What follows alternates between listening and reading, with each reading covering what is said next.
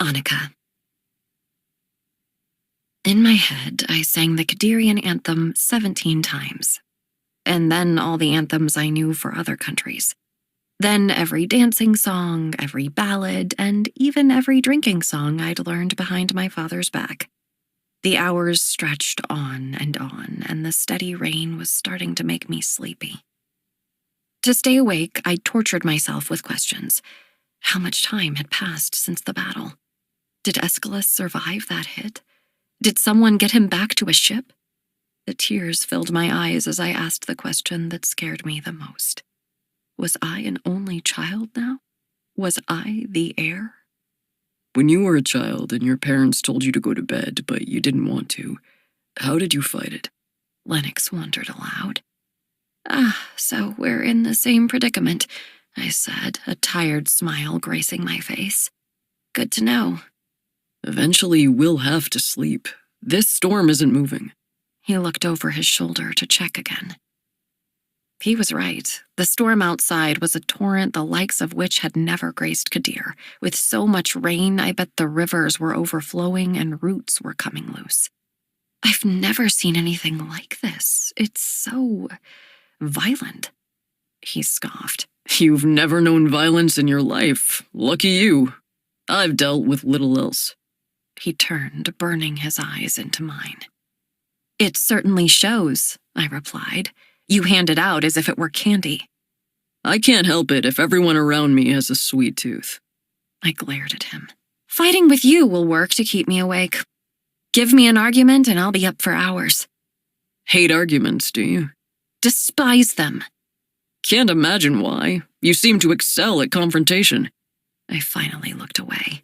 I rarely win, and then I'll spend the next several days thinking over what I could have said differently. I lose sleep over it. So there, fight me, insult me. Very well. Where should I start? He considered this.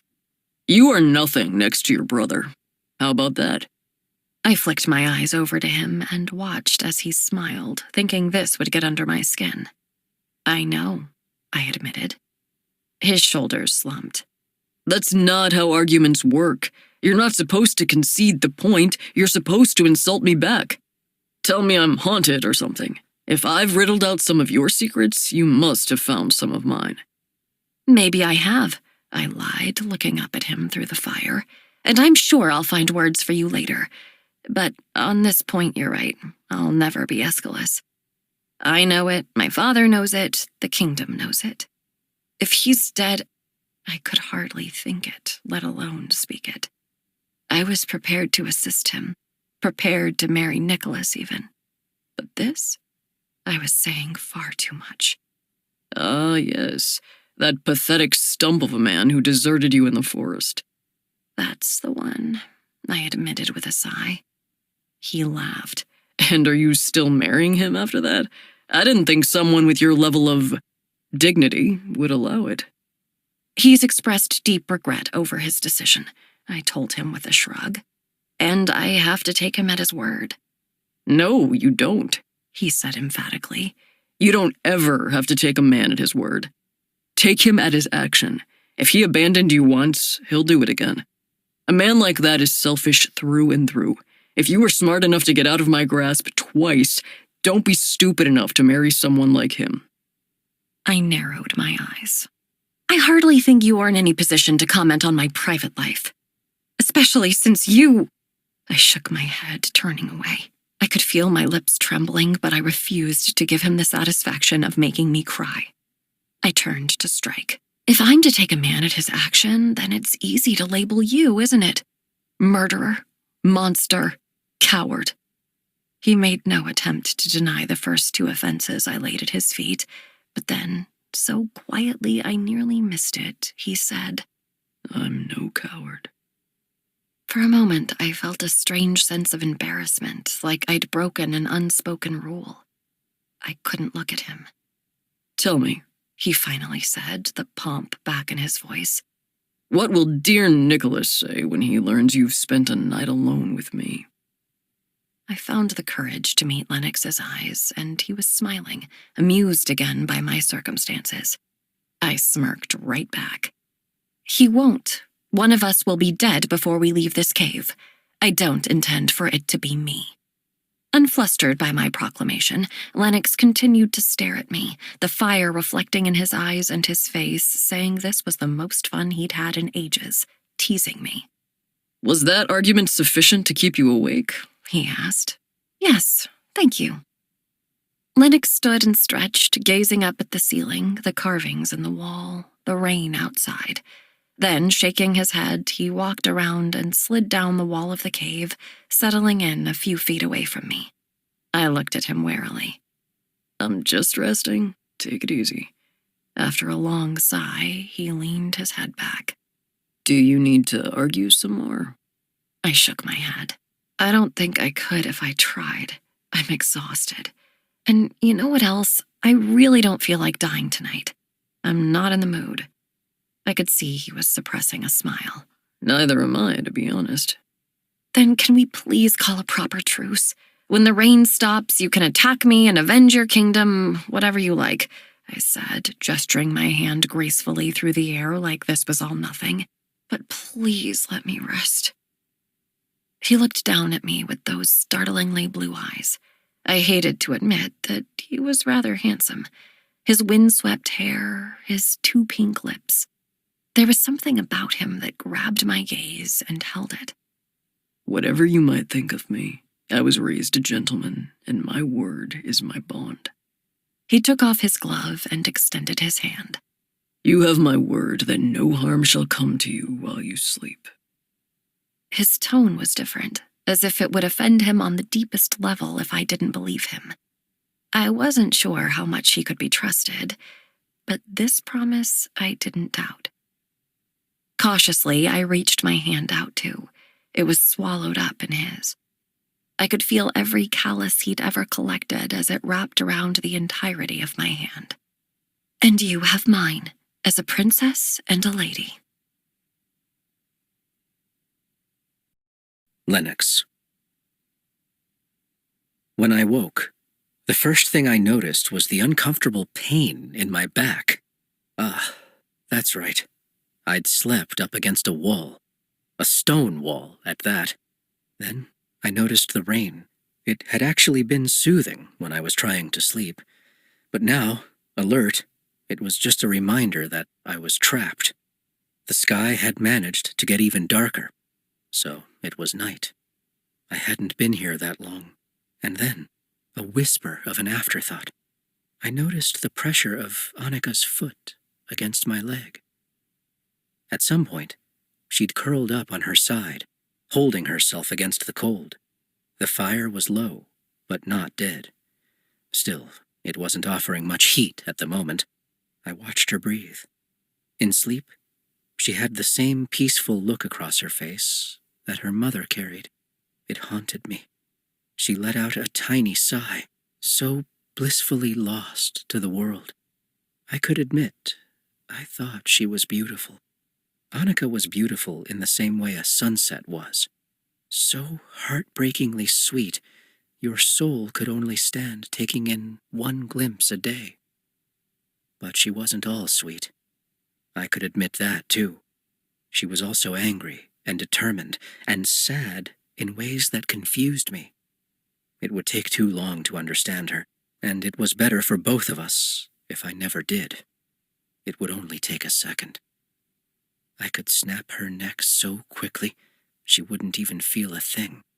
It would be the most merciful of all my options. But I'd given my word not to harm her while she slept. And though I hated to admit it, of all the lives I'd been forced to take over the years, hers would sting the most. I was not in the habit of knowing the people whose lives I ended. As if she could sense I'd foolishly considered breaking my promise, she roused, looking around in confusion before remembering where she was. She sat up, pulling her hair back and wiping at her eyes. "Are you ready to die yet?" she asked, her voice still sleepy. I fought a smile as I shook my head. Not particularly. Me either. She stood and walked over to the mouth of the cave. The ceiling was so low that if she reached up and stood on tiptoes, She could touch it. It got worse. This rain, she said heavily. It's so impossibly thick. I stood, going to inspect for myself. If I squinted, I could see a cluster of trees nearby, but only barely. That was it. No clouds, no grass, and, most important, no one from either of our camps. I hope the others are all right, she breathed. It seemed she was reading my thoughts. I hate to tell you, Princess, but unless they found cover, you and I could be the only ones left. Don't say that, she insisted. Don't even think it. Aren't there people from your own army you're hoping are still alive? 2, I said, in a gut reaction. What about you? She stared, looking sad. 2. No. 4. Then she sighed. Maybe 4.5. I'd have been lying if I didn't say I was shocked. The number was so low. Your brother is 1. I know that, I told her. I saw him take that hit, Princess. You might be down one of your picks already. She swallowed hard. He's stronger than you think. And I don't know your friends well enough to guess at both of yours, but I'd suppose 1 must be your girl. I looked down at her, and then back at the rain. I don't have a girl. She chuckled. You most certainly do. I glanced down at her as she pointed to her cheek. I took a hit to the face for even suggesting you were kind to me. Blondie didn't like that at all. With that, she started sauntering back to the mostly dead fire, bending to feed it. So that's how you got that welt on your face. Blythe was more jealous of her than she'd admitted. Is your precious fiancé included in your count? For the sake of Kadir, she poked at the fire, letting that sentence trail off. He's the and a half. Who's your other one? Inigo, I admitted. The one with the scar? I nodded. She'd taken in a lot in that short time. Well, I hope your best friend isn't dead. Never said he was my best friend. If you want him to live, that's what he is. And if you want Blondie to live, she's your girl. Don't think I didn't notice you bypassed your mother. I did, didn't I? I looked down at my cape. It wasn't quite enough to undo years of neglect. There was also Griffin and Andre and Sherwin. I guessed I'd done a better job at locking people out than I'd thought. I stand by my count. She shook her head.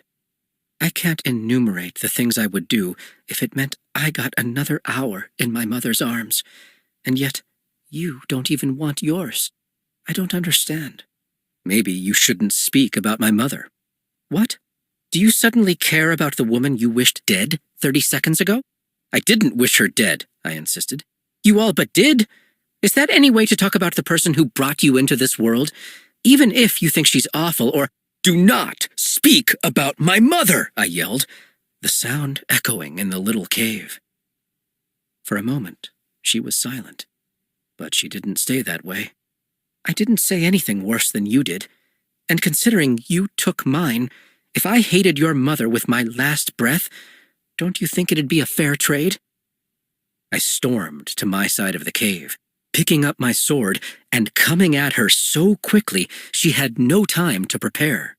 Even so, the same calm her mother wore in the moment of death was painted clean across her face.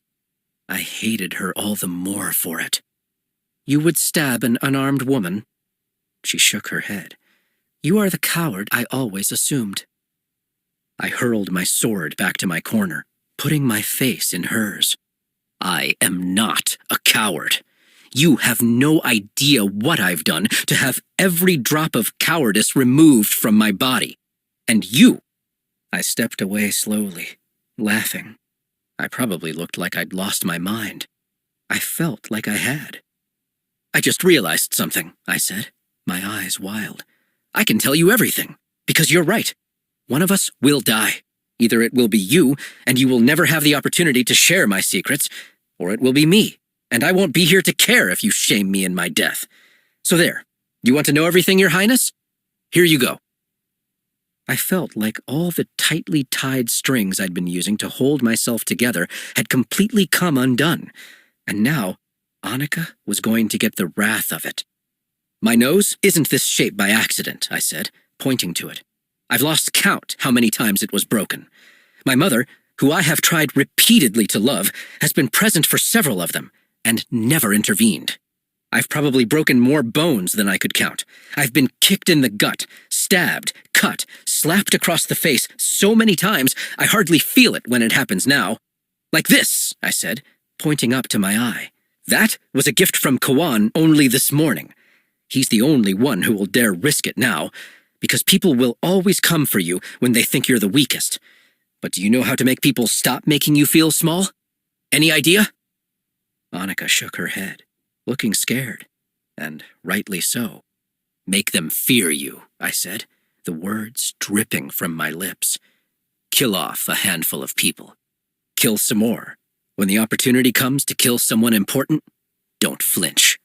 When someone disobeys an order, when someone looks at you the wrong way, when the sun isn't shining, when it is, kill. And then they think twice before so much as walking in your direction. That is the secret of staying alive. By making sure there's no one left to take you down? She asked. I shook my head.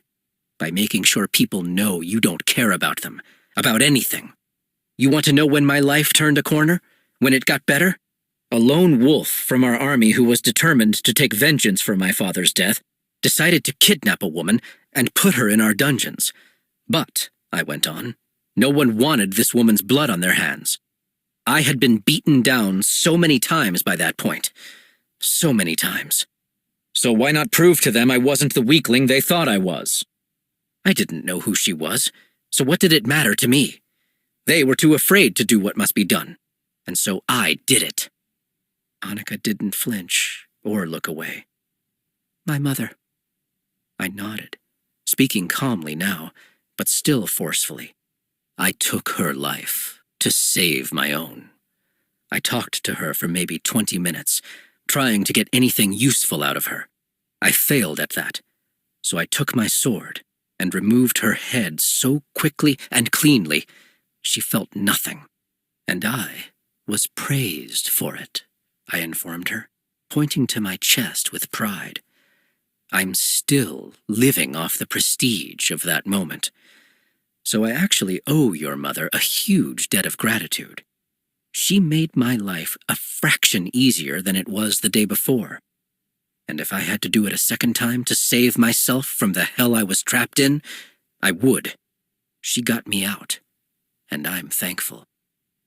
I walked away from her, slumping down to the floor against the wall. I looked out at the rain. I couldn't run. I wanted to, but I couldn't. Annika had stayed on the other side of the fire, not even moving as I huffed and sulked and burned. When I finally met her eyes, silent tears were spilling out of them. Then, I suppose, I can be thankful too. Annika. Stop it, He said angrily. I don't want your pity. You don't have my pity, I said, the tears coming quickly now. You have my understanding. Lennox's face was incredulous. How could you I held up my hand, and he fell silent. Promise me that one of us will die. He flipped his hands over and back, almost flippant about the idea. It's inevitable. You promise? Yes. I nodded and watched him go wide-eyed as I lifted the hem of my dress. I'd sworn to myself that no one but the doctor, Noemi, and my husband would see these scars, but Lennox wouldn't believe me unless I showed him. He stared with transfixed eyes upon the length of my leg until I reached the back of my upper thigh, and his expression turned to one of disbelief. What in the world are those? Scars, I said matter-of-factly, walking back to the wall by the fire and sitting down. Who? How?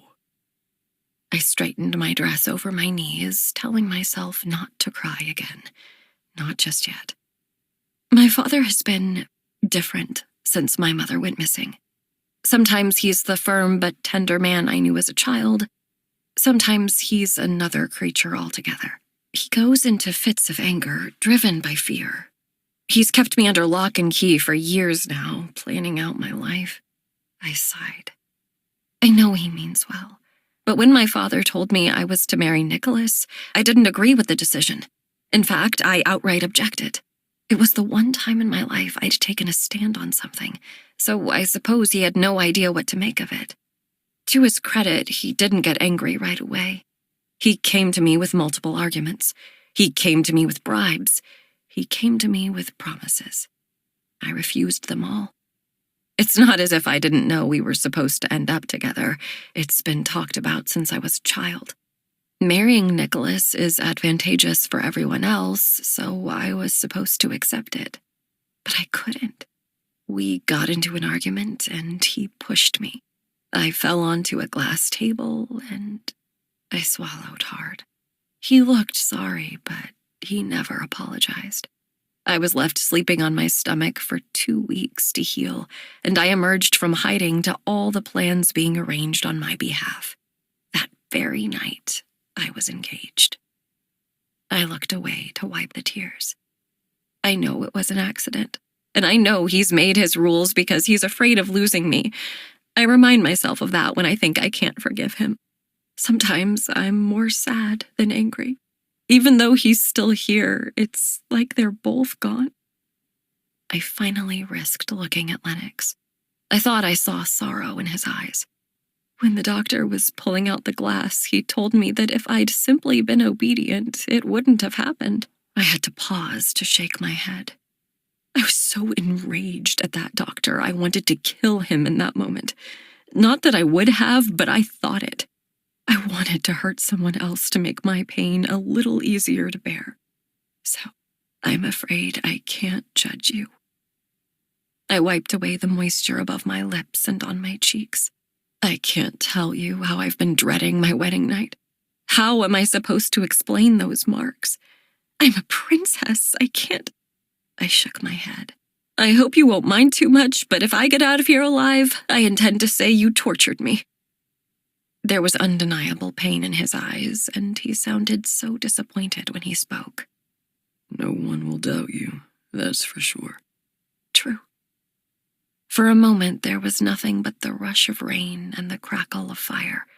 Then Lennox readjusted the way he was sitting, inching slightly closer than before. Listen, after I kill you, I'll have a lot of free time on my hands. So if you give me a list of names, I can make sure that doctor dies too. Nicholas as well, if you like. Personally, I can't stand him. I scoffed. You don't know him. That's hardly the point. And out of the depths of my sorrow, I laughed. It wasn't bright or beautiful. It wasn't the guarded, ladylike giggle of a princess. It was a raw moment of hope in the midst of impossibility. First of all, that doctor was removed from his post, so I don't even know where he is now. Second, Nicholas is a pain, but he doesn't deserve to die. And third, I don't want you to kill anyone, Lennox. I want to be able to forgive them. That's what my mother would have done. So quietly, I wasn't sure I heard it, he said. I know. I wasn't ready to ask how. But there are worse things to do to someone than kill them, Annika. Surely you know that. I shrugged. But it's so final. Every hope, every ambition, every plan, all gone. You and I, we've had our dignity stolen. I had to stop. My breathing hitched over the ache of it all. At least for a little while. But to take our chance to hope for a better life, wouldn't that be worse? He took a stick and poked at the fire. Isn't our hope already gone? Think about it. If you win this war, you keep the kingdom and marry a man you despise while I return to the shadows. If I win, your country is gone. You have nowhere to go, and I will have to find a way to either follow Kwan or add yet another person to the long list of deaths at my hands. What hope is there really at the end of this for either of us?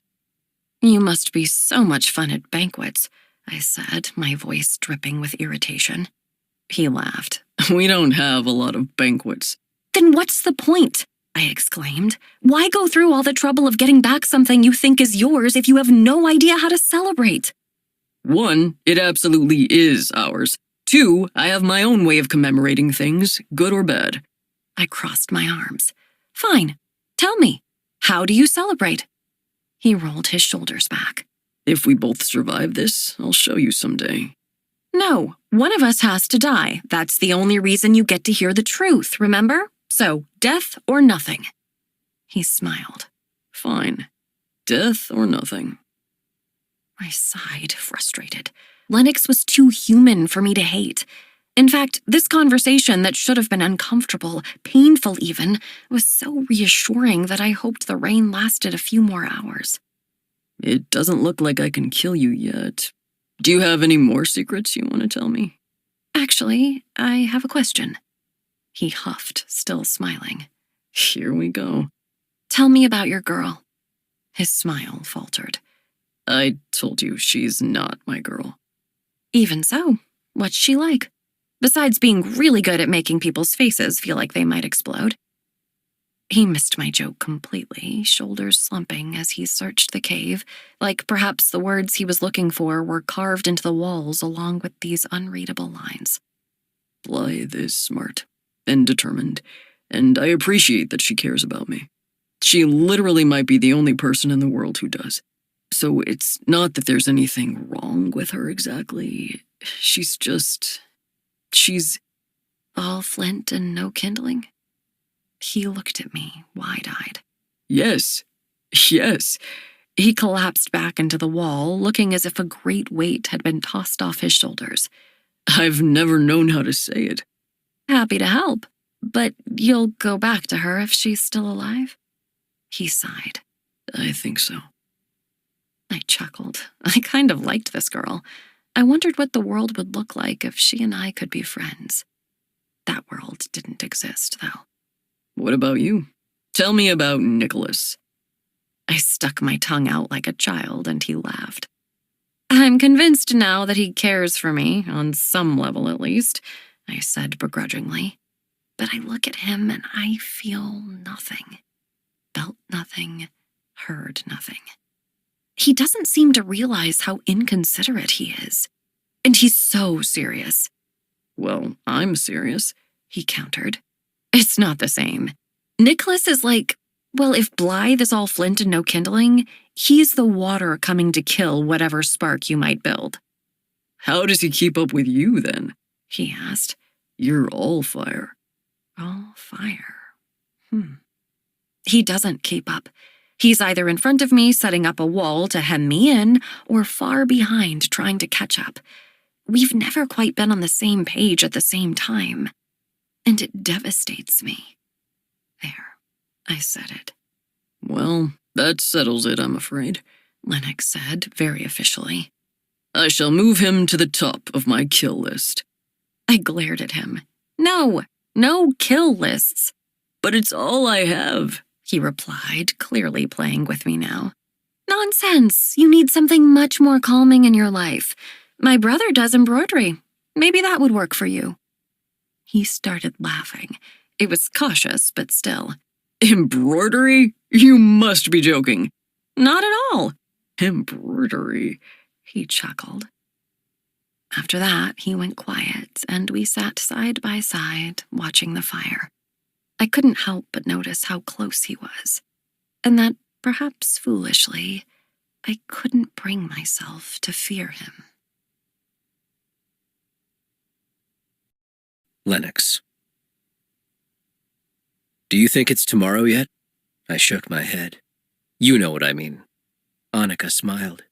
I do think it's tomorrow yet. It's at least after midnight, don't you think? I sighed, feeling mournful. Then, it's Matralit. Matralit? A holiday, for my people. Oh. Annika looked away, almost seeming guilty. What does it celebrate? The first wedding, I said, with a sad smile. The story goes that our people come from the first man and woman to walk the earth. They came to be in separate places and wandered alone across the land. When they found each other, there was no fear, no trepidation. They were immediately in love and married each other on the dome of a rock so perfect and round it looked like a stone sun rising from the ground. All our people come from them. How do you celebrate? She asked. I sighed, thinking of Blythe's bracelet. It's all about the knotting together of love and families, about making ties. So people make bracelets and leave them for the person they love. And they have to be woven, I said, turning to emphasize the point. If it's carved from wood, or just a single loop, it's bad luck. If you ever get a bracelet on Matralit and it's not woven, you drop it right away. She laughed. Got it. What else? She pulled her knees in and rested her arms on them, looking at me with genuine curiosity. I found myself smiling as I went on. There are specific foods we eat, and there's a dance, I began. A special one for couples. Really? I nodded, still smiling. They say we used to go back to the rock, the one where they met, and couples would do the dance around the stone, remembering the first couple and looking to the future. That's really beautiful, she said wistfully. I watched as she looked around the cave. Seeing as I'm likely to kill you, she started in a very cheerful voice. I laughed outright at her jovial tone. Go on. You're going to kill me and... Perhaps you should celebrate it one last time. If I promise to never show it to anyone, will you teach me this dance? This wasn't how I had pictured spending our time, but I supposed there wasn't anything better to do. Sure. I pushed myself off the floor and brushed the dirt from my pants. Annika joined me on the other side of the fire. We stand in front of each other and bow. If this is just a clever trick to get me to bow to you, I'll kill you on the spot, she warned. No, I promised with a smile. It's real. Then you cup your right hand by your partner's ear. I moved my hand to the side of her head, and she put hers by mine. We were so close. It would be so easy to end her life, be rid of her. I just wasn't ready to do it. Very good. Now you take 3 steps in a circle to your left. All right. Now switch hands and go back the other way. Am I doing it right? She asked, eyes on mine. There was something so trusting in them. Yes. Now step apart, so the bend in your wrist hits mine. Good. Now it's more walking in circles. I'm getting dizzy. That's the point. It's supposed to be about tying a knot, binding together, remember? Once you're here, you pull the other hand across, so our arms are entwined. Just like that. And then I spin you around to undo it. I walked through the steps a few times, and I was surprised she seemed so comfortable touching me. She didn't flinch at my nearness or comment on my weathered hands. She simply held on to me as I moved her around. Good, I instructed. Dum-da-da-da-dum, then turn, dum-da-da-da-dum, and step. I watched as she quickly caught on, smiling as she moved through the dance, even when I went faster and faster. No wonder she could move so nimbly with a sword. We went on for a moment, until she missed a turn and landed squarely on my foot. Ow! I cried, bending over. Sorry, she replied with a laugh. And it was all so innocent, so ridiculous in the light of our situation, that I laughed too. I laughed in a way I hadn't in years, from my stomach and with my eyes pinched tight. I laughed because no one else would know. I laughed because, in this cave, I felt free. When I stood up, wiping the tears from my eyes, I found Annika there, looking as if the stars had fallen. What's wrong? Nothing. I thought I heard something. Never mind. I nodded. Her face was expectant, hopeful. Well, except for the ending, you did an excellent job, I told her. She blushed. You're a good teacher. She stepped away and went back to the fire. In the quiet, I considered so many things. Someone knew the depth of my pain, the heights of my ache, and the breadth of my regret. And even though so much of it was tied up in a moment that shattered Annika's world, she didn't seem to be judging me for it. At least, not any more than she already had. I looked down at her.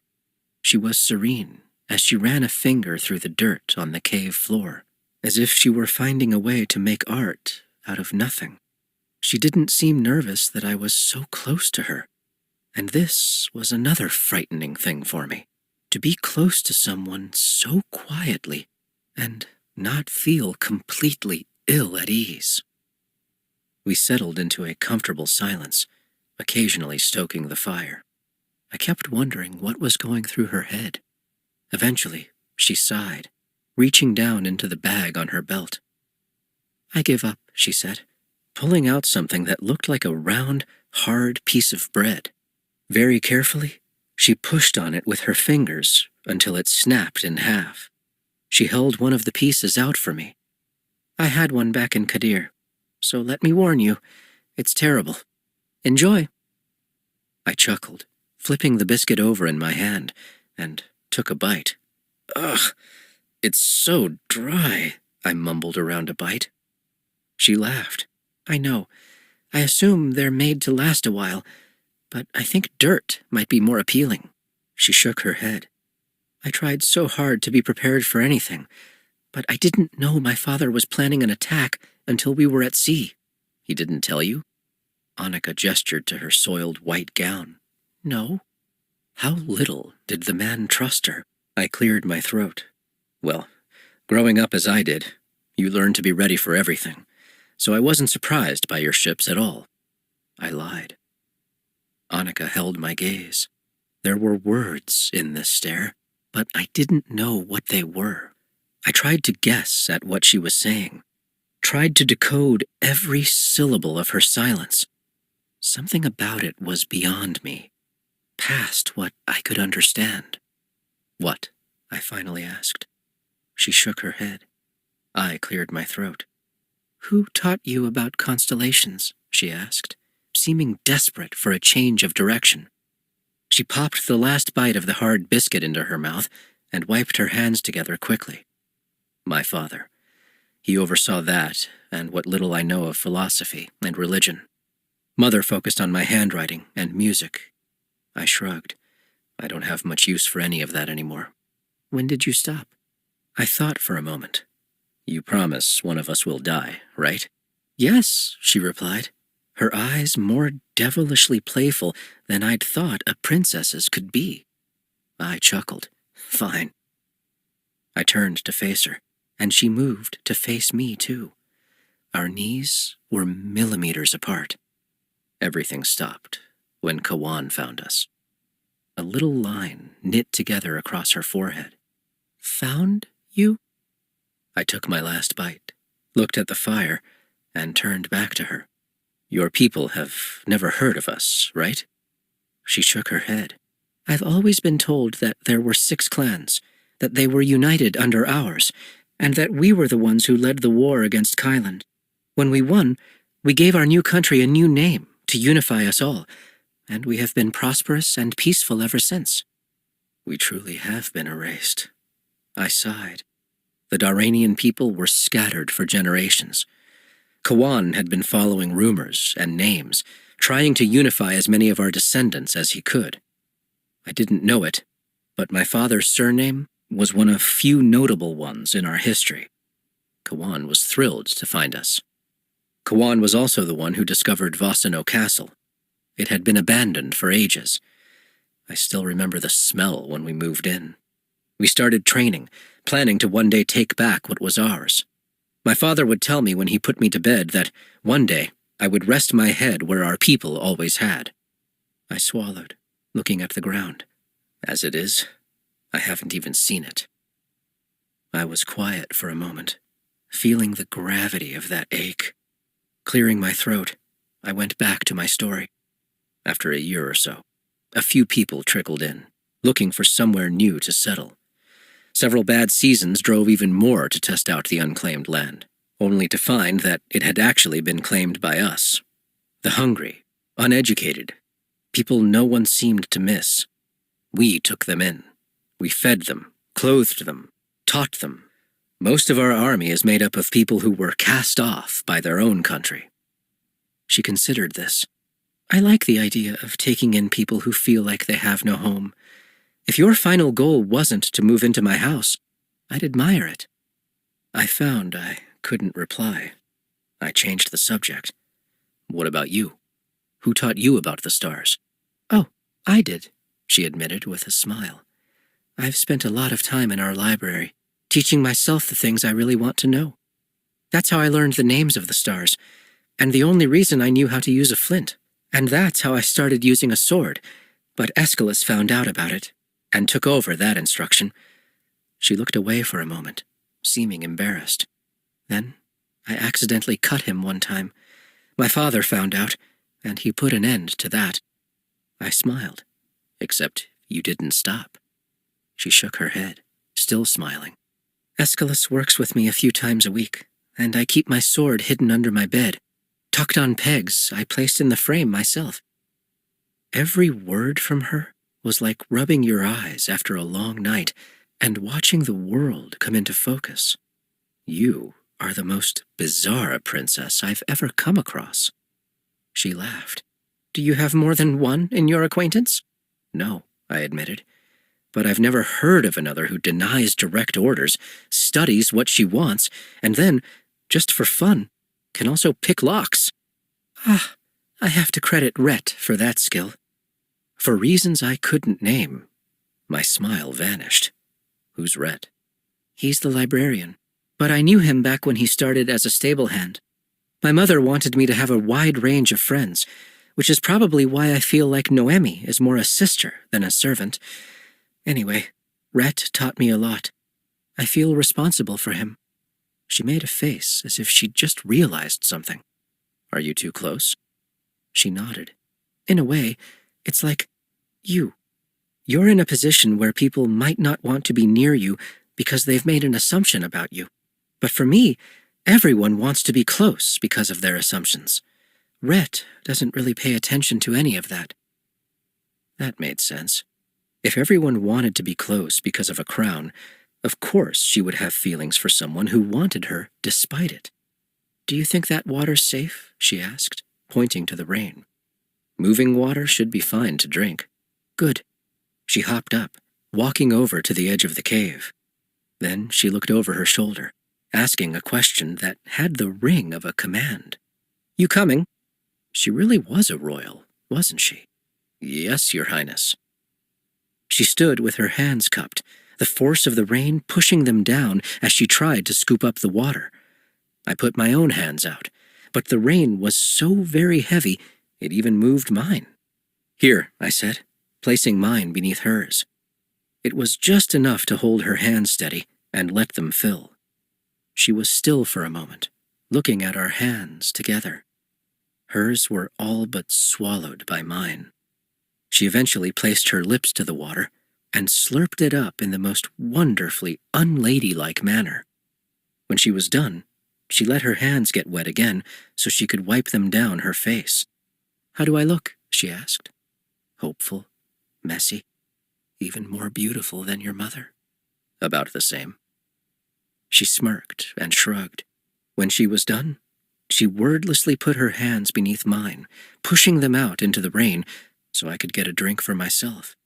She was not that strong, but our hands together did more than they could apart. It was strange to be so casually touched, but for the first time, I found myself not bothered. In fact, it was nice. Annika pulled our hands back inside, and I drank and felt so much better. I followed her lead and ran a wet hand down my face. She wasn't paying attention to me anymore. She was walking back to the fire, ready to warm her hands. She took a few steps, and then took 3 steps to her left with her hand in the air, as if cupping the cheek of her partner. I watched as she idly went through the dance I taught her, moving as if this dark cave were a ballroom, a hint of a smile on her lips. And I thought to myself, there might not be anything more dangerous in this world than this girl. Annika. I told myself that the noise I'd heard had been the rain. It was something hitting the mountain, or a tree falling, or anything else, really. It would have made perfect sense considering the situation we were in. But every time Lennox smiled or touched me or even looked at me a certain way, I would hear it again. The sound of 1,000 heartbeats. In the echo of it, I heard so many other things more clearly. I heard my love for my brother, so pure and hopeful, and even my love for my father, fractured and slow, but still there. I heard my love for Noemi, piercingly sweet and sustained. And my love for Red. It sounded soft, not encompassing in any way. There was a tinge of obligation to it, which surprised me. But what was louder than all of that was the painful certainty that I'd finally felt the love I'd read about in hundreds of books, the overwhelming and crushing weight of true love. And it was attached to the one person I could never have. I swallowed. I need to tell you something. I was playing with the hole in my dress again, but I'm not sure you want to hear it.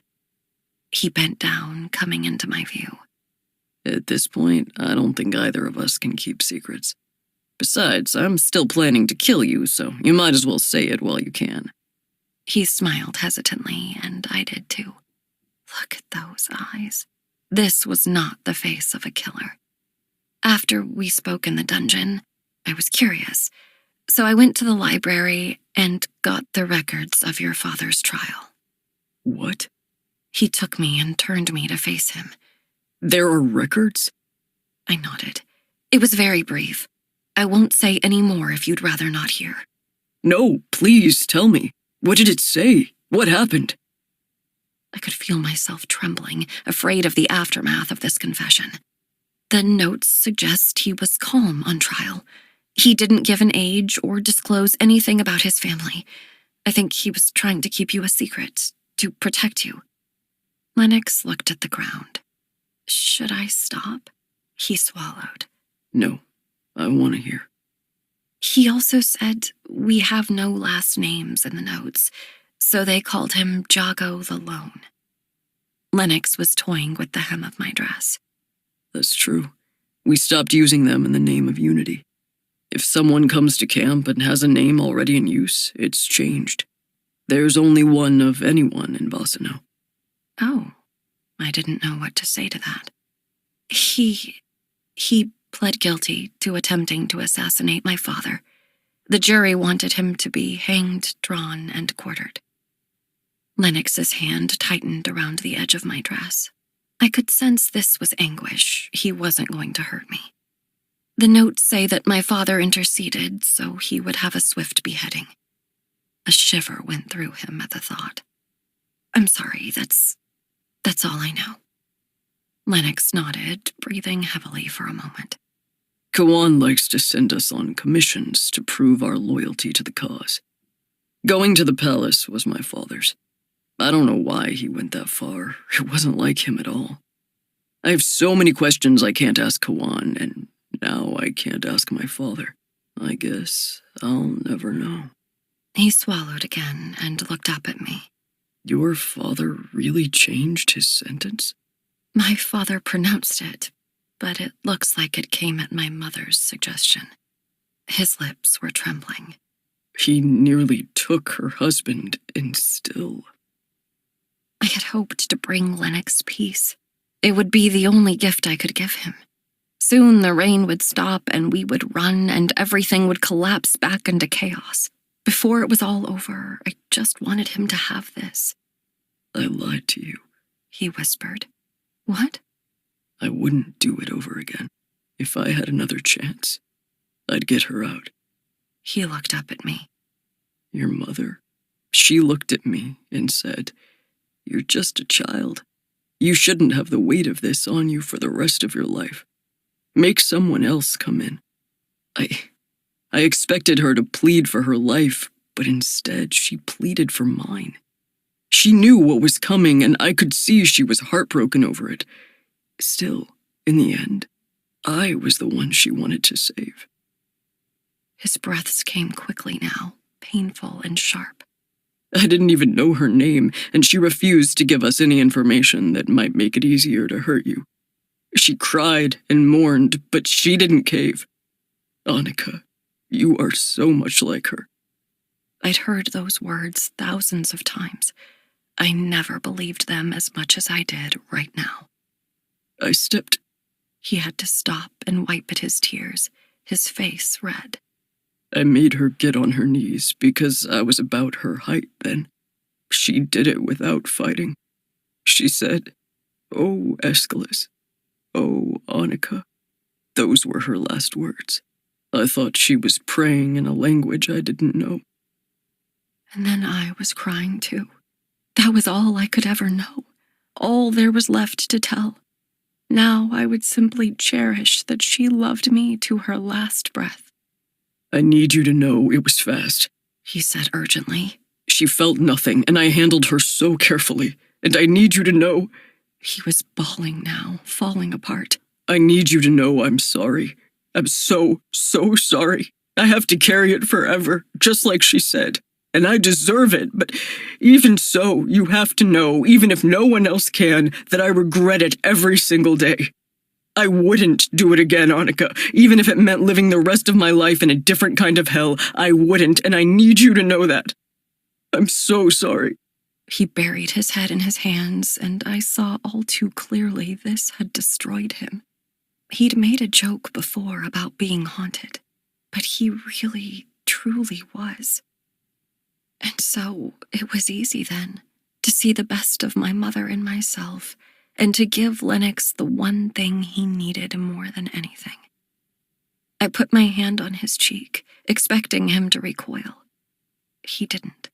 I waited with my hand there as he wiped at tears, looking ashamed of them, though he had no need to be. He'd been forced to hold this inside alone for years.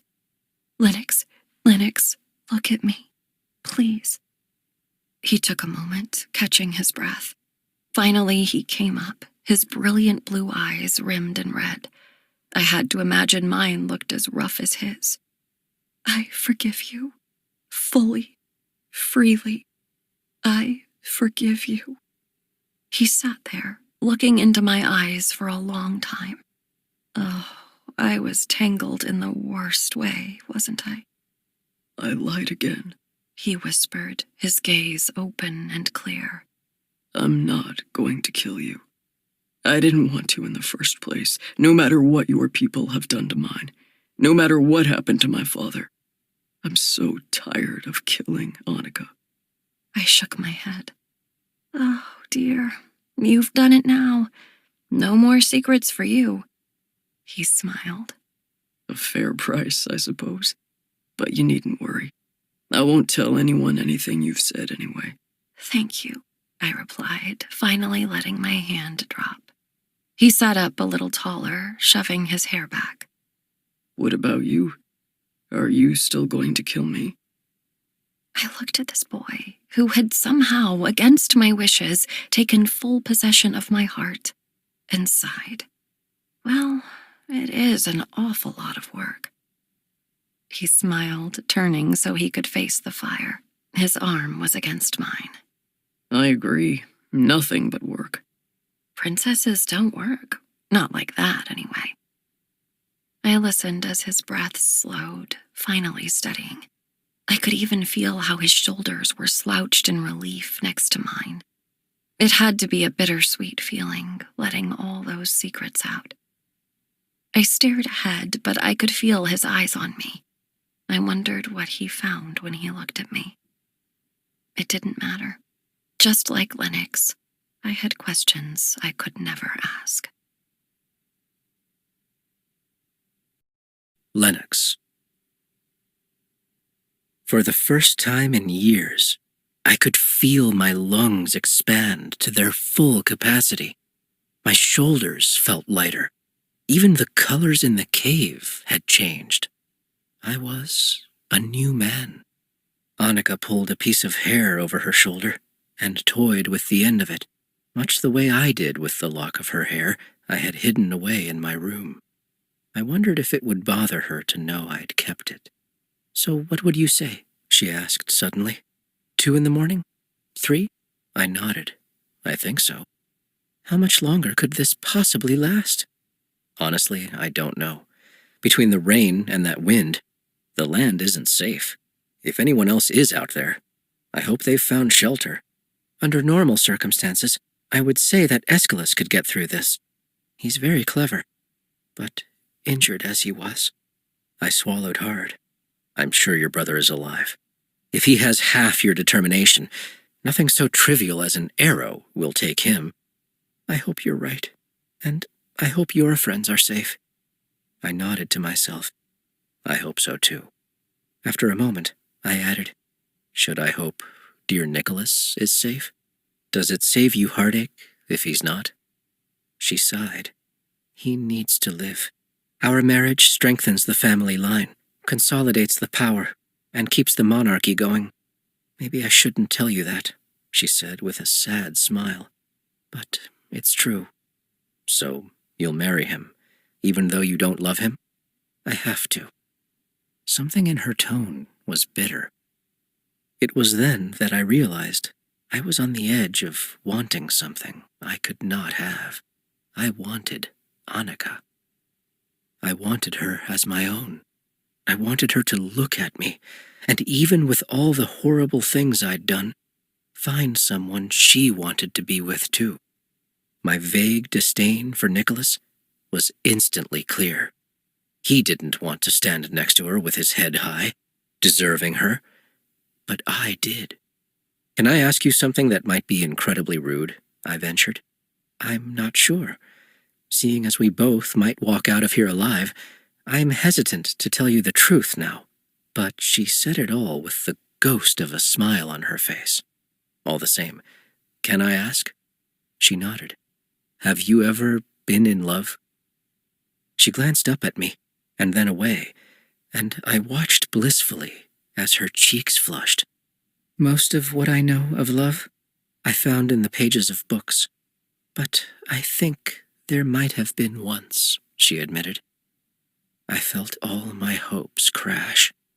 "Might have been once" sounded very distant. "I was 10, she began, a bright smile growing on her face. "My mother and I were traveling. We'd gotten a little off course, and we passed by a small house in the country. A woman was beating a rug on a line, and her husband was coming out of the house, wiping his hands off with a cloth. And their son? He was sitting on the steps with a book. We came up, and my mother asked for directions, but I could not take my eyes off their son. Just before we started off, he jumped up, ran over to a basket, and produced 2 apples, one for me and one for my mother. He handed the apple to me, and our fingers touched, and he said, 'You're the most beautiful girl I've ever seen.'" She giggled a little to herself, remembering. But something loud was crashing in my ears, heartbeat upon heartbeat. His father said, "Son, you cannot say such things to a stranger." But I looked at him and said, "Seeing as—" "It's true. He may say it as much as he likes," I finished. Annika stared at me, surprised, as she should be. I could scarcely believe it myself.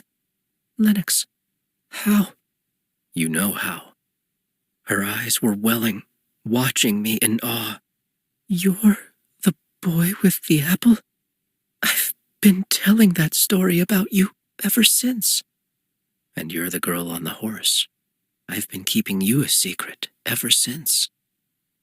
Eyes still glittering with tears, she smiled and shook her head. "So that was your father," she said sweetly. "I can't remember much of his face, but I do remember his smile. It left an impression. That means I met your mother, too. I don't remember anything about her from that day. I think I was too focused on you." I had to be blushing. I hoped Annika didn't catch that. "It was what? Just a few minutes? But I've never forgotten how you made me feel that day." I shook my head. "I should have known you were royalty. Who else would answer that way? She laughed. I know. I hope I've gained a little humility over the years. You have, I told her. Still unmistakably regal, though. I swallowed, confessing. Still beautiful. She pressed her lips together, like she didn't want to smile. It was a losing battle. I wanted to tell her that it meant something. That if she'd only been in love once, and it was with me, then she should consider me now. I wanted to beg her. And then the ground started shaking. Annika. What's that? I gasped. Lennox took a few seconds, hands flat on the floor of the cave. Earthquake, He said. get up. I raced behind him to the mouth of the cave, yelping when I fell forward as the ground pitched beneath my feet. Lennox caught me, bringing me upright. He looked at me with wild eyes. If this goes on for too long, it can crack the mountain. We could get trapped in here. We have to run. Run where? He pointed. Remember the patch of trees? We'll stand next to that first tree and hope it doesn't fall. Hold my hand and do not let go. You hear me, Annika? I nodded, looking at the tree. This is possible, I murmured. Run! He led the way, and once we made it to the tree, he placed me between himself and the trunk. I looked back at the cave, only able to find where we'd been because I could see the faint glow of our fire. His eyes were whipping left and right, darting around the tree, looking up. The ground was still moving, and I widened my stance, gripping the tree with one arm and Lennox with the other. I kept my eyes trained on our shelter, hoping we'd be able to get back to it. We weren't going to survive out here. Lennox! I pointed to the cave, watching as a river of rocks tumbled down, covering most of the entrance. I thought I could still see a glow from the fire, but I wasn't sure if it was real or if I was just hoping. Lennox pulled me to the left, holding me tight. I felt another tremor as one of the neighboring trees fell inches away from where we were standing. I stared aghast at where it had landed, realizing I'd have broken a leg or worse had he not moved me. How many times had he saved me now? His eyes went back to watching for danger while I scanned to see if the cave was still open. The ground shook a little more violently and Lennox tripped, falling into me. I took the opportunity to hold him close. I needed him to know that as much as he had me, I had him. That one jerk of the ground seemed to be the grand finale of a very disturbing show, and the earth stopped moving under my feet. Lennox kept me in his arms, and I kept him in mine, staying still another moment longer. I was breathless with both fear and relief. It was over, and we were both, somehow, still alive. His eyes came down to mine, drops of water coming off his messy hair in steady streams. His chest was pressed to mine, and I could feel his heart beating wildly. He swallowed hard, then looked back over his shoulder. It's there, I said, pointing to the cave. I think we can get back in. You can see it better. You lead, he said, and I took his hand, moving us back in the direction of the cave. The ground was covered with tree limbs to cross and rocks to dodge, and the rain had made the ground so soft. We trudged on, making our way back to safety. The entrance was a sliver of what it had been, and we both had to turn on our sides to squeeze through. We searched for cracks in the rock, signs that our safe haven might come crashing in. I was no expert, but it looked intact to me. I went to walk deeper, but Lennox stopped me. Take off your wet clothes here. We don't want to soak the ground. We need somewhere dry to sleep, or we'll be sick on top of being hungry. He went to pull off his boots, and tiny puddles dripped out of them when he did. I thought he'd go for his black stockings next, but instead his shirt came up and over his head. He was swift, laying it out as neatly as he could over a wide rock that was blocking our entrance. And I was left in horror, staring at the map of scars across his body. This really isn't the time to be shy, he commented when I hadn't moved. Besides, it's not as if I haven't seen you in your stays before. His tone was meant to be playful, but I just couldn't laugh. Huffing, he came over and started pulling at the strings holding the front of my dress together. This is called shock, he said quietly. It happens when you go through something frightening and your mind doesn't know what to do with it. You're all right.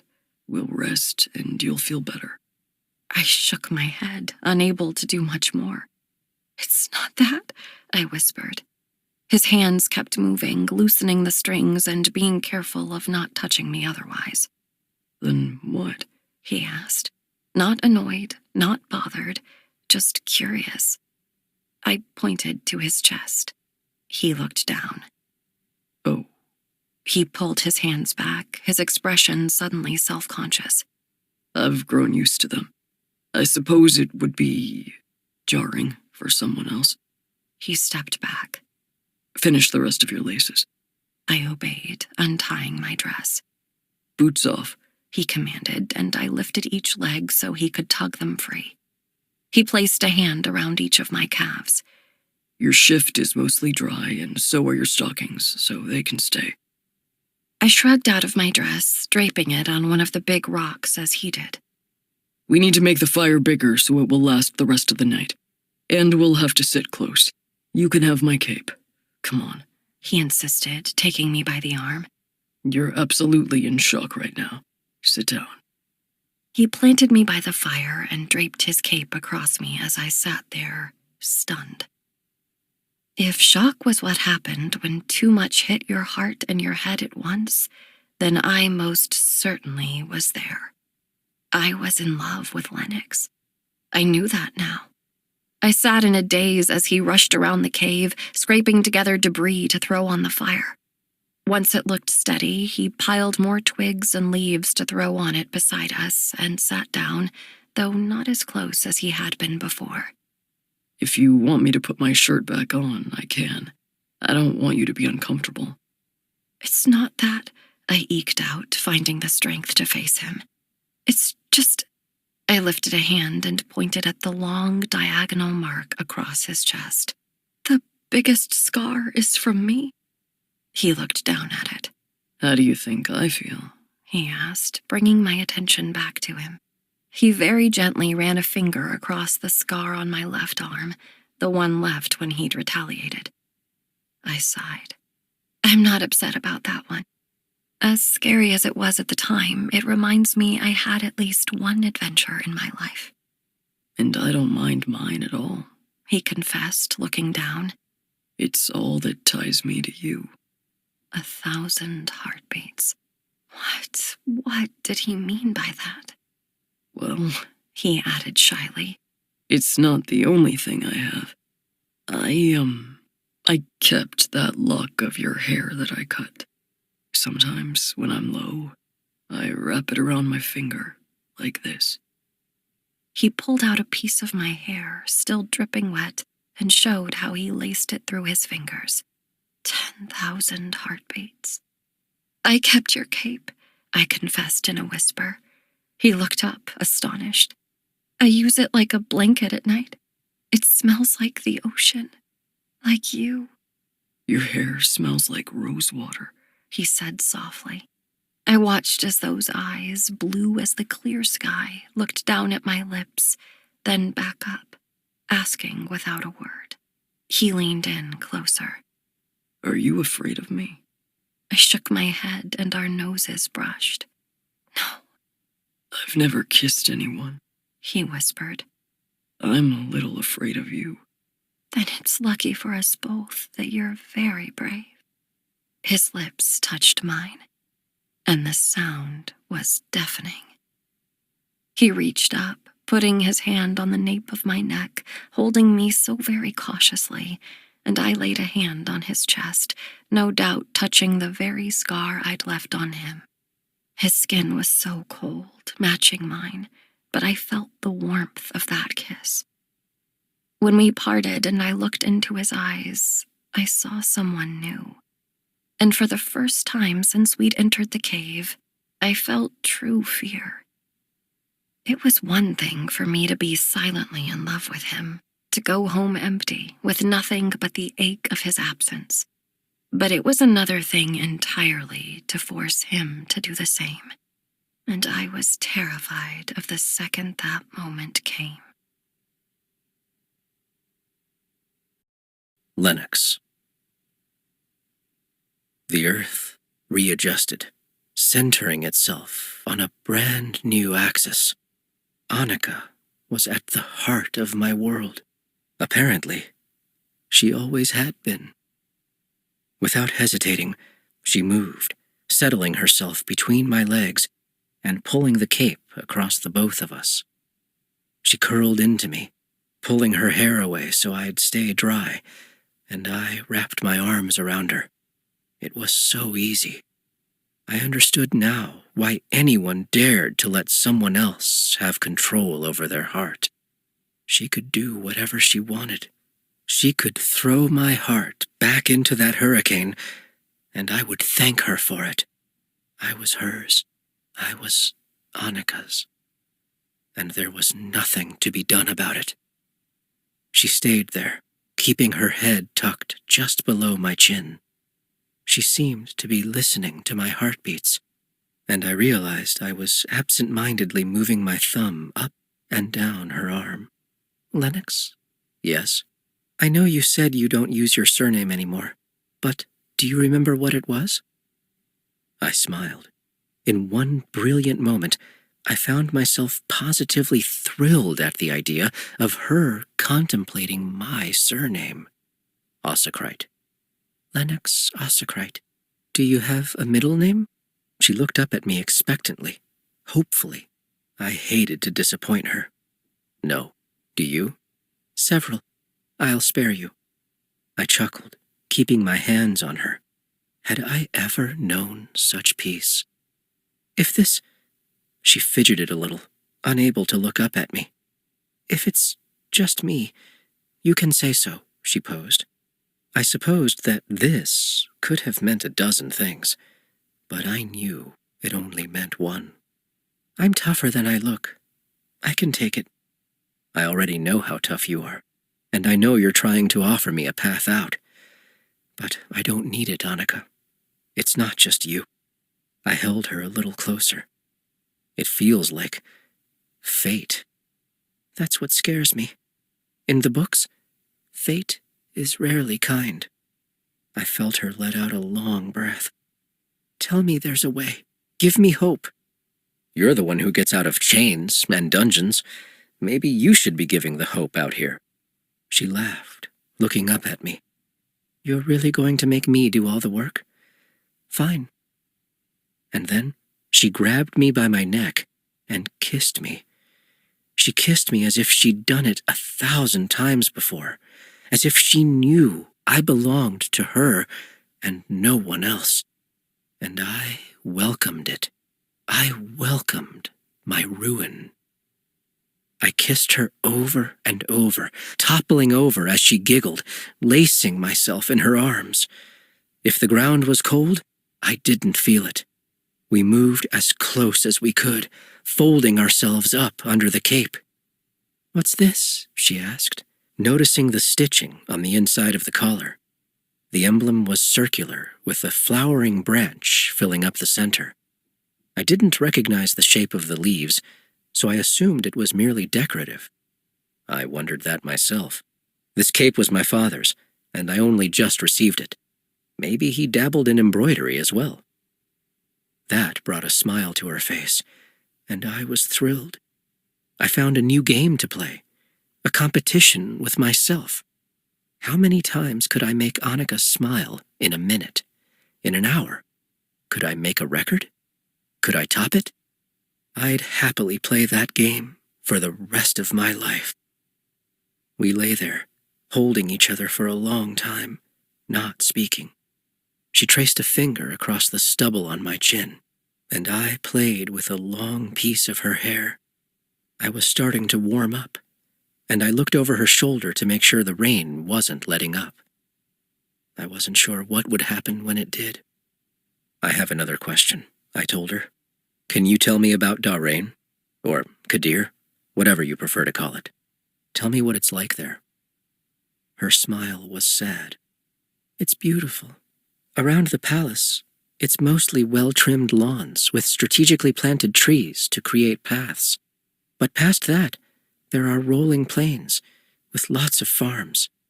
In the winter, The snow comes, but I've never known a harsh one.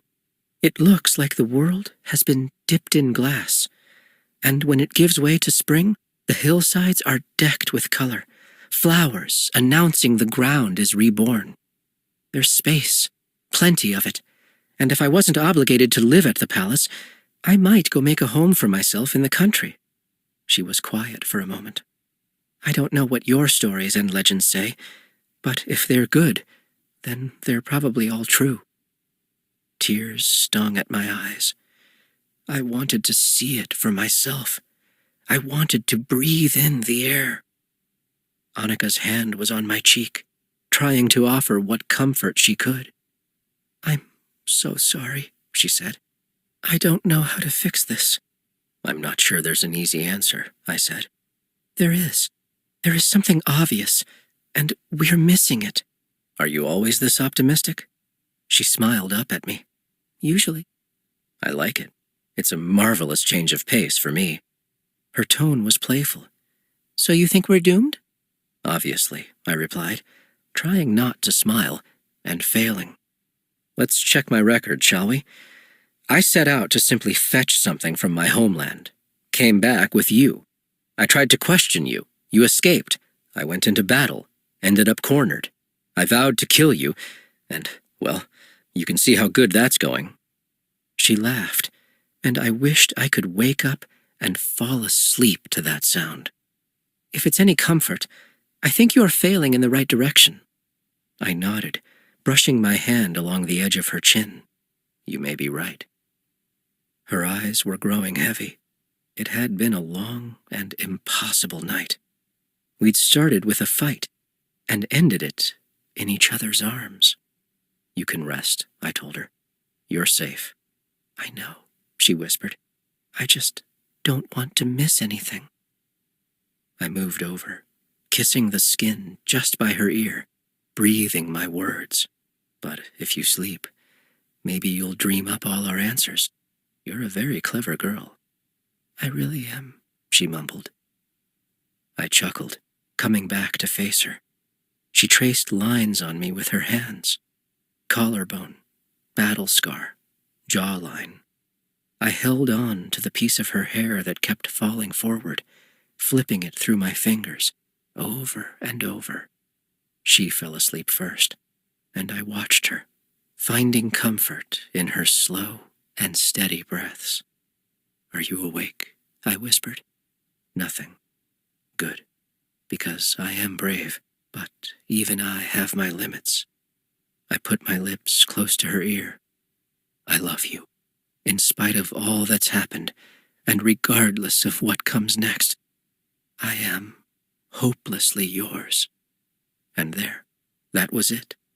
I now had no more secrets. Annika. I woke to the distinct feeling of gentle kisses along my shoulder.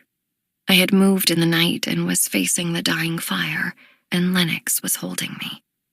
I felt the warmth of him across my back and where his arm wrapped around my waist. I was trying to think of the last time I'd slept so well. I was also trying to remember the last time I'd felt this happy. Lennox stopped kissing me and buried his nose in my hair, just behind my ear. "Done so soon?" I asked. "I've finished all my research on your shoulder. I am most intrigued by this spot just behind your ear, so I'm dedicating all my attention to it now. Also, your wrists. They're next on my list." I giggled.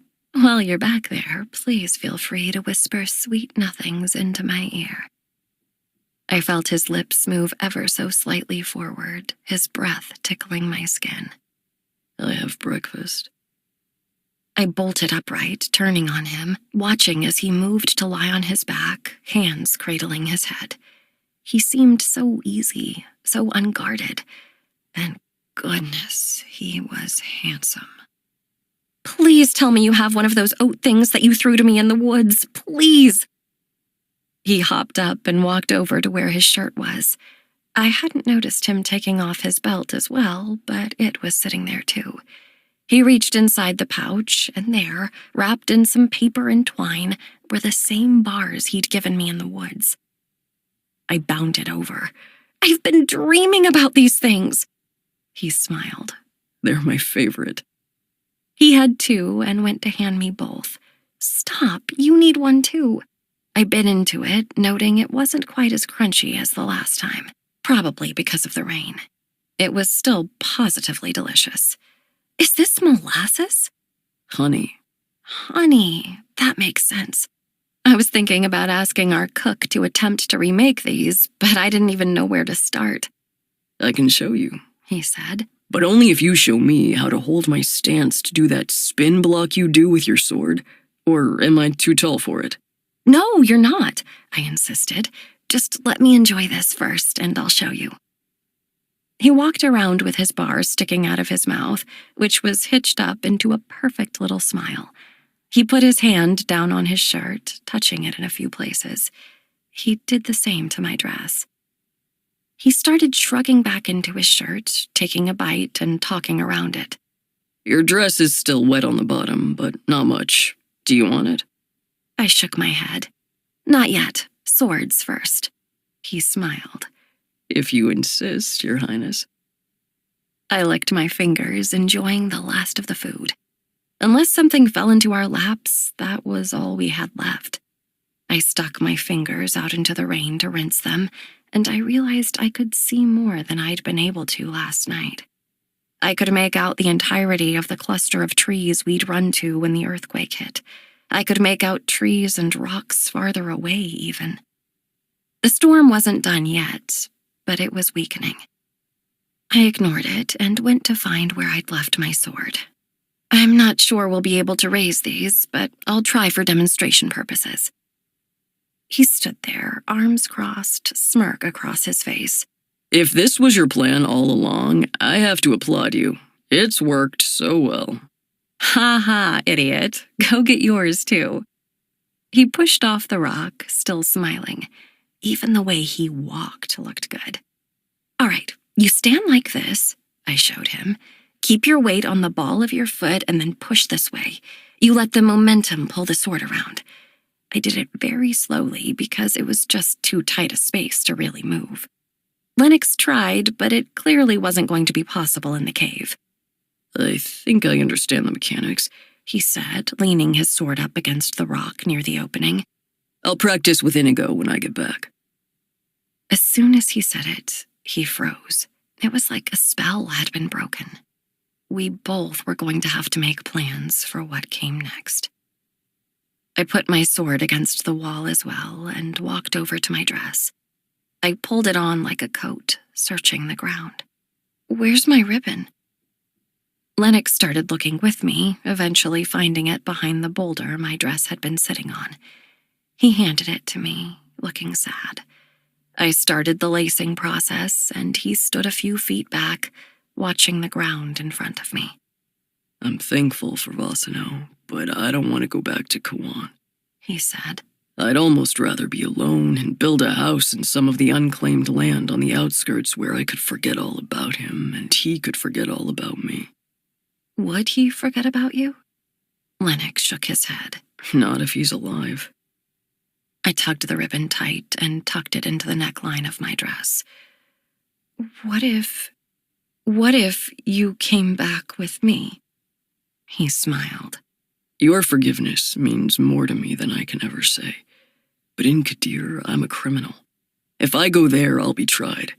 And seeing as your mother is no longer here to dispense mercy, we both know what will happen to me. I winced, unable to stomach the thought. What if we didn't give them your name? Or what if we told them you defected?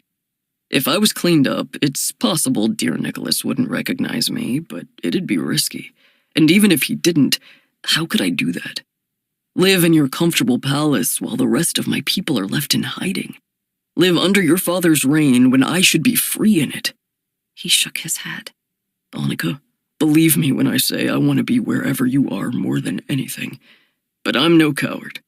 I can't leave them behind. I looked down. You're right. I wouldn't ask that of you. Besides, he said, coming closer, I felt myself relax when his arm wrapped around my waist. I am the only one attempting to keep Kawan in check. If I don't go back, whatever comes next will be barbaric. I leaned my forehead into his chest. He couldn't promise another attack wouldn't come. No one could. I was thankful that he would at least be able to try. What if you came back with me? He offered. I looked up at him, wishing more than anything that I could. I don't know who has lived or died. If my brother has died, I'm heir apparent. If my father has also died, I'm queen. He stared at me for a moment, not having considered this. If I don't go back, the kingdom goes to Nicholas. Trust me, no one wants that. He swallowed hard. You're going to marry Nicholas, aren't you? I nodded. In Kadir, he's my only choice. I looked to the ground, finding myself wildly jealous. You have someone waiting for you, too. It's not the same, he insisted quietly. The tears were close to breaking through, but then I noted something on his shirt. Do you have a dog? He looked down, taking in the strands of gray fur on his shoulder. No, I have a fox. Her name is Thistle. Thistle? I love that. How do you even tame a fox? Well, it's not as if she's a pet, he stressed. We're not allowed to have any. They take resources from the livestock. But I found her as a kit. Her paw was injured and I treated her. She's very smart. I leave my window open so she can come and go as she likes. He shook his head. Gray foxes are nocturnal. I can't tell you how many nights she's come in, only to run around my room, knock things over, and then just hop out the window again. I chuckled. It must have been hard to leave her and not explain. It's hard to leave even when you can. Wordlessly, a lifetime's worth of conversations were happening. While I kept hearing heartbeat upon heartbeat, I wondered if he could hear every fiber of my body screaming that I loved him. I wanted to say so. I wanted him to be able to wrap himself in it like I could with his cape. But some part of me worried that if I let those words out, they would make cuts that may never heal. I knew that he felt something, but I didn't want to back him into a corner with my affection. And then, as if the island was telling me to just let go, I heard the rain come to a stop. It changed the sound of the cave entirely. I could hear him breathing now, it was so quiet. We stood there for a moment, a whisper apart, simply watching each other. Finally, Lennox looked at the crack in the rock, at the picture of a world outside coming into focus. Am I a coward for suggesting we stay here? He asked. I shook my head, smiling sadly. Not a coward, but also not a realist. He nodded. If we must go, is it better to part ways of our own will rather than wait for someone to discover us? I think so, I replied. I don't want a soldier finding me with you. I don't know if I'll be able to stop them. His lip trembled like he might cry. Before he could, I moved in, kissing him. I threw my arms over his shoulders, keeping him close. If his laughter brought on 1,000 heartbeats at once, this kiss was 1,000 goodbyes. I pulled back, tears stinging. I had to make myself go now, or I never would. I moved away, brushing the dirt from my dress for something to do. Wait, he said. Lennox pulled a small knife from his waist belt. He carefully reached up and cut part of the tie from his cape, the tassel swaying as he moved. What are you doing? I protested. That's your father's. He reached out wordlessly, tying it around my wrist. Not just tying, but looping the strand over itself. I hope you still sleep with my cape sometimes, but this is much easier to carry around, he said. I held out my hand, marveling at the dark fabric against my skin. I had stores upon stores of jewels back in my palace, but I'd never loved a bracelet more. I smiled up at him. My turn, I said, reaching down and pulling at the lace around the hem of my dress with my teeth. I looked up, watching him swallow hard. You don't have to His words were cut off as I pulled out his dirt-covered wrist. I looped my bracelet around itself as many times as the lace would allow, grateful that he let me, grateful for this beautiful tradition that he shared with me. He let out a slow breath, staring at the lace, looking awed. By the way, did you have that switchblade on you the whole time? He looked down at the tiny object in his other hand, confused by the question. Yes, sorry, he added, shaking his head. I should have given it to you to use. No, I said. We laid down our swords because we couldn't swing them in here. But you could have attacked me from the start, and you didn't. He smiled down at me and finally shrugged. You had a hold on me from the second you left a scar on my chest. What can I say? That was the moment? I asked in shock. He nodded. You're insane, I told him. You're perfect, he replied. I was very close to losing my will to leave him. I have to go, he said, reading my mind. If I don't soon... I know, I told him. I held up my wrist, the tassel swinging like a charm. Thank you. He held up the dingy lace on his. Thank you. I walked over, picking up my sword and looking back into the depths of the cave. The footsteps from where we'd danced, the remnants of a tiny fire, the markings I couldn't understand on the wall. I wanted to remember it just like this for the rest of my life. Lennox looked out from the thin opening, surveying the area. If you go north, you should make it back to where you docked. I nodded, hoping that someone would be waiting for me. Annika. Yes? He took a deep breath, struggling to look me in the eye. I have to assume another battle will come. If that happens, and if we lose, can you promise me something? Of course. The dance I taught you. I want you to share it with others. I just want something of my people to live on if we don't. Will you promise me? I drew in a shaky breath. I promise. And if this battle comes and we lose, I beg you to let people, especially the commoners, leave peaceably. I want my people to live on too. I give you my word. And don't forget this, he said, pointing back to the cave. Don't let time convince you it didn't happen. Or you. Lennox looked deep into my eyes one last time and bent to kiss me. His hand was laced in my hair as he stood for a moment with his forehead against mine. After a shaky breath, he pulled away, taking one last look, and started walking south. I watched him for a moment, clutching the bracelet against my wrist with my other hand, and then I turned too, trying not to cry. Lennox.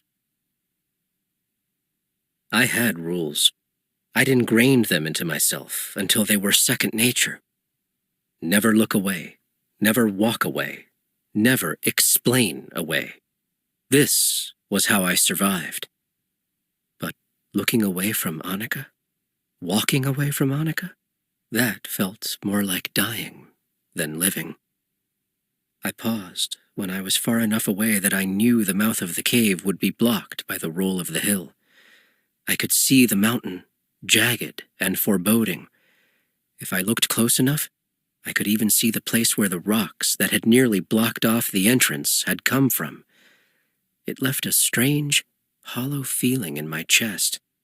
This made perfect sense, seeing as my heart was happily tangled in the hair of Annika Vedette. I held out my hand, looking at the loops of lace. I loved it. I loved it, but I couldn't wear it. They'd see.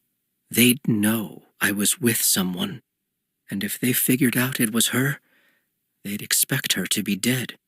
I'd have to explain more than I was prepared to. I stopped for a moment, looking around to make sure I wasn't being followed. Beneath a tree, I slowly unwound it, though it pained me to undo anything Annika had made. It was so dirty from the ground of that cave. I shoved it into my belt and shook out my hand, already feeling naked without it. There, that was it. All the proof of my entire life being changed was gone. My best guess was that the army would head south toward where the boats we'd stolen were docked. The few glimpses of the sun I was getting from behind the clouds were telling me I was heading in the right direction. I soldiered on and crested the horizon just before the slant to the sea. There they were. The survivors, more than I could have guessed, were all here, looking for salvageable boats and scavenging wreckages for usable parts. Ever resourceful, ever determined. I found myself swelling with pride. We were still here. "Lennox!" someone called out. Not someone. Blythe. And to my shock, once she said my name, the entire army went up in cheers. I could see Blythe running toward me, eyes bright, smile plastered across her face. "I knew it," she said when she approached. "I knew you'd make it through." "Of course," I said, and then I kissed her cheek. She was so eager, so happy to finally be kissed, that she embraced me too, trying to make the moment last. And I was hoping to do as Annika said, move on with someone who cared about me, and put our time together in a jar, never to be forgotten. It took about 4 seconds to realize that would never, ever happen. I saw my mother running through the sparse crowd, tears in her eyes. For the first time in years, my mother threw herself into my arms, reaching up and touching my face. "I never worry," she said. "You are so strong and smart. I know you'll find your way out of anything. But this time, I thought that storm might get the best of you." It tried. Her smile was sad. "Sometimes it aches that you look so much like your father. But watching you walk back from the dead—" She shook her head, unable to say any more. "How did you survive the rain alone?" Blythe asked. The girl I'm destined to love helped me build a fire. She fed me and held me. She mended my long-dead heart. I owe her my life 10 times over. "I found a cave to shelter in. Where were you all?" Blythe shook her head.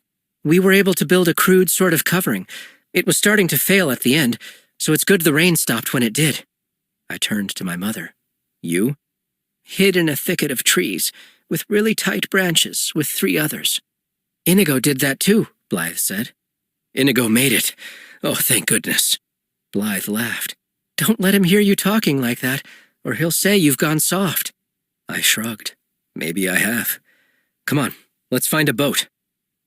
We walked down to the coast together, but as Kawan came into view, my mother distanced herself from me. I tried not to let it sting. "You're alive," he said, as a way of greeting. His tone implied an air of disappointment. "Yes. What's the plan?" "We're waiting." "Lennox!" Inigo said, running up the coast. I held out a hand to shake and wrapped the other around his back, and he did the same to me. Smiling, he turned to Kawan. "There are more boats just around the rocks. It looks like most are seaworthy. We're in better shape than we thought." "Good. Start mobilizing the soldiers." Kawan waved a hand at us, and we started walking. "I heard a cheer earlier," Inigo said. "That for you?" I nodded. I didn't know anyone cared. "It's a lot more than that, my friend," he said, looking back over his shoulder to make sure we were far enough away. "When Kawan came over that hill, no one was happy." My face shifted. "You're joking." "No," Blythe confirmed. "It wasn't just that they didn't care. They were angry. I'm angry. He nearly got us all killed. No one's pleased he made it out of his own stupid plan alive." "Well, that's none of my business," I said. "Not yet, anyway."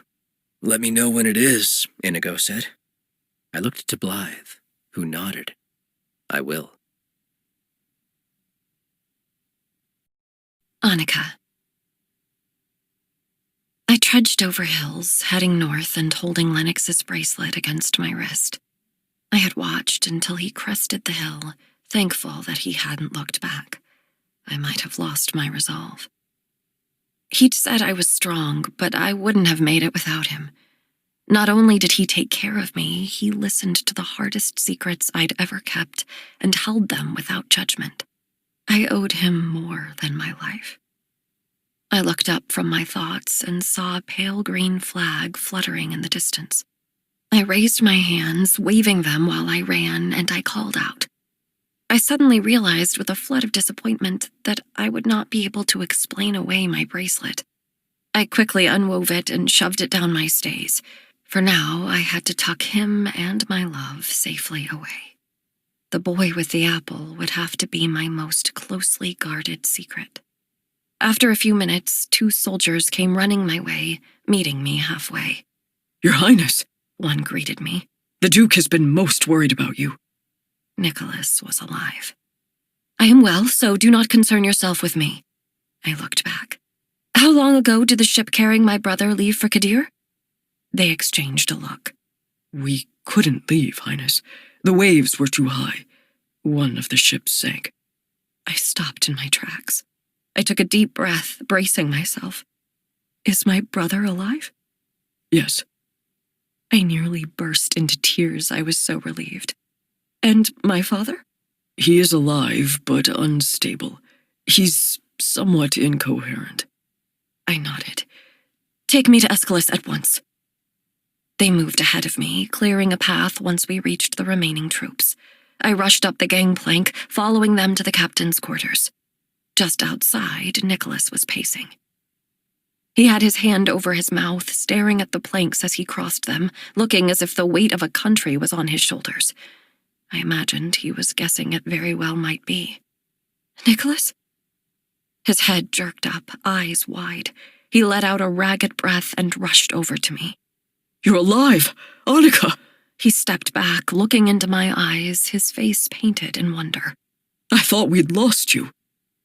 And then, doing as I knew I must, I went up on my tiptoes and kissed him. It was brief, but it was enough for the soldiers to see, and it was enough to show Nicholas where he sat in my future. My brother?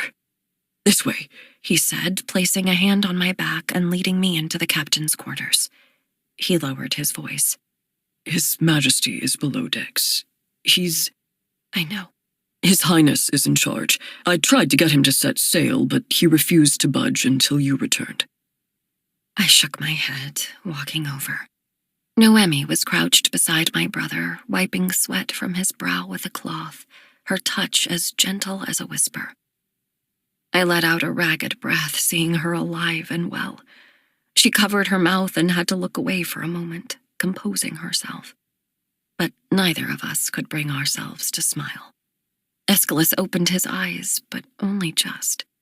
My prayers have been answered, he eked out. Let us get you home so that mine can be as well. How? He mumbled. I knew the rest of the question. How did I survive? There was a boy, and he held me through the rain and the cold. He told me the truth, and he brought me peace. I saw the edge of the hurricane coming and found a cave on the side of a mountain. It was deep enough to wait it out. So that's what a hurricane looks like, Noemi said. How did you know? I swallowed. I've read about them. She nodded. It was easy to believe. Well, let's be thankful you're safe, Nicholas said, placing a hand on my shoulder. Where were you? I asked him. At first, I walked, trying to get back to the ships, but I knew I wasn't going to make it, so I hunkered under a cluster of trees. I've only just dried out. And you think it's miraculous I'm alive? I shook my head. Can we leave now? I pleaded. Aeschylus needs a proper doctor. Yes, Aeschylus said.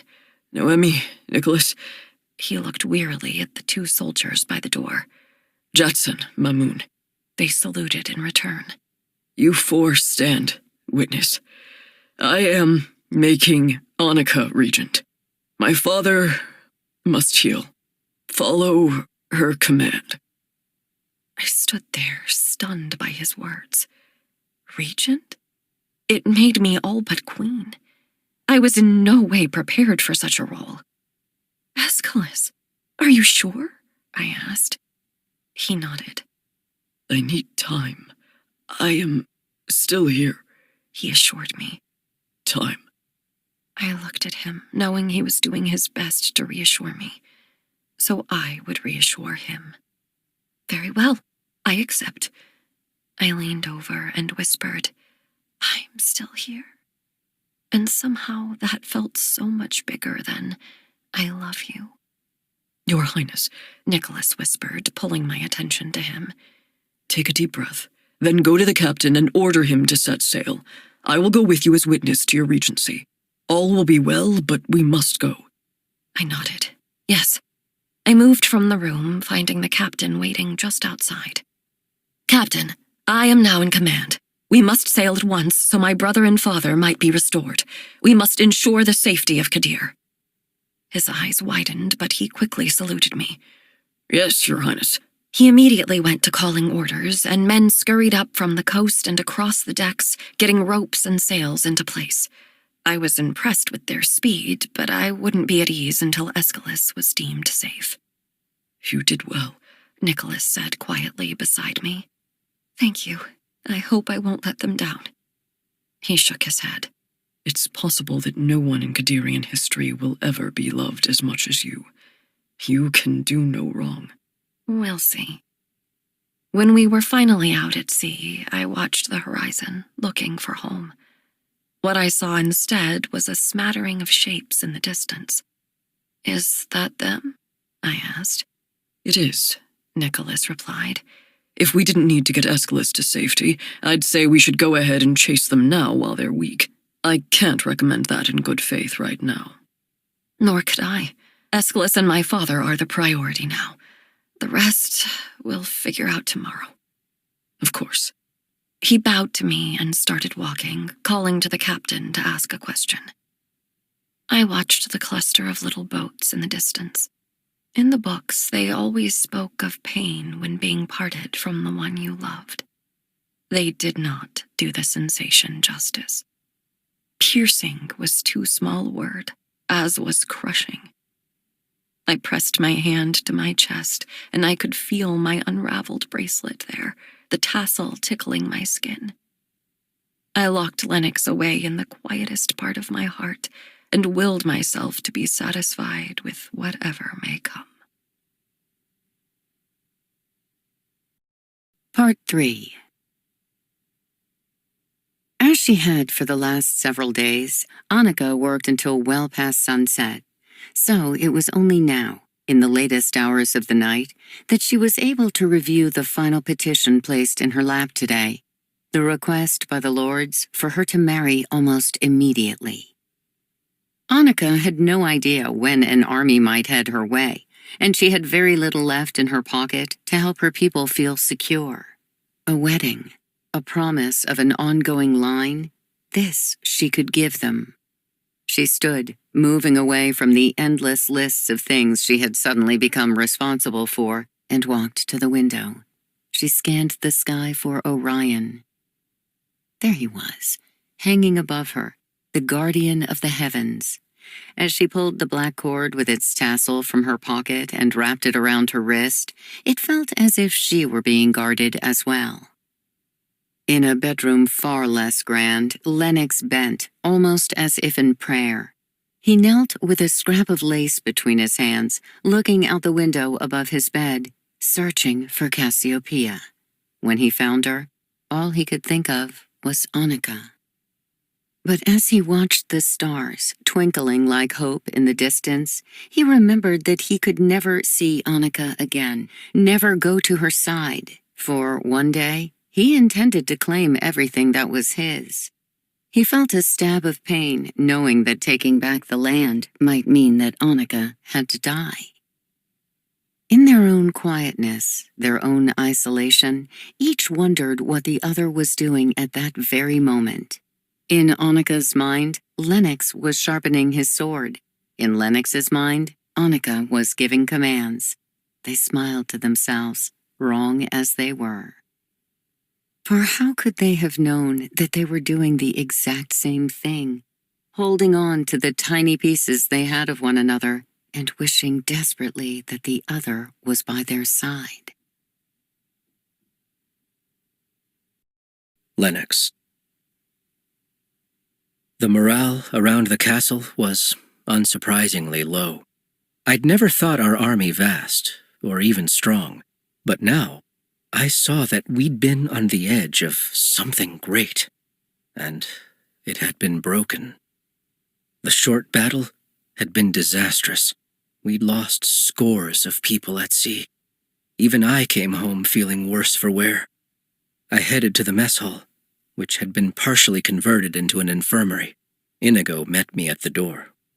"Has Kawan been here today?" I asked. "No, still unwilling to show his face." I shook my head, trying to fight back my rage. The least Kawan could do was tend to the people he'd led into a disaster. "How long have you been up?" I asked. "All night," he replied, rubbing his eyes. "I was going to go to sleep ages ago, but Enea's fever spiked." He looked as broken as I felt. "Did she make it?" He nodded, but sighed. "How many do you think we've lost? I can hardly keep up." Of course he couldn't. As usual, there were no records. "Listen, what's important is saving the lives we can. Where should I start?" Inigo pointed to the back corner of the room. "Those are the worst cases. Brayllian lost a hand, and the infection is so bad that she might not make it through the day. Some others are so weak, it seems like they've simply lost the will to go on." Inigo raked his fingers across his face. "Most everyone else should recover." I nodded. "Go get some sleep." Inigo put his hand on my shoulder, his fingers gripping as if he were holding tight to his very last hope. "Please," he whispered, "please tell me you've got a plan to get us out of this." I swallowed, feeling helpless. "I don't," I confessed. "Not yet, but I will. I won't let this go on forever." I squeezed his shoulder as I made my way to the back of the room. As I approached the huddle of the worst cases, I saw Blythe. She moved quickly and efficiently, wiping someone's brow as she met their eyes. It was strange to see her that way, mournful and serious. She stood, rubbing the ache in her neck, hair spilling over her shoulder. Blythe was beautiful and brave. She was compassionate and persistent. She was faithful, hopeful, stronger than most of the men I knew. She was, by every measure, perfect for me. And I wished, with all my heart, that I could find it in myself to love her. She caught me staring and gave me a brief, sad smile as I walked over to her. "Did you just get here?" she asked. "Yes. You're my commander today. Tell me where to go." She took my hand. "This way." There was a slightly different smell toward this end of the room, something that reminded me of metal combined with aging meat. I didn't flinch. I simply had to smell it. The others had to endure it. "Griffin wants to have a memorial for Rami," Blythe said quietly. "If you can get down to the coast at sunset, I think he'd like you there." I thought he'd be upset with me. She died trying to help me focus. She shook her head. "He knows who's really to blame. If he wants me there, then I will be. Now, would you go talk with Aldrich? He's not doing well, and he's been asking for you." She pointed to the far corner, the dangerous corner. I stared in unbelief in the direction she'd pointed, finding his mop of curly brown hair atop his very pale face. I moved over quietly, not wanting to wake him if he was sleeping. His breaths were as shallow as Blythe had warned me, and watching him struggle set me on edge. His eyes flickered, and his lips lifted into a crooked, half-hearted smile. "There you are," he managed to say. I tried to smile back, but I wasn't sure it looked genuine. "Heard you were looking for me. If you're finally challenging me to a sword fight, I'm afraid I'm busy today," I joked. Every blink of his eye was so slow, it seemed to be asking for strength his body barely had. Still, he managed to smile. "I'm occupied myself." I nodded. "Then how would you like to spend your day?" He forced out a few more labored breaths. "I've spent every single day of my life here, trying to become you," he said. I shook my head. "When you get well, you'll have to aim higher. You can do far better than me."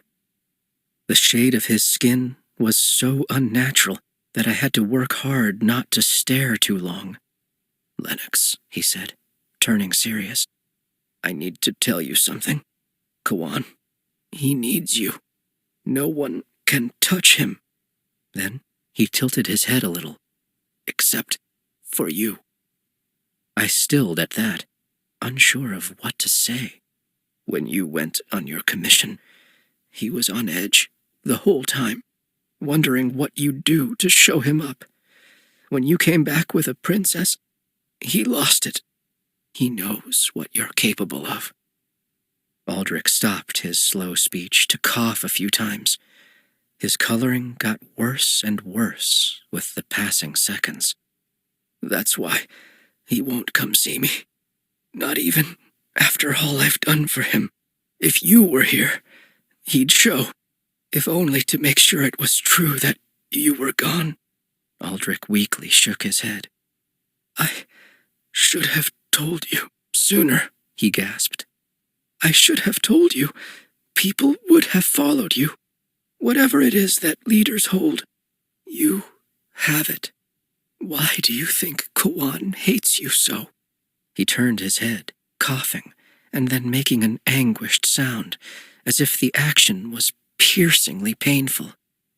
I ignored his words and focused on him. "Let's not talk about that. What can I do to help you?" He shook his head. "I can't feel my legs anymore, and it's like glass in my lungs. Every part of my body is either numb and gone or in pain. I don't have much time." "Don't say that. Whatever injury this is, it may heal." Aldrich silenced me with another weary shake of his head. "I know. I'm telling you. I know." I swallowed hard. "Lennox, you already have the strength you assume you lack. You've endured. You've survived. Don't delay. Before we're all gone, do something." I was left speechless. "Promise me." I nodded. He lay back, eyes on the ceiling. Having said what he needed to, a calm came over him. "I don't have any family here. Could you stay for a moment?" he asked. "Do you?" I had to look away. "Do you want me to stay until the end?" His lips trembled. He nodded. I reached down, placing my hand on his. He was too weak to return the gesture. I fought the urge to put my usual walls back up, to retreat into safety. It was rare that someone needed me so wholly. So I let myself feel it all. The fear, the peace, the attachment, the pain. I felt it all with Aldrich, so he didn't have to feel it alone. In the end, I was glad I had. An hour later, Aldrich's skin faded from pale white to light blue, the traces of warmth in his hand disappearing completely. I pulled the blanket over his head, walked from the mess hall, and then I cried like a child. Annika. What everyone assumed.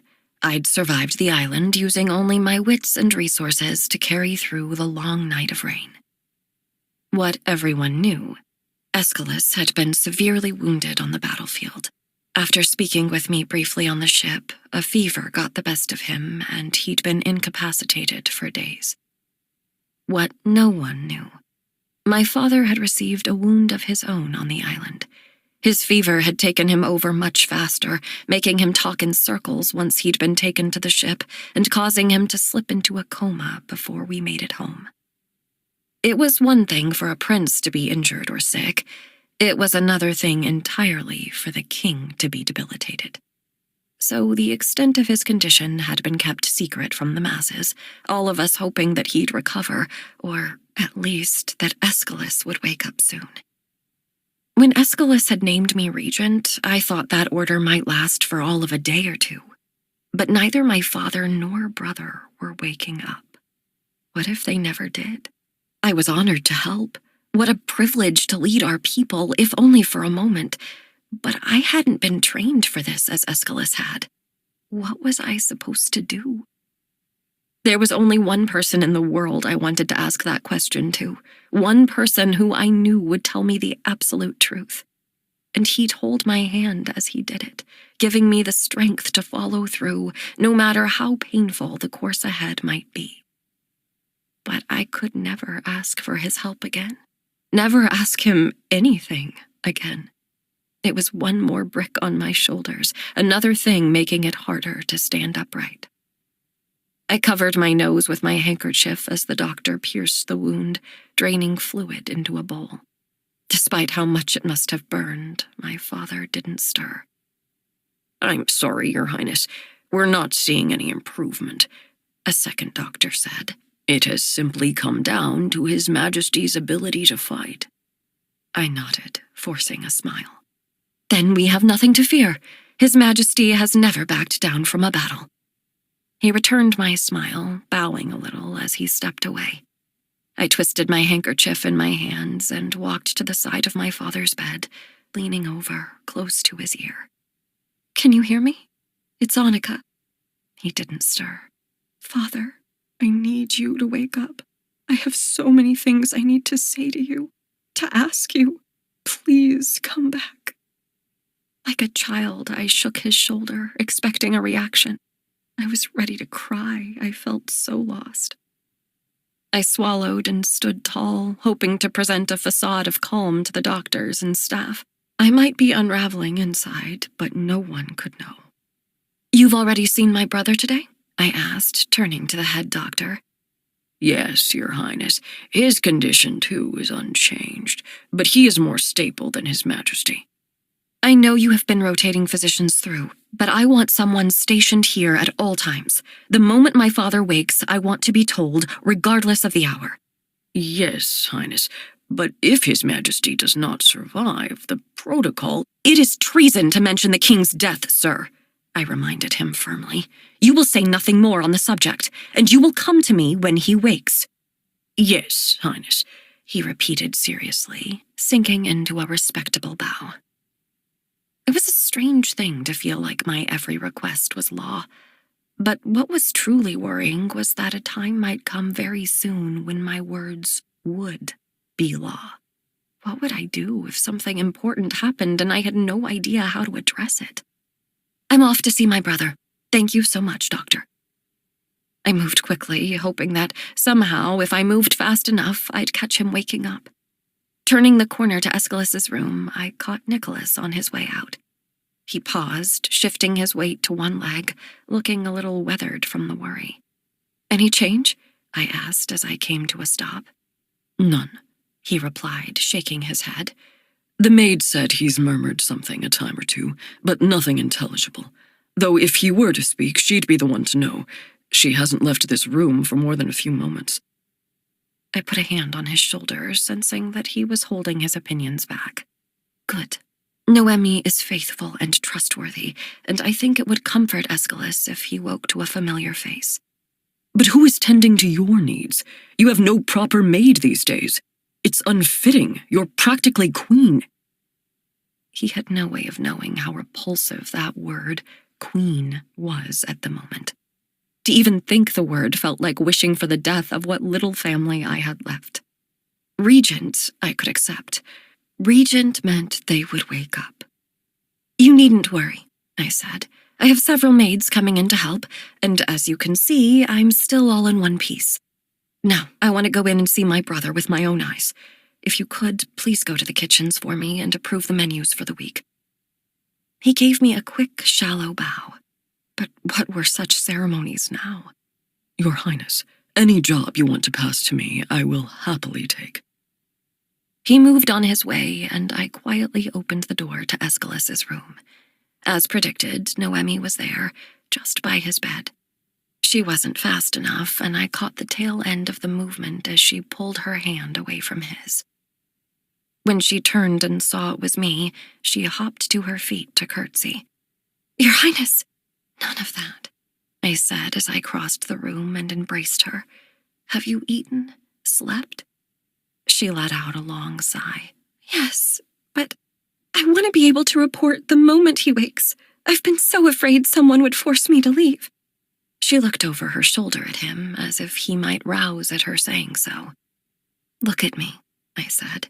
"If you tell them you are here at my command, no one can contest it. Use my name at will. Throw it around as much as you like. No one here would protect Aeschylus as you would." She let out a shaky breath. "I just wish he'd open his eyes. Whatever comes after, I can bear. I mean, for the sake of Kadir, of course. I just hope he comes back soon." "He will," I said, more to convince myself than her. "Aeschylus said he was still here. He wouldn't leave me stranded." Lennox. My hands were blistered from digging a grave for Aldrich. I knew it was a little shallow, but it was the best I could do on my own. Kawan sure as hell wasn't coming to bury his closest soldier, and I wasn't about to pull anyone away from work that badly needed doing. Besides, it gave me time to think. I spent a lot of the time looking toward the graves I visited the most, my father's and Annika's mother's. I'd left the branch I'd taken from the island for her the day we came back, but I hadn't stopped to talk. There was so much to say then that I didn't know where to start. I still didn't, so for now, I told her nothing, asked her nothing. I'd never felt more alone. Rami wasn't going to get a grave. Her body had been lost when the hurricane tossed the boats over, and in some ways, it was for the best. We'd barely been able to transport the living back to Vossano, but I knew Griffin was struggling. It felt like the whole affair left us with little in the way of closure, and for him, it was 100 times worse. When I started the descent down the rocky side of the coast that led to the sea, I found only Griffin waiting at the bottom. He was quietly assembling the wood for the memorial, looping saplings together to make a wreath. Beside it lay a small pile of kindling and what looked to be some of Rami's clothes. He'd already started a bonfire and looked focused on his task. "I wasn't sure you'd make it," he said when he saw me, his tone surprisingly light. "I know you've been busy." "I have, but I wanted to be here for you." I kicked at the ground a little. "I've been wanting to tell you I'm sorry. For back on the boat. I would have done something if I could have. There was nothing you could do."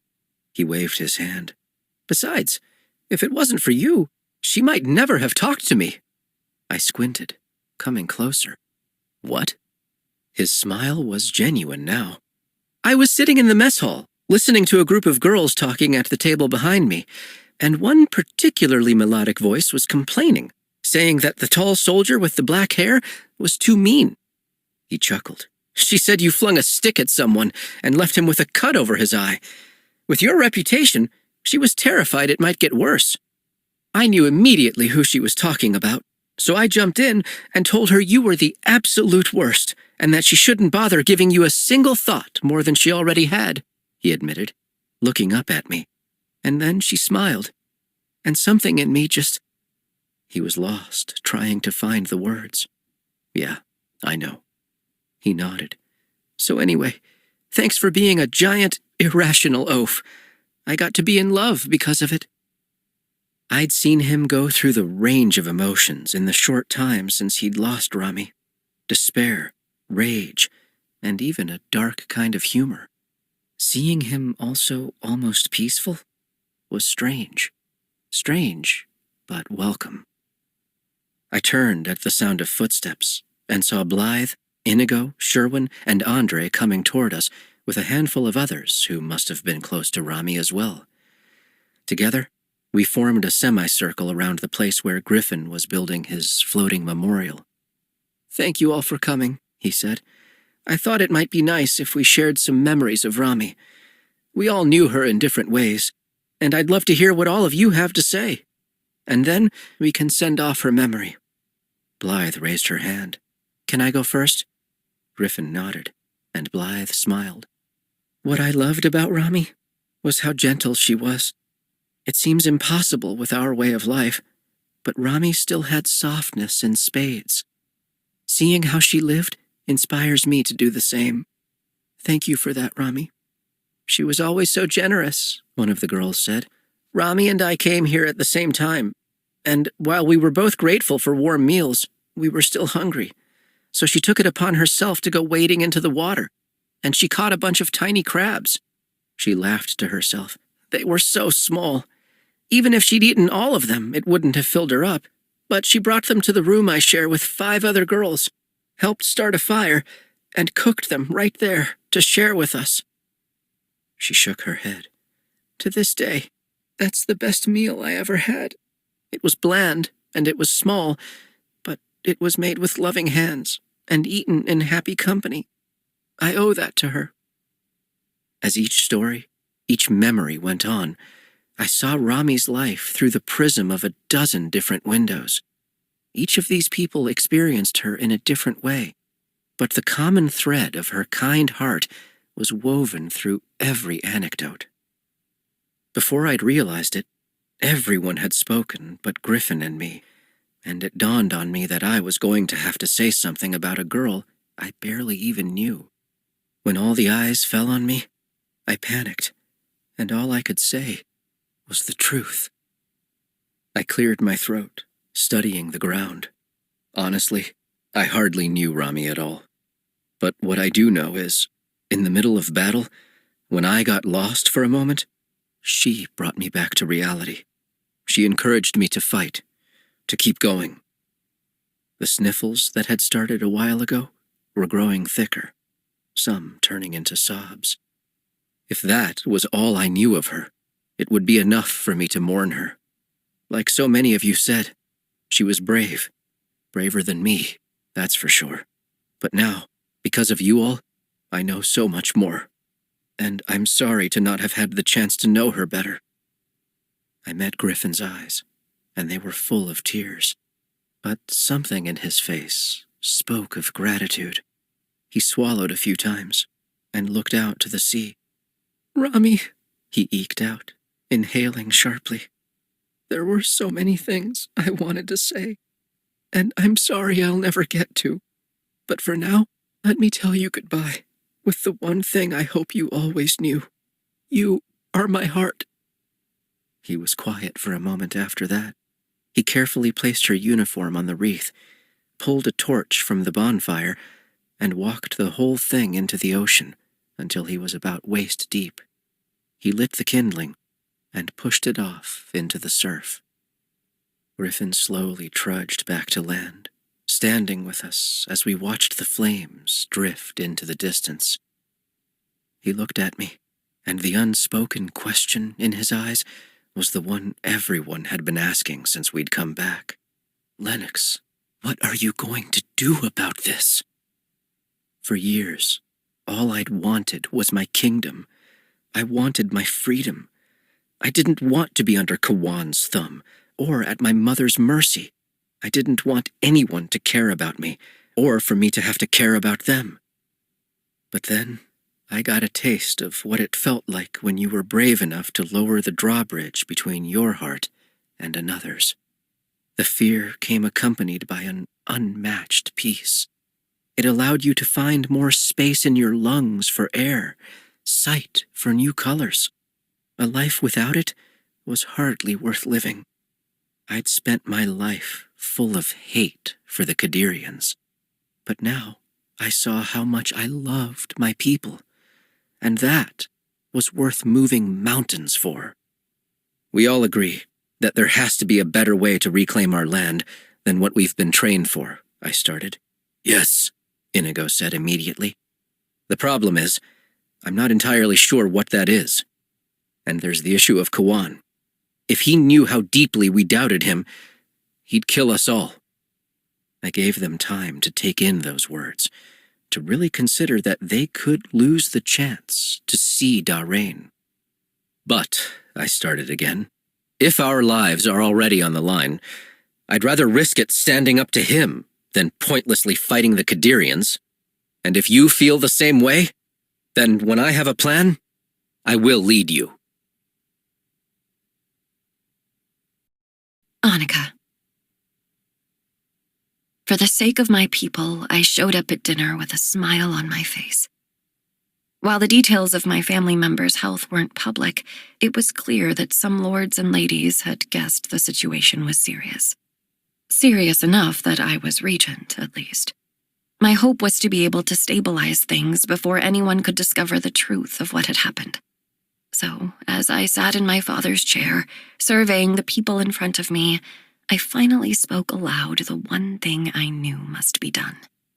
Nicholas, I began. His head turned quickly, eyes attentive, ready to meet whatever need I voiced. I think it's time for us to plan our wedding.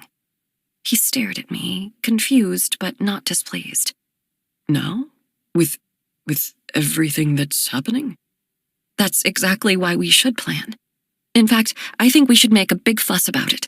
Tell everyone I'm designing my gown and that you're having the gold for our bands brought in from Nog. Talk about it at every opportunity. That way, when my father and brother are better, we'll have something to celebrate. And if... I choked on the word. If could leave you breathless. Well, whatever may come, we shall carry on the line and console our people. He nodded. I know none of this has happened the way you hoped. It's not exactly how I planned it either, but I agree. Should we set a date? Let's speak of the wedding as if it's very close. We can pick the date within the next few days once we have a better idea of what's happening with my family. He nodded. Understood. Do you still want to live away from the palace? My eyes flickered to the people before me, eating and laughing, not knowing how dire things were between a collapsing royal family and a potential invasion. And those in the country had less means and fewer connections to the heart of everything happening. My relationship with Nicholas would need time to grow, but it would have to wait until they were safe. No, I want to be here. That brought a smile to his face. Very well. I truly will have the gold brought in from Nulk, and you shouldn't burden yourself with the wedding arrangements. Pass those along to your maid. She's rather occupied at the moment, but don't worry, I'll delegate. Nicholas took a bite of food before coming back to me. I don't mind watching over Aeschylus. He's very nearly my brother now. If anyone should be at his side in your stead, it's me. I took his hand, a falsely cheerful note in my voice. As your regent, I am commanding you to worry about this no more. I promise you that I am in good hands and that Aeschylus is well tended. You will have so much work to do yourself that you'll have no time to sit at bedsides anyway. He looked up at me, his eyes softening. He lifted my hand to his lips and kissed it. I heard a dozen different voices go, "Aw," as he did so. The sound solidified my resolve.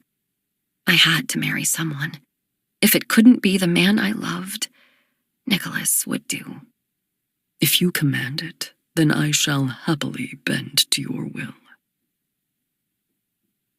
I wasn't sleeping deeply enough to dream.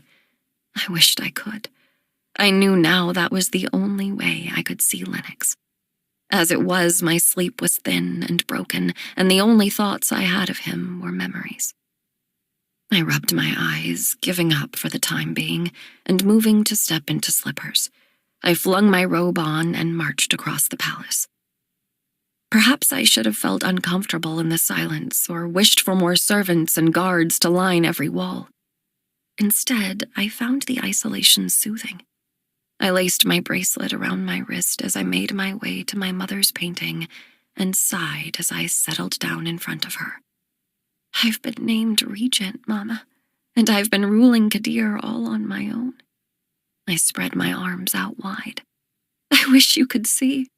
I feel like I'm finally doing something. Aeschylus has always said that marrying Nicholas was noble, and I know that's how I'll end up serving Kadir in the end.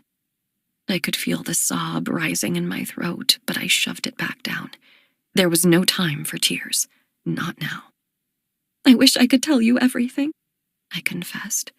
But I feel like if I pull at that thread, I might unravel like a tapestry. For everyone else's sake, I cannot fall apart. I stared at her for a long time, enjoying the silence, enjoying her. Do you remember when we used to go on rides together? Do you remember the boy with the apple? I smiled up at her. I bet you do. You remembered everything. She looked down upon me, her eyes ever conveying wisdom and patience. I knew she had her faults, too. I knew she wasn't perfect, but she was always searching for the best of herself, and that was all she ever offered to me.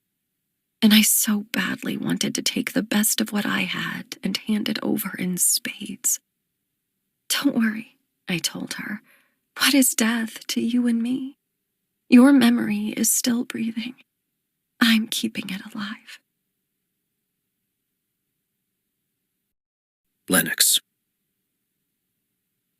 I stood outside my mother's door, afraid to knock.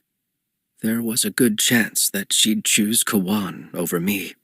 She'd been doing that every single day since my father died, but I needed to finally know where her true loyalties lay.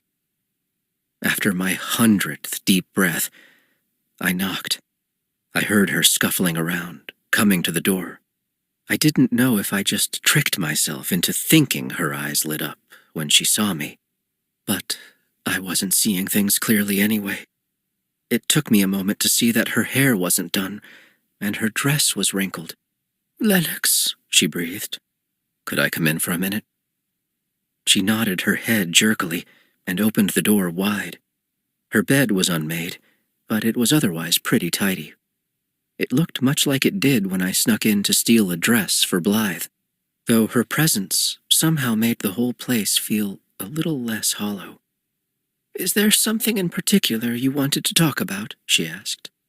"Why did you let him beat me so many times? Why didn't we just leave? Would you forget all about him for me? Would you follow me?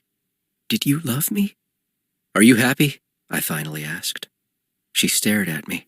"What do you mean?"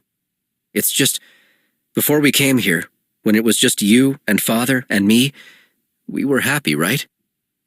She looked down and smiled, her mind seeming to picture one memory after another. "Yes, we were almost too happy." I fiddled with my fingers, picking at the corner of a nail. "So, are you happy now? Was that all because of him? Did we lose that when Father died?" She looked away for a moment, her eyes welling. "Maybe, but I'm not sure that we could have done any better." "Why?" I said, more to myself than to her. "The truth is, people grieve at different paces. When someone moves too quickly, it hurts the others. And if someone is too slow, that hurts as well. Sometimes I wonder if you're still grieving. And I had to be fast." I swallowed, not wanting to cry. "So you kept walking and left me behind?" "Lennox," she said, so softly I almost didn't hear it. I met her eyes. "Lennox, you left me." I opened my mouth to object, but she was right. She was unhappy, and so was I. I got my own room, and I didn't look back. I'd left her behind.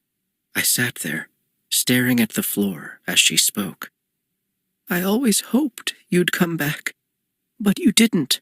I feel like—" Her words caught in her throat, and I could tell she was going to cry a second before she did. But with the tears came truth. I've been trying to scrounge together whatever I could from the scraps life has left me. If I couldn't have your father, Kawan is a distant second place. But at least someone wants me. You didn't. It was easier to feel nothing than everything. At least that's what I told myself. I didn't realize how foolish it was until I thought I'd lost you on the island. She looked spent, like the confession took everything from her. She was as tired of living this way as I was. I was stunned. I thought, all this time, I just thought you couldn't stand me. I risked looking up at her, still fearing I was right. There were tears in her eyes as she shook her head. I meant what I said. I miss him so much. There are days when it burns to look at you. You're so like him. But hate you? Never. For a moment, we stood there in silence. There were mountains of speeches in that one word, and it took me a moment to take it in. She realized that, looking at me with tired but patient eyes. I swallowed. She nodded. And that was it. I need your help, I admitted. And you can't tell Kawan. He'll kill me if he knows. I know. I stood up straighter. You know? I want our kingdom back. And I know the only way to achieve that is by backing you. People have long feared you more than him, and now they respect you more than him. It doesn't surprise me it's come to this. You are your father's son. You said he kept me close to keep you closer, she continued. That's true. But I stayed close to keep you closer too. He's been different since I ran to you on the island. And I think any relationship Kawan and I have now is simply going through the motions. And for the sake of appearances, I'm going to have to keep doing that. Until you have a plan, I must stay on his arm. Do you understand me? I wanted to believe everything she'd said. But how could I let a single conversation, even one that hit so deep to the heart of all my pain, erase years of neglect? I understand, I said, purposely not promising anything. Good. Be careful of what you say, and who you say it to. Where are you off to now? The mess hall. She nodded. Come to the main hall around noon. He's making plans, and I think you should know about them. More plans? I asked, incredulous. Control your temper, she reminded me calmly. Watch your words. Just be silent and listen. I sighed. Very well. I'll be there. I went to go, mulling over everything she'd said. Lennox? I turned, noting the concern in her eyes. Yes? If something happens, if you have to scrounge up whoever you can and take a chance, go. Don't wait for me. Don't look back. Go. For the sake of whatever future we might have. Please go. The request made me think she suspected I might be forced out, or that things here might become unbearable.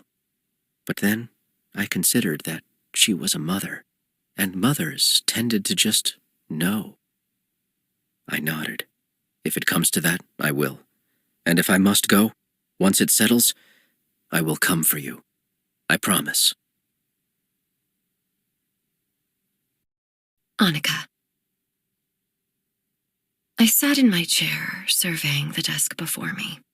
Agreements, treaties, queries, petitions. I kept wishing Aeschylus was awake to see me handling these tasks. He'd be so proud. I signed the last thing in front of me, then slumped against the high back of my chair. For once, no one was there. No lords, no doctors, no guards. Smiling to myself, I decided it was time to take a break. I pulled up my skirts and dashed from the room, taking the back stairways to my favorite patch of the garden, far from the splashing fountains and lush blooms. The high walls of greenery shielded me from the world, the smoothed cobblestone path gave me an aimless circle to roam. It was refreshing for a moment to not have to think so much. Of course, without the chores of kingdom running in front of me, my mind went immediately to Lennox. Us both making it out of that cave alive might have been the only grace the universe had to spare for two people so painfully star-crossed. I wondered if he thought of me at all. And if he did, was it only as his enemy again? Did he think of the way it felt when we kissed? I could see the moments over and over in my head. I could feel his hands in my hair, his breath on my neck, his name in my heart. And when those moments came, I felt like running away entirely. Maybe he and I could live somewhere else, someplace no one wanted. Maybe we could build something of our own. But I could do no such thing. Kiera was not going to be lost, not on my watch. I'd survived the loss of my mother. I'd survived my father shifting into the darkest version of himself. I'd agreed to marry a man I could hardly stand. All of this I'd laid at the feet of the Kadirian throne, and I was not letting anyone, not even Lennox Ossekrite, come and take it. Still, the very thought of his name did things to my heartbeat. Lennox's love was tangled. It was dangerous but gentle, open but complex.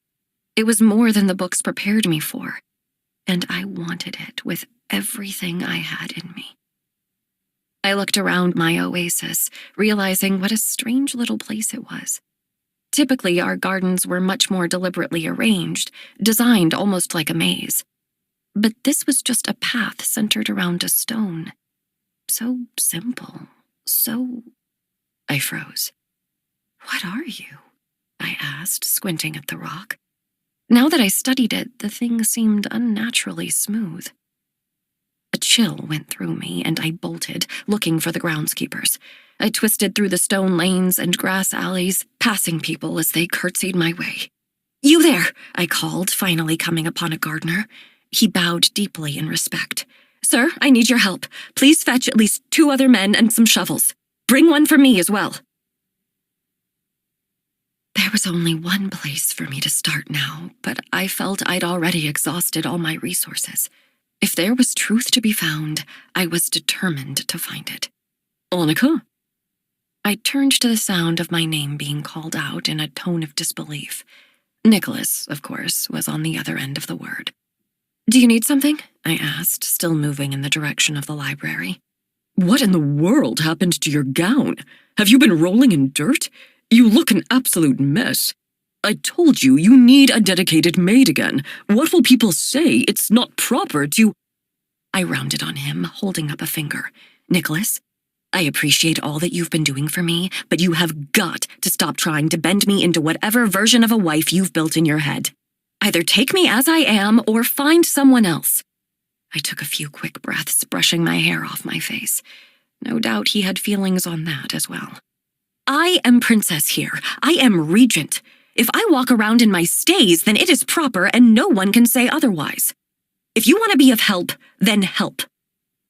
I watched as Nicholas blinked and took breaths as he weighed things in his head and came to the conclusion that, for now, I was right. My apologies, Your Highness. He swallowed and straightened his waistcoat. There are a number of people waiting for you, which is why I've been roaming the palace for the last hour trying to find you. After everything that's happened, I couldn't dismiss the possibility that you'd been taken again, and the thought might have put me out of my right mind.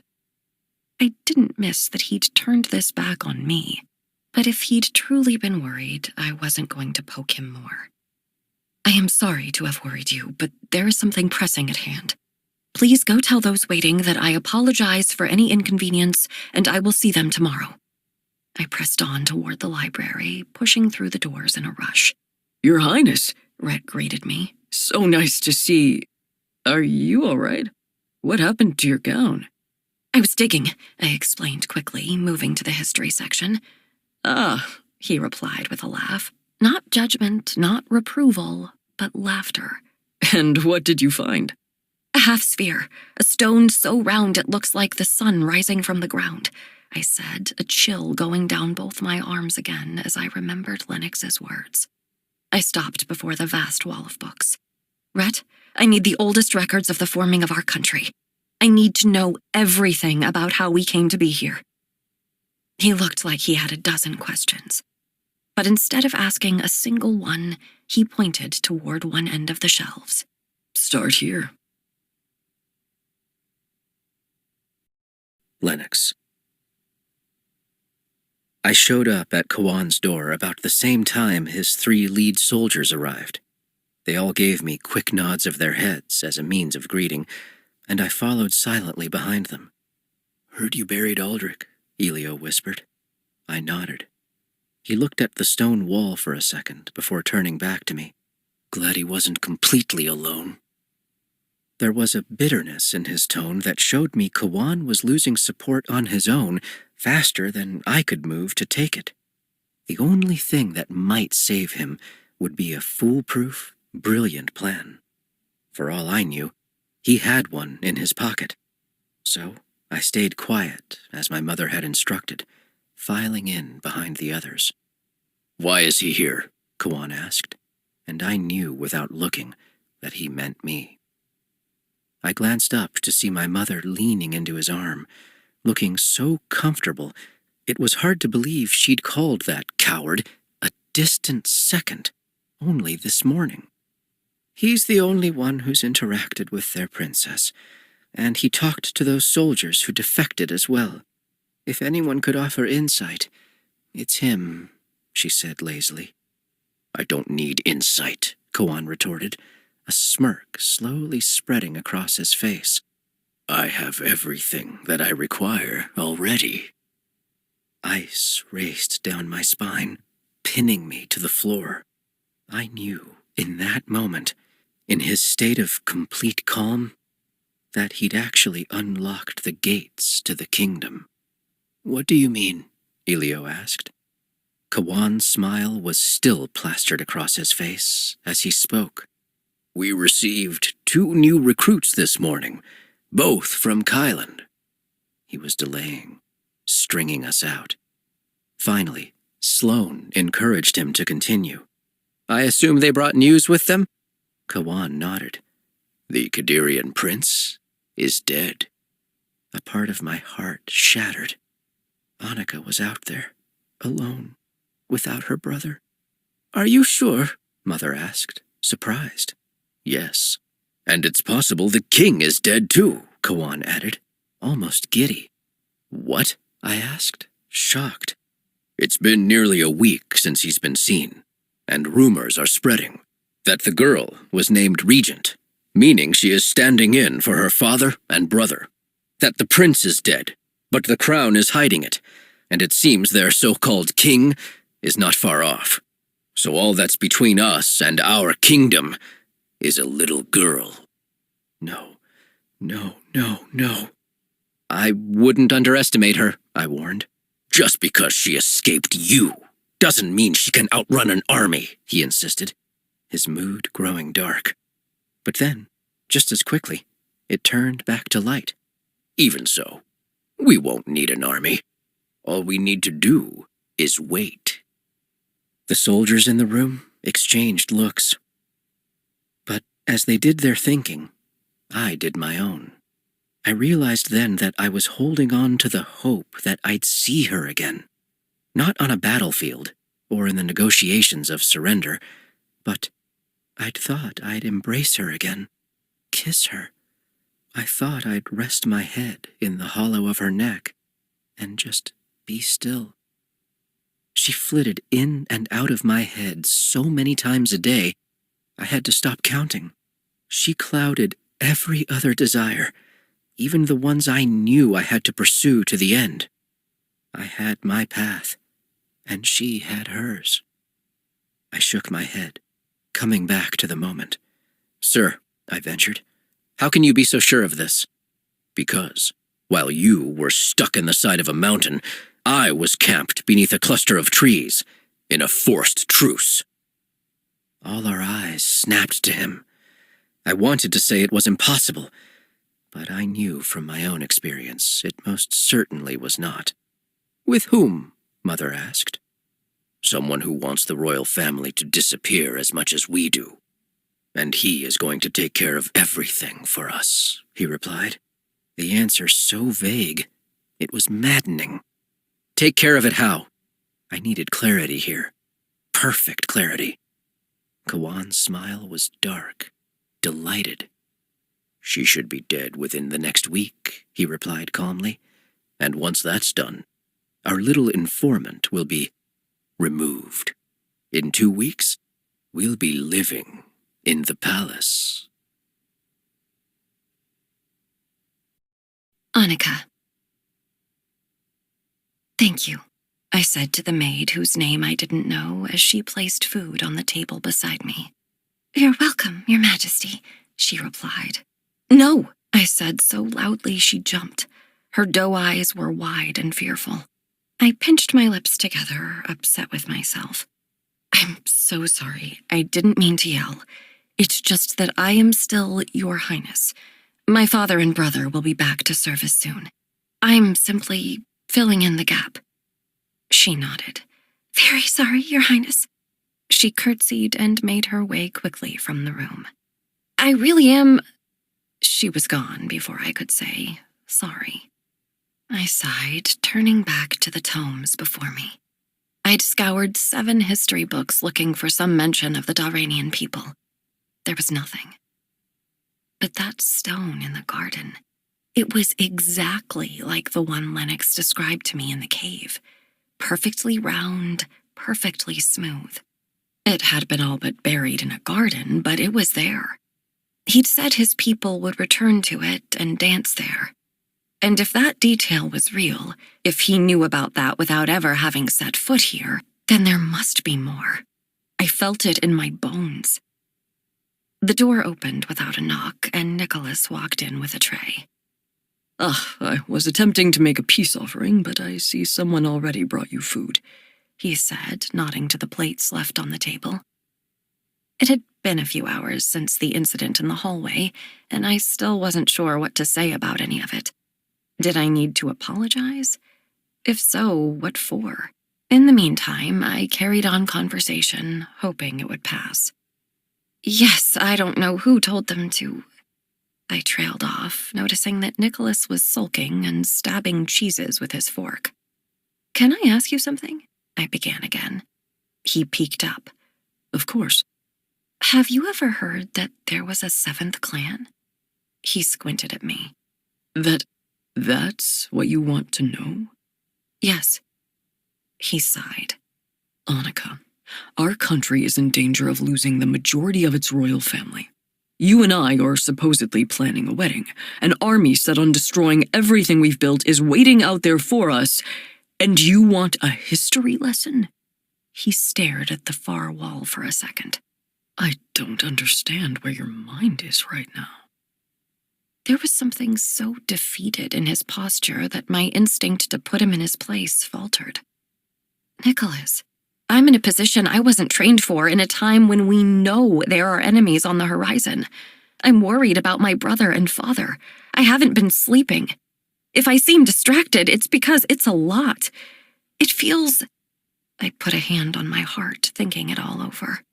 Overwhelming and wonderful and tiring and amazing. I'm doing the best I can. He came over to kneel before me. Then let me help, Annika. I'm capable. Go and rest. I'll receive your requests. I can read them, sort them, and summarize them for you tonight. Breathe. I looked away. It felt like cheating to hand any of my responsibilities over to him. But if it was just reading reports and giving me pertinent information, was it so bad? Fine, but right now I'm going to return these books to the library. He smiled and nodded, satisfied for the time being. With nothing else to say, I scooped up my books and made my way to the library. Annika, Rhett asked as I walked in the door. Back already? Yes, I placed the books on the front table. I was going to look through these again, but it's no use. I'm not finding anything. He sighed. Have you considered that the lack of what you're hunting for is the answer itself? I shook my head. I think there's more. He came closer and took me by the shoulders. All right then. Tell me exactly what you're looking for.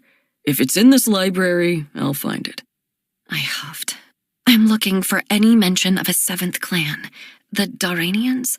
I can't find a single reference to any such thing. I was just so sure I was on to something. I rubbed at my forehead, trying to massage the stress out of it. When I looked over to Red, he was smiling. Annika, of course you're not finding anything.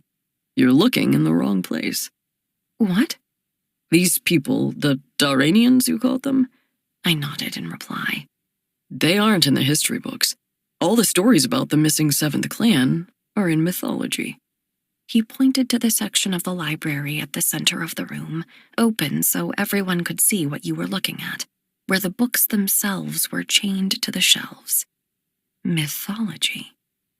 Before I could even process what that meant, the doors burst open. Nicholas was there, out of breath from running all the way down. Annika, He greeted me breathlessly. I wouldn't disturb you if it wasn't urgent, but there's someone here I think you want to meet. I hated to admit how my heart leaped, how every last reserve of hope in my body woke up. Was he here? Did he come back to me? Who? A soldier His Majesty sent to the Daranian camp as an emissary, announcing the transfer of the island. He was kept in the castle, questioned, and then sent to swim his way home. He's the only one of the 3 His Majesty sent out to come back alive. I nodded. Take me to him at once. Lennox. I discovered I could communicate with Inigo and Blythe with a single glance. When I passed them sparring with a group of soldiers outside, that was all it took to get their attention. I kept walking, moving to the outskirts of the grounds, knowing, without looking back, they were following me. I stopped at a boulder, trying to gather my thoughts. I might not have been shaking outwardly, but everything inside felt like it was shivering, cold and unsteady. I turned to find them both there, waiting. Their prince is dead, I told them. Blythe covered her mouth, her eyes conveying her joy. I wish I could tell Rami. I wish she could know. I couldn't tell her why this didn't feel like good news to me, why it felt like a part of my heart had been heavy ever since I'd heard. There are reports that the king is also dead, I said quickly, not wanting her to see, and worse, question my discomfort at the news about Aeschylus. If not, he's close to. Their princess has been named regent. I don't know if that means the king actually lives, or if they're buying time to prepare her before announcing his death. Either way, it would seem she's alone in that palace. Inigo's eyes were on the grass, but I could see him squinting, tracing lines in the ground as he tried to find the end of his thoughts. What you're saying is, we only have to get rid of her? That's easy, Blythe said. I could do that. No, I said quickly, before catching myself. Apparently, while we were on the island, Kawan waded out the torrent with someone from Kadir. Whoever that person is, they're going to get rid of her. There was a charged moment of silence. Then, Blythe laughed. This is exactly what we were hoping for, right? She said. Her head was whipping back between Inigo and me, waiting for one of us to confirm her guesses. We can't be sure. Not yet, anyway. I need to see if we can learn more about what's happening. If she's... I swallowed. If she's even still alive. And if the person Kawan spoke to was reliable. There's no way of knowing at the moment. I saw Blythe deflate a little. Of course. You're right. She sighed, looking back at the old castle. It seemed even grayer than usual today. I just saw a flicker of hope, and I got worked up. Whatever you say is best. I'll follow, Lennox. We all will. I looked at her, touched by the sincerity in her voice. Thank you, Blythe. I mean it, she insisted. The recruits, especially the younger ones, they're asking about you. I feel like we have a real chance now. My smile was weak, but I gave it to her all the same. Blythe, Inigo finally said. Would you please give us a moment? I need to ask Lennox about something personal. Her face was as surprised as mine, but she nodded and went on her way. Inigo watched until she was well out of earshot. What are you going to do about it? He finally asked. About what? What are you going to do about your girl? He asked firmly. I looked at Blythe's retreating figure in confusion, holding up an arm in her direction. Nothing. She seems just... Inigo slapped my hand down. Blythe is crazy for you, so she can't see the truth right in front of her. I can. He stared at me, his eyes neither accusing nor angry. What are you going to do about your girl? I swallowed, feeling my pulse pick up. I don't know what you're talking about. You can keep this secret from everyone else, Lennox, but not from me. If we're about to storm a country with you at the helm, and you're not going to be able to remove the last stumbling block between us and everything we've ever said we wanted, I need to know. His words could have been cold accusations, but they weren't. He said everything with patience and concern, so much so that it made it all the more frightening for me. He pointed into the distance. If we could run there right now, would you go for the throne, or would you go for her? Tears stung at my eyes. How did you even know? If a blind man could regain his sight, I imagine he'd look the way you did the first time you saw her in the forest. A half-naked girl escapes our castle and goes running across the continent, and you come home without her or your cape. We're in the middle of our first full-on battle, and you're blatantly searching for a familiar face in a place where there shouldn't be one. When we sailed back from the island, you checked your pocket for a piece of lace at least 6 times that I counted, and just now, you could hardly get out a sentence about her dying without your voice breaking. I need to know what the plan is, because both you and I are tired of fighting a war without victors. I allowed myself a sharp breath, pushing down tears. Inigo, what do I do? I took her mother's life with my own 2 hands, and she forgave me. She forgave me. She told me the darkest secrets of her life. She trusts me. He made a face. That girl has dark secrets? I sighed. I wish I didn't know about them. It hurts me to remember. You say she trusts you. Does she love you? I let out a long breath, thinking of her fingers in my hair, her wrapping my cape around her shoulders, her kisses that she gave so freely. If she does, or she doesn't, my heart would be wasted on anyone else. He nodded. Lennox, I swore my allegiance to you long ago. I've been waiting for you to be ready to lead. I've known for years you could do it. So give me an order. Tell me what you want, and I'll do everything in my power to make it happen. I looked away, unable to bear his faith in me.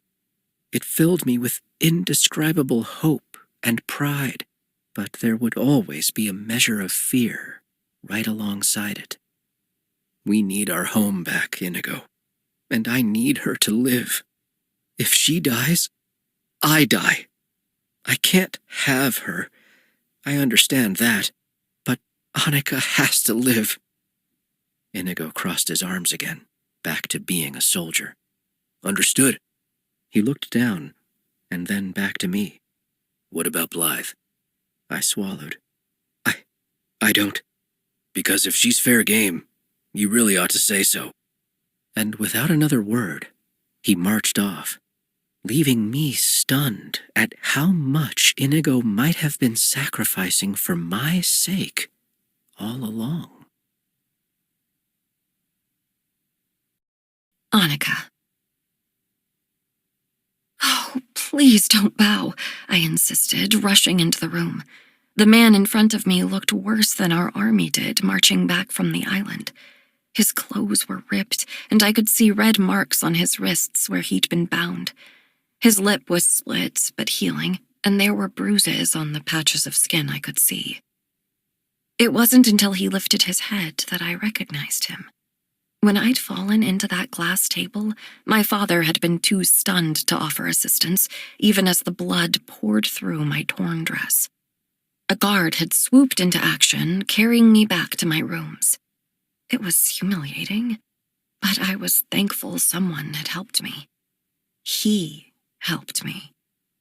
Your Highness, forgive my state. I wanted to see you first. Have you not been tended to, sir?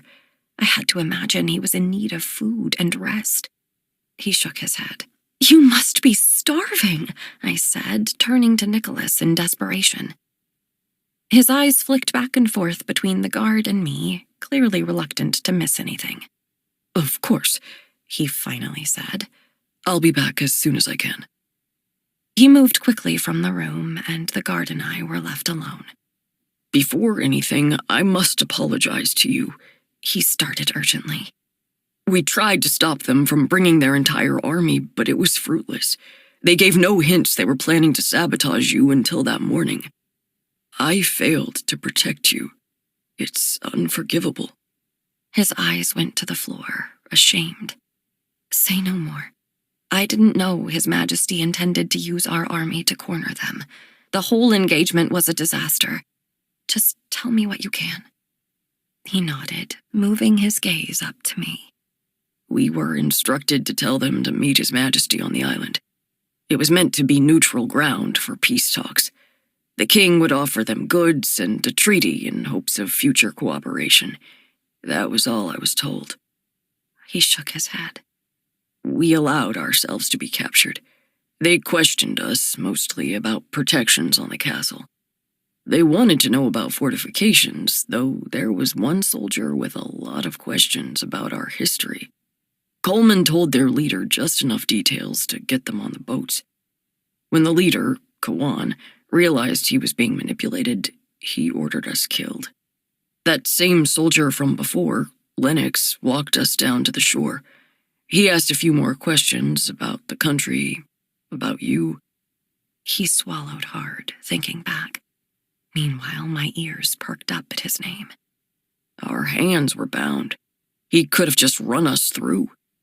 But he told us to walk into the water instead, giving us a chance to swim home. He even cut my ropes just enough that I could break out and help the others.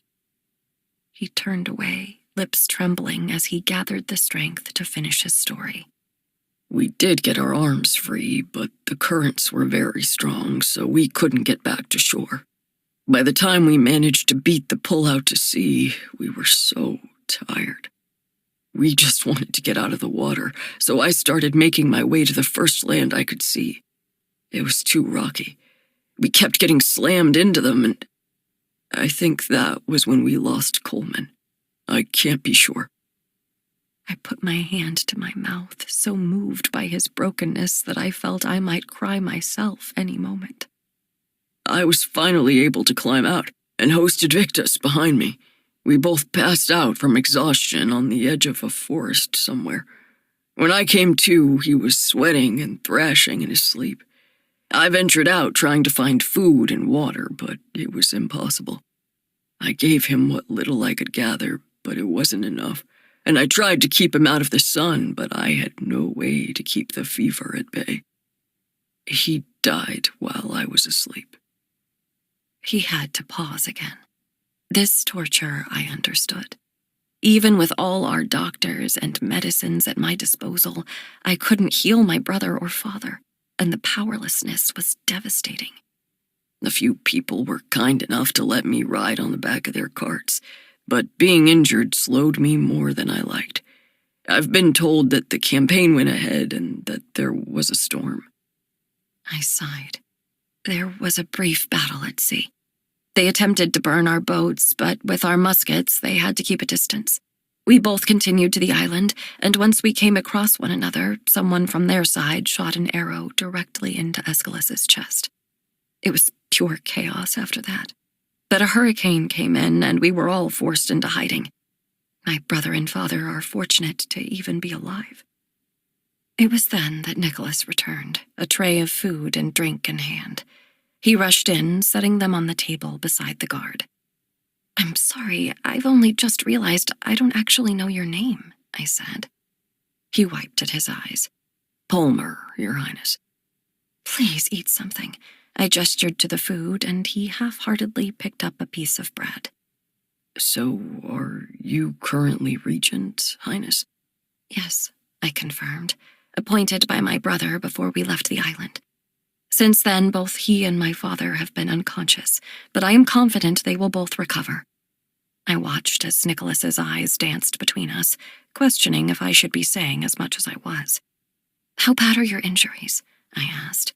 "I'd like to place you in one of the guest rooms for the time being and send a doctor, and then ask an enormous favor of you." At this, he looked up. "My injuries are minimal. How can I serve, Your Highness?" "I need someone to deliver something to Lennox. A gesture between leaders." "Then you mean it's for that other fellow?" Nicholas clarified. "Kawan, isn't it?" I shook my head. "No, I was in their midst. Kawan may be in charge, but he is not their leader." Palmer nodded weakly. "What I'm delivering, would you say it was akin to extending a hand of peace?" I considered this. "Something like that." "Annika, are you sure this is wise?"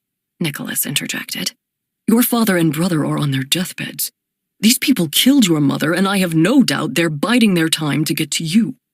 How can we keep you safe if you send signs of goodwill after such aggression?" It was a fair question. No matter what, this was likely going to end in war. But I was the daughter of a peacemaker. I'd fought so hard for the right to hold my sword, fought to learn how to use it. And now I knew that laying it down was a fight all its own. "We will act with caution, but I'd like to make efforts toward ending this with no further bloodshed. Certainly you can get behind that." His eyes flashed between Palmer and me. "Annika, I don't know if I can agree," he said lowly. I walked over, attempting to keep this part of the conversation private. "If you are to become consort, then you must know this with all your heart. The people are first. We are second. So I need to put their needs before mine, even at the risk of my life. And I need you to support me while I do it." He swallowed hard, looking at the ground. "Do what you will." "Thank you." I stepped away, returning to Palmer. "Take as much time as you need, and if you're not comfortable riding back into their territory, say so. I can't promise your safe return, and after what you've been through, I wouldn't begrudge you in the slightest." "If I can eat and rest tonight, I will happily leave in the morning," he replied immediately. "So soon?" I asked. "Are you quite sure?" He nodded. "I'd like the opportunity to look him in the eye again." And I wished for nothing more myself. Lennox. I wandered around the castle grounds for a while, mulling over Inigo's request to let Blythe go. The more I flipped through my memories, the more it made sense. Inigo had stood up for her and praised her, all while walking on the outskirts of our fledgling relationship. Even when it hurt him, Inigo did his best to support Blythe without getting between her and the one thing she seemed to care about, me. But now I knew better. He loved her, and I couldn't drag it out anymore. I kept walking, moving back toward the castle. It was a rare thing to find Kawan outside, and even less common to find him alone. But when the figure rose up from the tall grass in the distance, it was unmistakably him. Maybe it was because I was thinking about Inigo's selflessness, or considering how to sacrifice a little more myself, but whatever the reason, I marched over to him. He wiped the edge of a short knife, and I understood now he had been hunting. It probably wasn't the best time to talk, but it seemed all times were bad. So I continued. Even from a distance, I could tell he was rolling his eyes. "I'm in no mood," he called, looking down again to something in the grass. "Nor am I. Still, I think we need to speak." I stopped a few feet away, not wanting to set him up for an easy punch if his temper got the best of him. I don't know what it is about me that offends you so, but I have done my best for our people, since the day my family arrived. You may not have liked my attitude, but I've completed every task you set me. You have been trying to undermine me from day one, he retorted. No, sir, I replied truthfully. I believed, as my father did, that you would lead us back to our kingdom, that you would take your crown and set things straight. I've made many missteps, but I still hope for that. He huffed, waving his arms around, gesturing to nothing. And so I shall have my kingdom. Wait a week or two for this princess to die, and we'll waltz in, kill off the landowners, the descendants of those traitors who took our place, and put everything right. Is there no better way? I asked. His icy stare was all I needed to know that he'd grown tired of my voice. Let me make myself plain.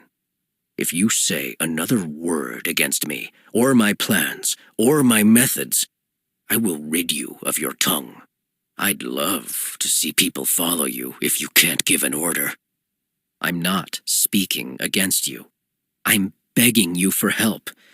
We lost so many on the island, and if we've been misinformed about the royal family in Kadir, we could be set up for another... Kawan pulled his knife back out and pointed it directly at my face. It was very near my eye, and I feared a single breath let out the wrong way might cost me both my voice and my sight. Still, I didn't flinch. I stood, silent and still, waiting. One more word, he threatened. We stayed like that for a long moment. I wondered why he didn't just go ahead and kill me. He'd had plenty of chances over the years. My mother wouldn't have had anywhere else to go. Why did he want me under his thumb and not under a tombstone? He pulled his knife back, sheathing it before reaching down to pick up what he'd been tending to in the grass. I watched in horror as he lifted a gray animal from the ground. No. By the way, he started, we don't have pets here. He held up my little gray fox, and I had to push aside every impulse in my body to tackle him. Thank you for my supper. He turned again, sauntering away, knowing I wouldn't follow. In fact, I turned in the other direction and ran. I made it to the outskirts of the western gate before I bent over and vomited. Oh, Thistle, I whimpered, staying doubled over. It wasn't just the thought of her dying that tore me apart. It was the thought of her filling his stomach. I bent over and retched again. Just when it seemed he couldn't take anything else from me, he found new ways to break my spirit. If it wasn't so evil, it'd be impressive. But now, I counted my conscience clean when it came to Kawan. I'd tried following him. I tried obeying him. I tried reasoning with him. But now, when the time came, I would undo him without a second thought. How it would happen, I couldn't say, but carrying his death would hardly be a burden at all now. Annika. I walked into my brother's room to find a doctor checking his pulse. Noemi's hands held her needlework, but they were not moving, perfectly still as she watched the doctor's every movement. He leaned over and pulled at Aeschylus's eyelid, looking for what I couldn't say. He placed his hand to Aeschylus's forehead for a moment, straightened himself, and walked over to me. Your Majesty, he greeted me. Highness, I corrected him. Why were so many people calling me that? It almost felt as if they'd been instructed, and if I had the slightest inkling of where it was coming from, I'd put a stop to it at the source instantly. Oh, yes, of course. Your brother is showing signs of improvement. His pulse is a bit stronger than yesterday, and while his temperature is still high, it appears to be dropping. I looked over to Aeschylus, still pale, still motionless. Is there nothing more we can do? The doctor nodded. I'm afraid not. I'm off to His Majesty's room now. From the reports, it seems not much has changed in his condition, but I will send word immediately if anything is different, one way or the other. Thank you. I wanted to be grateful, but I also wanted more. More action, more answers. How was it that I held all the power in our kingdom and yet felt so helpless? I trudged over to Noemi, peeking over her shoulder at her needlepoint. Is that one of his shirts? She nodded. I fixed 2 collars, and this cuff has a hole. There are a few coats that need some of the decorative work tended to, so those are next on my list. When His Royal Highness wakes up, his wardrobe will be ready for him. All he has to do now, she said, her lip trembling ever so slightly, is come back. I could feel the tension rolling off her, desperation drowning out hope. I was tired, busy all day and sleepless most nights. That was the only reason I could think of for speaking so foolishly. You have to have faith, Noemi. If Aeschylus doesn't come back for me, he's certainly coming back for you. Her needle froze. The realization of what I'd said hit us both at the same time, and we stared at each other wide-eyed as she got to her feet. How long have you known? She asked in a whisper. I could offer nothing but the truth, since just before we left for the island. It was half the reason I insisted you go. I didn't want to make you wait. She nodded. Well, what? I looked at her sweet, worried face, realizing she was about to break. Do you hate me? I bridged the distance between us, clutching her hands. My darling Noemi, why would I hate you? She sniffled, shrugging. For keeping such a secret from you. I always felt guilty not telling you, but Aeschylus insisted. I'm so sorry. I reached up, cupping her cheek. I forgive you. I'm sad that I had to be kept in the dark, but I understand why I had to be. I would have said the wrong thing to someone, and you'd have been dismissed, and neither of us could have lived without you. I looked down, sighing. Nicholas keeps telling me to take you from Aeschylus's side, but I know how much he'd be comforted by waking to your face. The truth is, I'm a disaster without you, and not in the way you might think, not the tending to things and helping me get dressed. Rather, just the knowledge you were there if I was confused or scared. I've missed having someone to talk to. She tilted her head. I've abandoned you when you needed me most. Oh, my lady, is it so bad? I could feel myself getting teary now. The work is actually very satisfying, but knowing that every mistake will bear my name is terrifying. I hate that I have no one to steer me back on the right course. Not even the Duke, she ventured, though her tone gave away her own distaste in the idea. Noemi, something seems a bit off with Nicholas, I whispered. He's offered to help again and again, though the manner in which he does it is so strange. But I can't tell if it's just my tired brain playing tricks on me. He doesn't seem to understand the sacrifice in it. She nodded. Remember that he has no rights to your work or your power. And I know you're keen to serve, but take some time for yourself. If you don't take care of the regent, then she won't be able to care for anyone else. It was such a stupidly obvious point that I couldn't believe I hadn't thought of it sooner. See, this is why I need you around. You're so much smarter than me. She chuckled. I'm glad you think so. Her smile quickly faded. But I need to ask you one more thing. Anything. She reached up, touching her neck, nervous. You said you didn't hate me for keeping a secret. But if Aeschylus and I can somehow be together, Would you hate me? She looked away, unable to get the words out. But as soon as she began the sentence, I realized where it would end. Would I hate you if you became queen? She pursed her lips together, nodding slightly. I'd had a taste of leadership now. I liked it. But when Father or Aeschylus, or hopefully both of them, came to, it all went back into their hands. What did it hurt to have another person step in line before me? Who could possibly hate Queen Noemi? Her lip trembled. Really? You have supported me through thick and thin, and I will happily do the same for you. We stood there for a moment, hands locked, lives entwined. But first things first, we have to get this boy to wake up. So you take care of him, and I'll worry about everything else. I kissed her cheek, turning to go.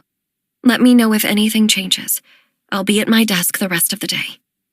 She looked at me as if to say, did I not just tell you to do the opposite?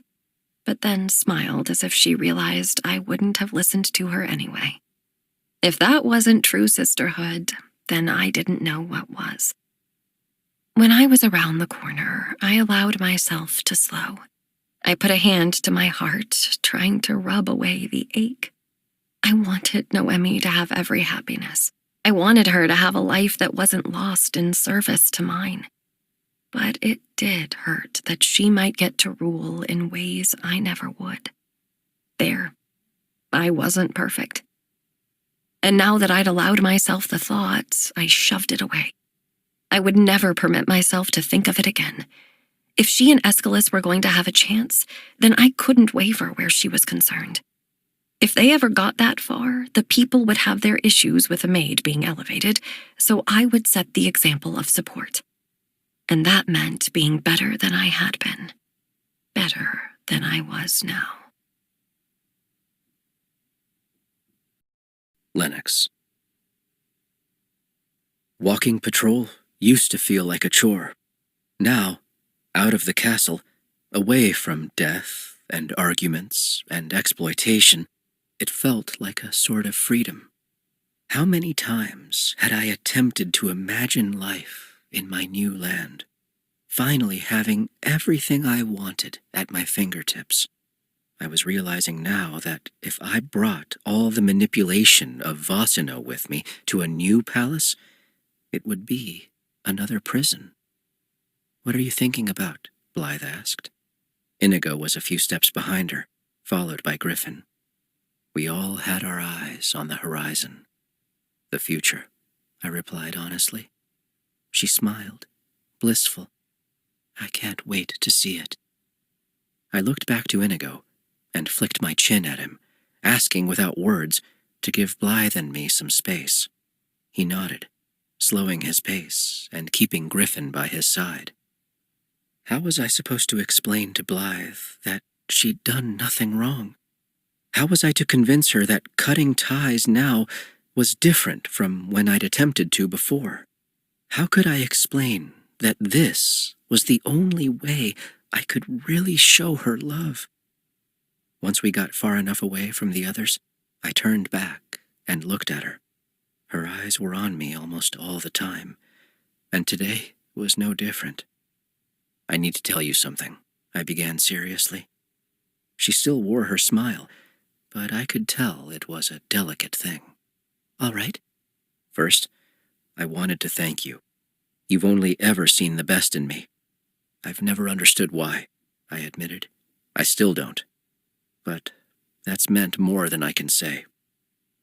I could see it in her eyes. The knowledge that this was me rolling out something soft for her to fall on when I broke her heart. There's a lot of good to you, Lennox, she said quietly. I shrugged. Maybe. More important, I want you to know that I see the good in you, too. For the longest time, all I saw was a soldier. But you're much more than that. She swallowed. Don't drag it out, she breathed, looking away. Just say it. I was so tired of hurting other people. Blythe, you and I, She shook her head. Listen, if you're going to be a leader, then you can't just think about how you'll start things. You have to think about how you're going to end them, too. And you have to end them well. Her eyes came up to mine, cold, for the first time since we started getting to know one another. This is the last time I finish something for you, she said, turning away. The lingering chill was so uncomfortable, I nearly took the whole thing back. I might have made an attempt if something much bigger hadn't happened. Lennox? Griffin called quietly. Yes, I answered, matching his tone. Instantly, Blythe went into a crouch, and I lowered myself too, on the lookout. On your left, she whispered. I slowly turned my head, finding a masked rider on a horse with a white flag raised in the air. In the meantime, Griffin and Inigo had joined us, watching the lone rider come in. That's no accident, Inigo said. He's looking for us. Then he can find us. I stepped out from the tree line, into the middle of the plain, while the others stayed put. He saw me almost instantly, and slowed his trot even further. Once he was close enough, he called down from where he sat. Lennox? I hoped my face didn't give away my surprise at his knowing my name. Yes? I have a gift for you. An offering of peace. Directly from Her Royal Highness, Princess Annika Vedette. Her full title rolled out like poetry. Whatever she'd sent me, I'd be thankful. But there was no way he could offer a better gift than what he'd just given me. The knowledge that Annika was alive. I held out my hand. Then deliver your package and be gone. Something in his eyes said he was smiling behind his mask, and I felt like I'd seen those eyes before. I am not to hand it over until you confirm something. I huffed. And what is that? She said I could not give you this unless you could articulate exactly what the sweet nothings are. I stood there, smiling to myself that she could manage to flirt with me across countries. I have breakfast, I told him quietly. He chuckled and dismounted. He walked with a slight limp to his gate and untied a small canvas bag from around his belt, holding it out to me. I watched his eyes for a moment, shaking my head when I recognized him. Palmer, so you did make it home alive. Bold of you to come back. I do as my princess asks, he replied. I took the bag and looked away. I assume she's well. I couldn't outright ask how she was faring in the wake of losing her brother, but I needed to know something. She's as well as can be expected. She's trying to run a country, plan a wedding, and tend to her brother and father as often as possible.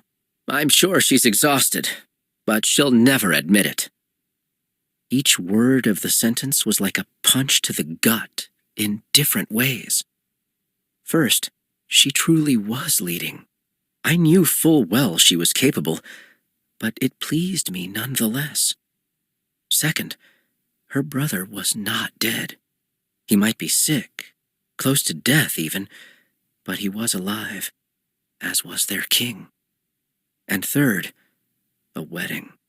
I knew she was obligated to marry dear Nicholas, but that was supposed to be something distant. What if she was already married by the next time our paths crossed? How might that feel? No, I replied. She doesn't seem the type to accept defeat. I pulled at the strings, holding the pouch together, and found inside a glass jar with a perfectly fitted lid. It looked like the type of thing a lady might keep her perfume or face powder in. Something delicate and made for a vanity, not a long trip. It was hard to make out exactly what was inside with the way the beveled glass distorted it, but I opened it and found a tiny slip of paper. On it was written one word, Darain. I looked beneath it and saw rich, dark soil. She'd sent me a piece of my home. I couldn't help the sob that came out, though it was embarrassing to do it in front of the enemy and my fellow soldiers. I held it up to my nose and breathed deep. Oh, it smelled so good. Like plants, trees, hopes. All of it could grow in earth like this. I could feel Palmer's eyes on me as I stared at this jar full of dirt. "Sir, I have to know. Do you intend to harm my princess?" "What?" I asked, wiping my eyes with the back of my hand as quickly as I could. "I need to know if you intend to kill her. If there's even a flicker of a chance, then I'll destroy you now. I failed her once before. It won't happen again." I chuckled humorlessly, and for some reason I thought you might be on my side. He surveyed the horizon, and I could see the moment he spotted the others waiting behind the trees. He didn't seem surprised to find them there. "In a way, I am. If there was a possibility of solving this dispute peacefully, then I'd support you. But if you plan to hurt my princess, my prince, or my king, then you are my enemy. I cannot condone any more death. I would never hurt her myself, nor wish her harm at anyone else's hand, which is why I'm telling you this. Someone in the castle is after Her Highness's life." His eyes widened. "Who?" "Someone who was on the island. That's all I know. Kawan thinks your king and prince are dead. I'm going to let him keep believing that. But he's convinced the only thing between us and the crown is your princess." His eyes darted to the grass, moving back and forth as if searching for possible names. "Nearly the entire army was there on that island," he said slowly. "Any one of them could have been cornered by Kawan. I don't know your court dynamics. Is there anyone in the palace who might hold a grudge against the princess?" Palmer's eyes gave away his disbelief. "I don't know of a living soul in our kingdom who doesn't worship her. She's all goodness." "So in a situation where it seems like there's nobody, it could be anybody?" I asked. Horror-struck, Palmer nodded. "You need to get back immediately," I urged. "You have to keep her safe. After everything, she'll trust you above any other guard, right? She'll keep you near her? We'll have to see. But I think we should both be honest." He looked at me, forcing me to hold his gaze. "At this point, could anyone keep her safer than you?" I swallowed hard. "No, but it's also possible no one could bring her more danger than me either. Regardless, you should come with me." I looked over to the tree line, to Blythe and the others waiting expectantly. What would happen to them if I left now? After all their waiting, after putting their hopes in me, how could I just abandon them? "I can't." Even though I couldn't see his full expression, I could feel the wide expanse of his disappointment. "Then let's both pray she lives." He turned and mounted his horse. "Do you have anything to send to Her Highness? A token? A word?" A token. What of mine couldn't Annika have if she asked? She had my cape. She had a bracelet made from my tie. She had every last corner of my heart. If I could have given her something grand, I would have, but I held nothing. She held everything. I reached into my waistbelt, pulling out the bars of oats she liked so much. "Give her these, and please, tell her to keep practicing her steps." He shook his head. "More codes. Very well. Stay safe. You too." And he turned to go, looking at me over his shoulder one last time before he moved into a gallop. "You're letting him go?" Blythe called incredulously, running out to me with the others trailing close behind. I nodded. He delivered his message, and I needed him to bring one in return. She watched him leave. "Who had a message? Aren't the king and prince dead?" Once again, I found a way to answer without lying. "Their princess sent word." "Oh," she said, looking displeased. "And?" I sighed. clutching the glass jar of dirt wrapped tight in its cloth close to me. I think she wants peace. Blythe scoffed. Soon enough, she won't be alive to offer peace. We can take the land. What a fool, she added, crossing her arms and watching as Palmer disappeared in the brush. Are you all right? Inigo asked. I stared into the distance, but nodded in reply. I just have a lot on my mind. But there wasn't a lot. It was only one person. And I couldn't believe I'd just passed up an opportunity to be by her side. Annika. I'd fallen asleep with my face pressed against pages, my thoughts swirling around worries about how Lennox might receive my gift. Would it come across as if I had something he did not, instead of a glimpse of the thing he'd always wanted to see? I shook my head, trying to regain my bearings. I felt so disoriented. When I sat up properly, there was a painful ache in my back from hunching over. I looked around blearily to see what had woken me and found Rhett's adoring smile shining down on me. Good afternoon, Your Highness. I'm sorry to wake you, but there's a soldier here who says he was sent on a mission for you. His tone turned the statement into a question, as if he didn't believe him. Oh, goodness, I said, sitting up and brushing my hair back with my fingers. Please tell me I don't have ink on my face. He chuckled. You look like a woman who has been hard at work for her people. You've never been more lovely. Thank you, Rhett. I shook my head. You have been such a faithful friend. He lowered his eyes, seeming pleased, but there was also pain in them when his gaze returned to me. Annika, I hope you know that I have always been on your side. I nodded. I do. If I crossed a line that day when I asked you to run away with me, well, you'll probably never understand what it feels like to fall in love with someone completely out of your reach. I swallowed. But the feeling drives you to say and do the most desperately embarrassing things. I understand that you're going to marry the Duke. I know that even in my wildest of daydreams, you and I were unlikely to be together. But I hope you will never hold my heart against me. I will love you, and I will serve you, and I will be utterly devoted to you until the day I die. The sincerity of Rhett's words was a comfort. I couldn't be what he wanted me to, but he was more of a friend than I deserved. How could I ever hold such kindness against you? I replied with a smile. He returned it and then went to stand in a more respectable posture. He's waiting in the foyer. Shall I bring him to you? I looked at the mess of books I'd pulled out, all of them still chained to the shelves. No. Take me to him.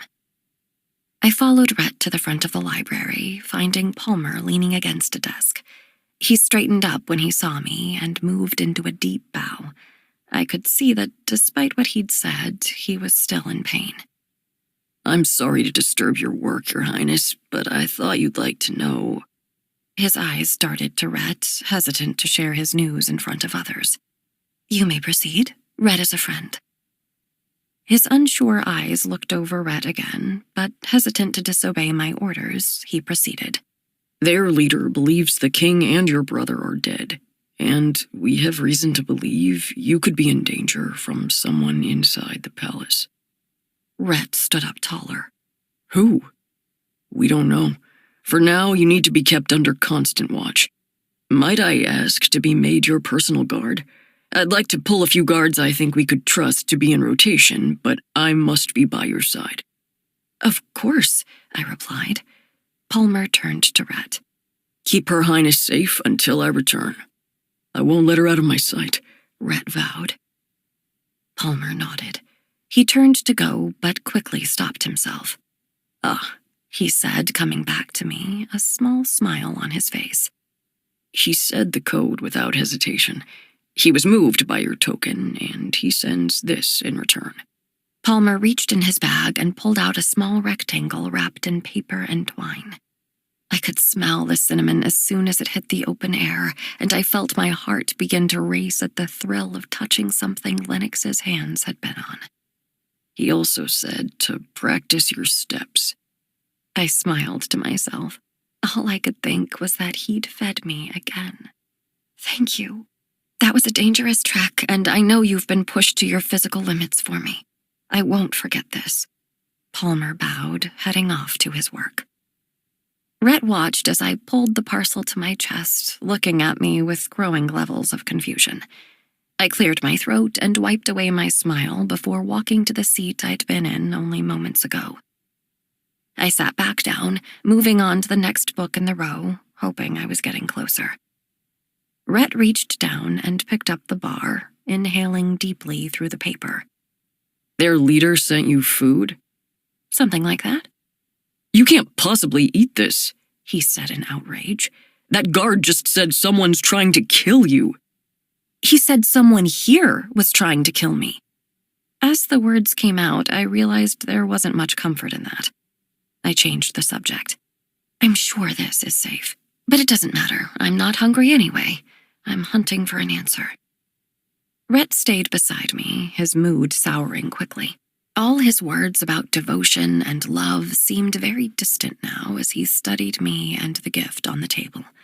I ignored him, carefully looking through yet another book chained up to the shelves. So far, the mythology was appearing to be about as helpful as the history. Actually, no, even less. Half the books were written in a dead language I couldn't read, and I had to put them back on the shelf. Still, all I could do was keep trying. For better or worse, I needed the truth. Rhett finally interrupted my thoughts. What exactly are you looking for about the 7th clan? I'm not even sure. I'll know when I find it. Huh, was all he said. He started pacing, and I wished he'd stay still because it made me anxious, but I kept reading all the same. I shelved one book and picked up another, thankful I could at least understand this one. I felt a flutter in my chest when, a few pages in, the word Matralet jumped from the text. I scanned it quickly, reading the tale of the first man and woman marrying on a dome-like rock. It was here. The same story, only fuller. Breathless, I kept reading. There were other stories, holidays. It was so rich, so full. I couldn't find the word Darain, but that made sense to me if this was a book documenting themselves. Why would they need to call out their own name? Toward the end of the book, I found something that sent a wave of ice through my body. It took me a moment to fully understand why. It was a family tree of sorts. At the upper corner of the page, clear as day, was a symbol. I recognized it immediately. It was embroidered into the collar of the cape Lennox was wearing in the cave. I'd run my fingers over it so many times, studying it. This was the same thing in ink. And underneath it was a word. Asukrit. If Lennox's people had been scattered, if their entire history was oral, then it wouldn't take much for Asukrit to become Asakrite. But the lineage on the page broke off, seemingly lost to history, around the same year Kadir was founded. This seemed far too convenient, the dragging of one in and another out at that exact moment. In fact, if I toyed with the words Kadir and Darain in my head, they almost overlapped. Ka-dir-rain. Like, if someone wanted to, they could blur their existence over one another. Like someone could make up a person we were supposedly paying homage to with our new title, but never appeared anywhere but on that one page of history. Like an easy lie. The symbol, the name, and the timing were too much to be coincidence. Here, chained to the halls of my library, was the answer. But it was even deeper than that, deeper than Lennox could possibly know or guess. If he'd had even an inkling of the truth, he'd have flaunted it the first time we met, bragged incessantly. Because next to each male name on the Asukrit tree, a single word appeared in sharp, unflinching ink. chief. I'd really met my match, hadn't I? Your Highness? Rhett and I both turned to find a guard waiting. Yes? I'm Officer Kirk. I was sent by Officer Palmer. If you need to tend to something else, you may leave the library now. I'll follow wherever you go. I could feel Rhett's eyes on me, trying to read my face. Too bad for him, I didn't even know what I was feeling. This was a lot to process, so it was good I'd been offered a way out. Thank you. I think we should head down for lunch. Be seen. My voice sounded mechanical, even to me, but it was all I could do. I reached down and put the bar of oats in the pocket of my dress, and I wondered if the sinking feeling in my gut, the desire to hold that book so tight to my chest that no one else might ever read it, meant that I didn't deserve to have anything from Lennox at all. Lennox. I'm afraid, I whispered. Once again, Annika's mother was silent. She's in danger. I keep telling myself not to worry. I shook my head, almost laughing. I have a scar across my chest that says she's up for any fight. But with me, at least she knew to be on guard. What is she supposed to do when the enemy could be someone with the face of a friend? I was brought to a standstill for a moment. I kept thinking about someone raising a hand to her. If anyone so much as plucked a hair from her head, I'd call that justification for whatever I might do to them. I don't know what to do. These people, my people, are suddenly championing me, and I think I can do this. I think I can bring us home. I might even be able to do it peacefully. But I don't know how to make sure she stays safe. And if something happens to her... And then I pictured it. I could see it in my head as clearly as if I'd done it myself. Annika on the ground, pale and still. Annika with bruises on her wrists and blood across her neck. Annika without her laughter and her wit and her constant affection. So really, not Annika at all. Just all the bones we leave behind. It was such a sharp pain that I was brought to my knees. With that image in my mind, I could barely breathe. I shook my head and dug my fingers into the dirt, trying to remind myself of what was real. I was at Vossino. I was at Queen Evelina's grave. It wasn't real. It hadn't happened. Yet. Palmer was right. No one could keep Annika safe like I could. In her own way, she protected me too. When we were together, it was as if we were encased in unbreakable glass, untouchable. Hadn't the island tried to destroy us? Hadn't we survived all of it together in that cave? No one could have made such a bitter situation into something sweet. You would be so proud of her, I whispered. She's grown into someone so beautiful, probably even more beautiful than you remember her. And when she smiles, everything around her loses its color and edge. She's compassionate, determined, intelligent, and possibly even more forgiving than you. I smiled to myself. Do you know what she told me? She told me about the only boy she's ever loved. She passed him once, riding out with you. The boy told her how beautiful she was, and she said that he could say that as much as he wanted. Did she ever tell you how she felt about him? Would it break your heart to know that was me? As I sat there on my knees, I felt a knot unraveling in my stomach. It was close to the way I felt when Annika held me in her arms in the cave. A shower of warmth and calm, hemming me in from all sides. I felt free. Or maybe it wouldn't break your heart, I considered, thinking of what I knew about this woman. Maybe it would give you some sense of relief that the boy you smiled at on the road that day found his path again. Because you were never angry at me. You never wished me ill or cursed me. You forgave me. She forgave me. I looked down, swallowing. She might also love me. But here's what she doesn't know, I confessed with a smile. Even if she did, she couldn't love me half so much as I love her. I'm willing to rip the world in two for her. And as I said it aloud, I knew it was true. I wanted to hate myself for it, for the fact that I was willing to give up everything, a lifetime of struggle and work, to chase something I knew I couldn't have. When I ran away from everything I had here, when I threw myself at Annika, there was no doubt in my mind that I would wind up dead. But better me than her. I'll keep her safe, I vowed. I can't bring you back, but I can keep her alive. I'll never be able to apologize to you enough, but I will be able to love her enough. It might be the last thing I do, but I will. I love her. Goodbye.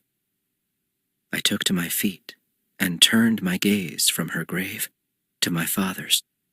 Everyone says you were the best of men, so I too will be an honorable man. I'm sorry that I failed at that so far.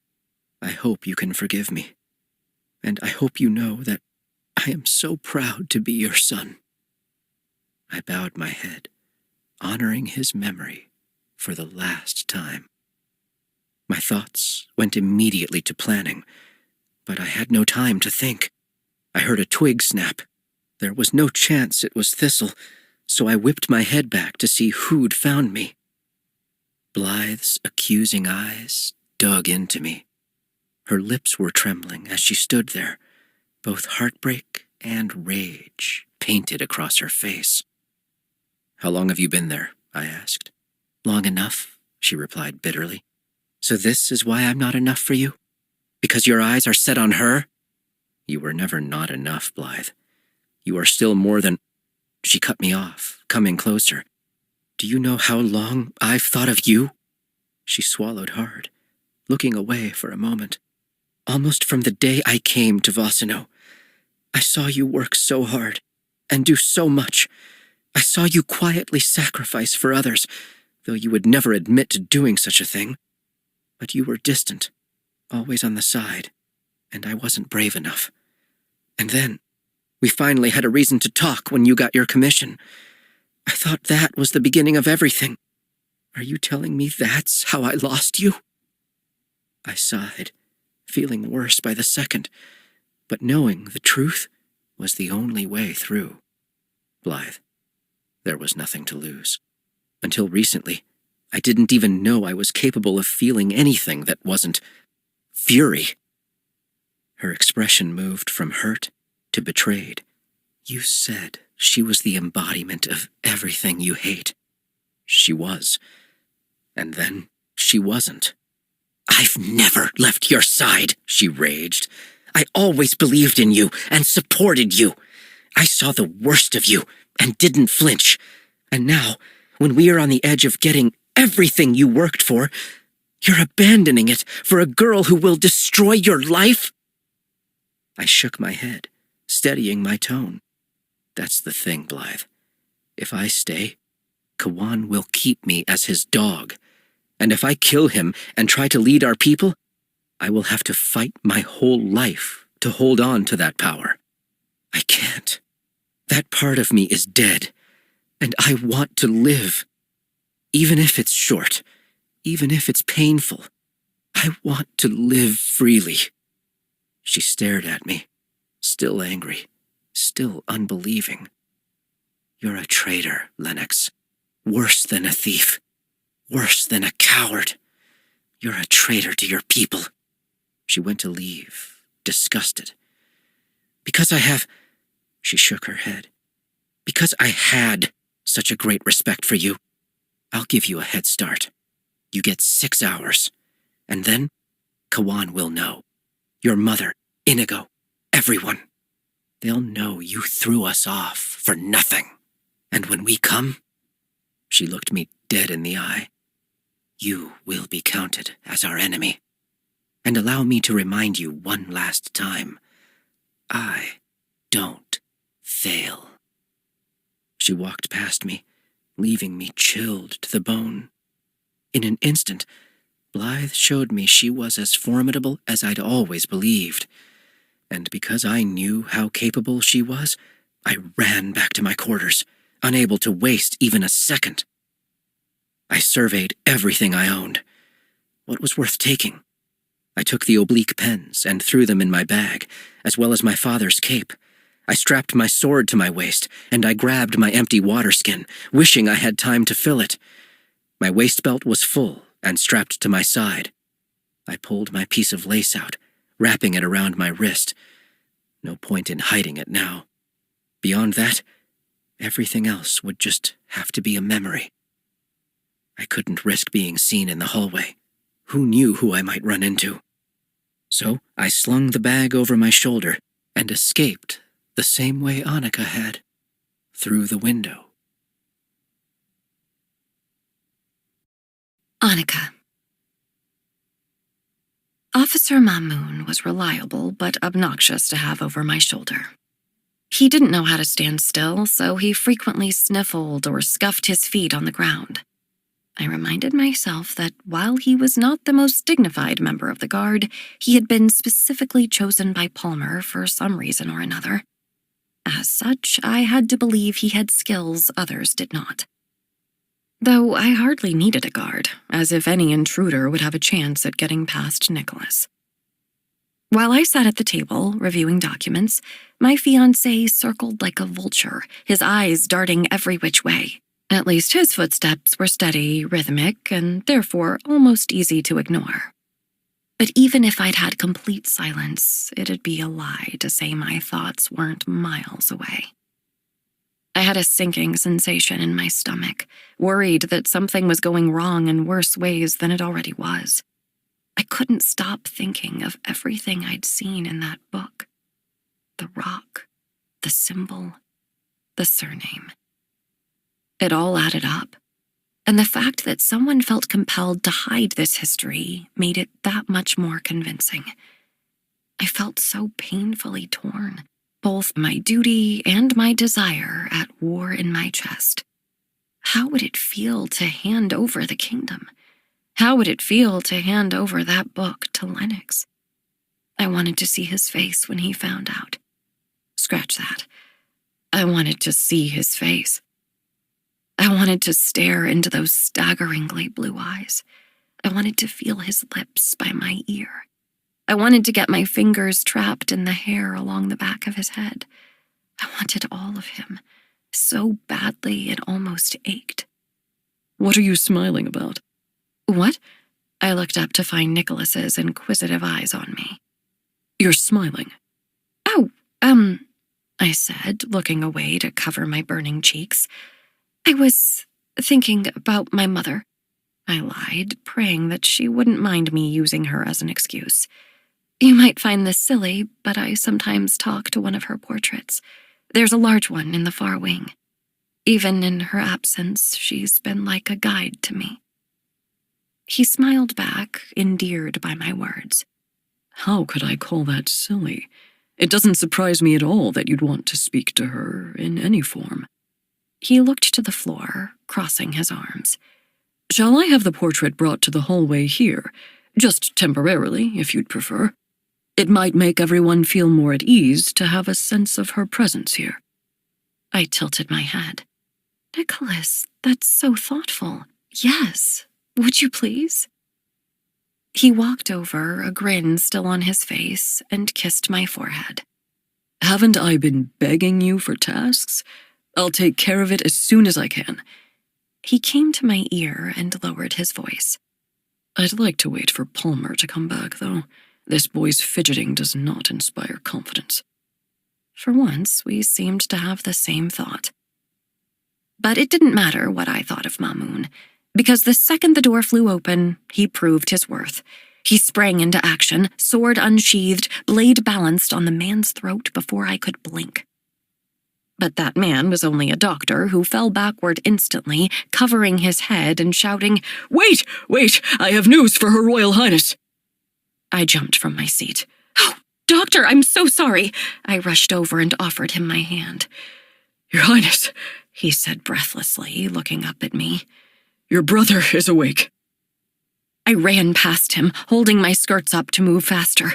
I could hear Nicholas over one shoulder and Mamoun over the other. We dashed down the hallways, turning toward my brother's room and finding his door wide open.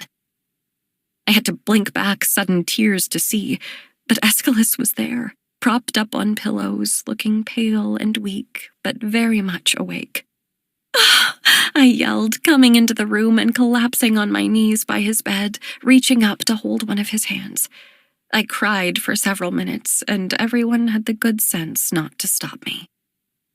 When I could finally breathe again, I sat there, gazing up at my precious brother. He smiled down at me. I'm still here. He'd heard me. Through all my dreams and prayers and worries, he heard my question, and he answered. I was so afraid, I confessed. I wasn't ready for you to leave me. His weak grin grew the tiniest bit more playful. It'd take more than that. Leave it to Aeschylus to make jokes at a time like this. Have they told you about Father? I asked quietly. He nodded. Which is why I need to have a talk with you. Please clear the room. Of course. The doctors standing by certainly heard, as did Nicholas and Noemi, but no one took a step toward the door. His Royal Highness asked you to clear the room, I said, looking at one of the head doctors to lead the way. Ever the quick thinker, Noemi sprang into action. Come, gentlemen, if you just wait in the hallway, I'll fetch you all some tea. She held out her arms, guiding them patiently from the room, and I turned my attention back to Aeschylus. Are you in pain? Is there anything I can do? That tired smile was still on his face as he shook his head and squeezed my hand. I didn't realize I was still holding it. Annika, the doctors told me about Father's condition. I think we need to brace ourselves. I'm hoping he'll hold on to enough of his stubbornness to pull through, but we might be orphans very soon. That word, orphan. I supposed it was a title we only assigned to children, but even if you were 40 or 50 or older still, did it ever not hurt to be without your parents? He let out a heavy breath. We have so little time with the people we love. We shouldn't waste it.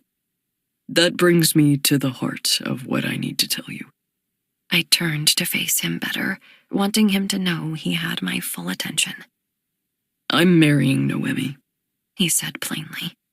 As the words escaped his lips, a smile crept onto them, a real one, and he looked so peaceful and satisfied to finally say the words aloud. I don't care if Father doesn't approve, or the Lords, or even you. I've only ever loved her, and I won't spend my life with anyone else by my side. I don't care if the entire kingdom falls down around us. I'm marrying Noemi as soon as I have the strength to stand. There was something beautifully defiant in his eyes, and I found myself envious of him again. What did it feel like to no longer care? I still cared. I cared about the monarchy dissolving into nothing. I worried that our kingdom was about to be upended and we'd have nowhere to go. I worried that we might all die in the process. And I worried the only way I'd ever see Lennox again might be at the tip of his sword. Aeschylus had set himself free of all this, and in the process had tossed all the chains at me. I couldn't deny they were heavy, but I also couldn't deny I'd happily carry them for his sake. I pulled my hand from his, fidgeting with my fingers. You fell in love with a commoner. I've read enough books to know that this is the stuff of fairy tales. You're not upset? I smirked. She asked the same question. Wait, Noemi asked you the same question? I nodded. Yes. I caught you two in the far corridor just before we all left for the island. I've been doing my best to keep her by your side. I smiled up at him. So, no, I'm not mad at you, and I don't hate you. I'm sad, maybe. Disappointed that you didn't tell me. He tilted his head. And what? You have no secrets from me? One, I stated honestly, though my tone was playful. And it happens to be the same as yours. I, too, love someone I can't have. First, I don't love someone I can't have, He countered, still quick-witted despite being bedridden and weak. I will be with Noemi. By whatever means, I will marry her. Second, I hope you don't really think you're in love with Rhett, He said. He doesn't love you either. He's infatuated, and a bit too much if you ask me, because you're the only girl he's ever spoken to. And you're also very charming, but he doesn't know himself well enough to love, so don't be taken in by that. I sighed. I supposed it wasn't a shock that he could see how Rhett felt about me. Aeschylus was much more observant than I was. Besides, there was no way I could tell him I was actually in love with Lennox, so maybe I couldn't blame him too much for keeping his own secrets. Very well. I stood, keeping my eyes downcast so he might not read them. Now that you're awake, shall I have them reinstate the Regency powers to you? No, He said. I'm far too tired, and the doctor said you've been handling things well. I looked up. They did? Aeschylus nodded. Bravo, Annika. I knew you had it in you. I smiled to myself, pleased to have been praised. I stood. Hopefully, Father will be up and better soon, and we can put this all behind us. I curtsied. By the way, have Noemi do some errands now so that people don't get suspicious too soon. She hasn't left your side since we got back. He smiled. I will. Thank you for commanding her to stay. I shrugged. It was the least I could do. And thank you. For what? He asked, looking up with sleepy confusion in his eyes. For still being here. He nodded, and in that simple motion, I could see exhaustion taking over again. I'll come back later. Sleep. I waited for him to respond, but it seemed like he was already fading into sleep. I backed away quietly, relieved beyond words that my brother would recover, even if it was slow. In the hallway, the doctors were pacing, aching to get back to tending Aeschylus. I nodded to Noemi, and she sighed, understanding that all was as well as it could be. I walked past them, feeling so many things. I was happy to have a few more moments as regent, tired from so much worry. And I was jealous. Aeschylus and Noemi were so very in love. And Is everything all right? Nicholas asked as I approached the corner. I whispered back, I have no idea. And then, without warning, he gently wrapped his arms around me. It was a shock, to be sure. Nicholas had always been order, protocol, straight lines.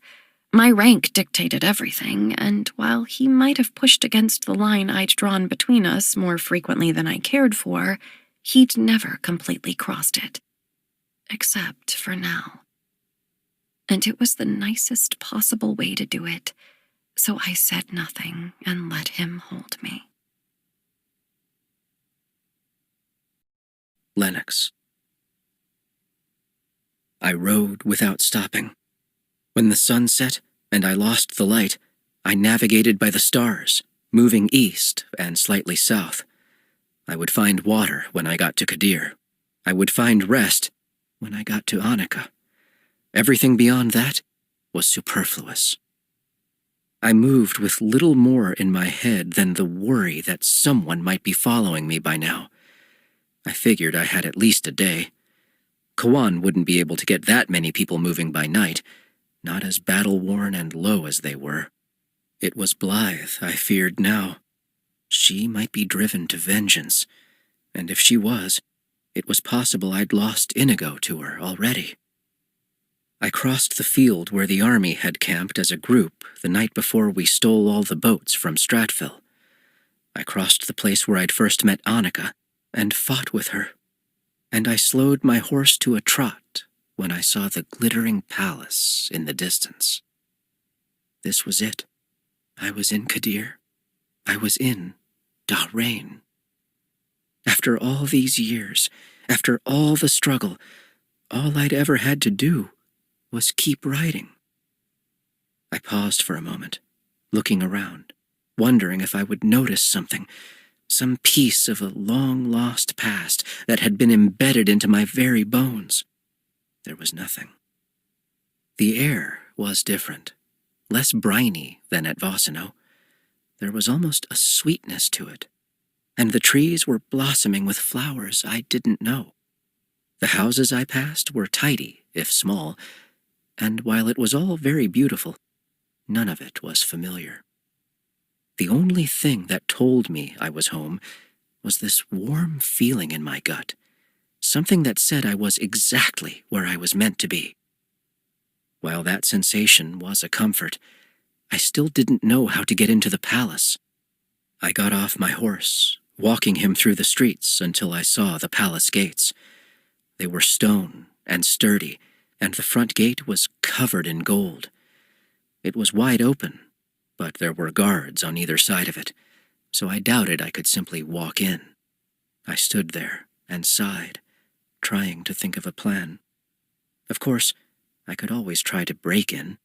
I could get over that wall if I found a portion without guards on either side, or if I wandered around the back, there might be a weak section, something that wasn't well tended. But neither of these helped with the true problem. I didn't know how to find Annika once I was in. "Are you lost?" I started as I looked down, finding a boy of maybe 12 or so standing right beside me. His eyes were wide, trusting, and he fidgeted as he adjusted a heavy bag thrown over his shoulder. He was too young to know what it meant to have enemies.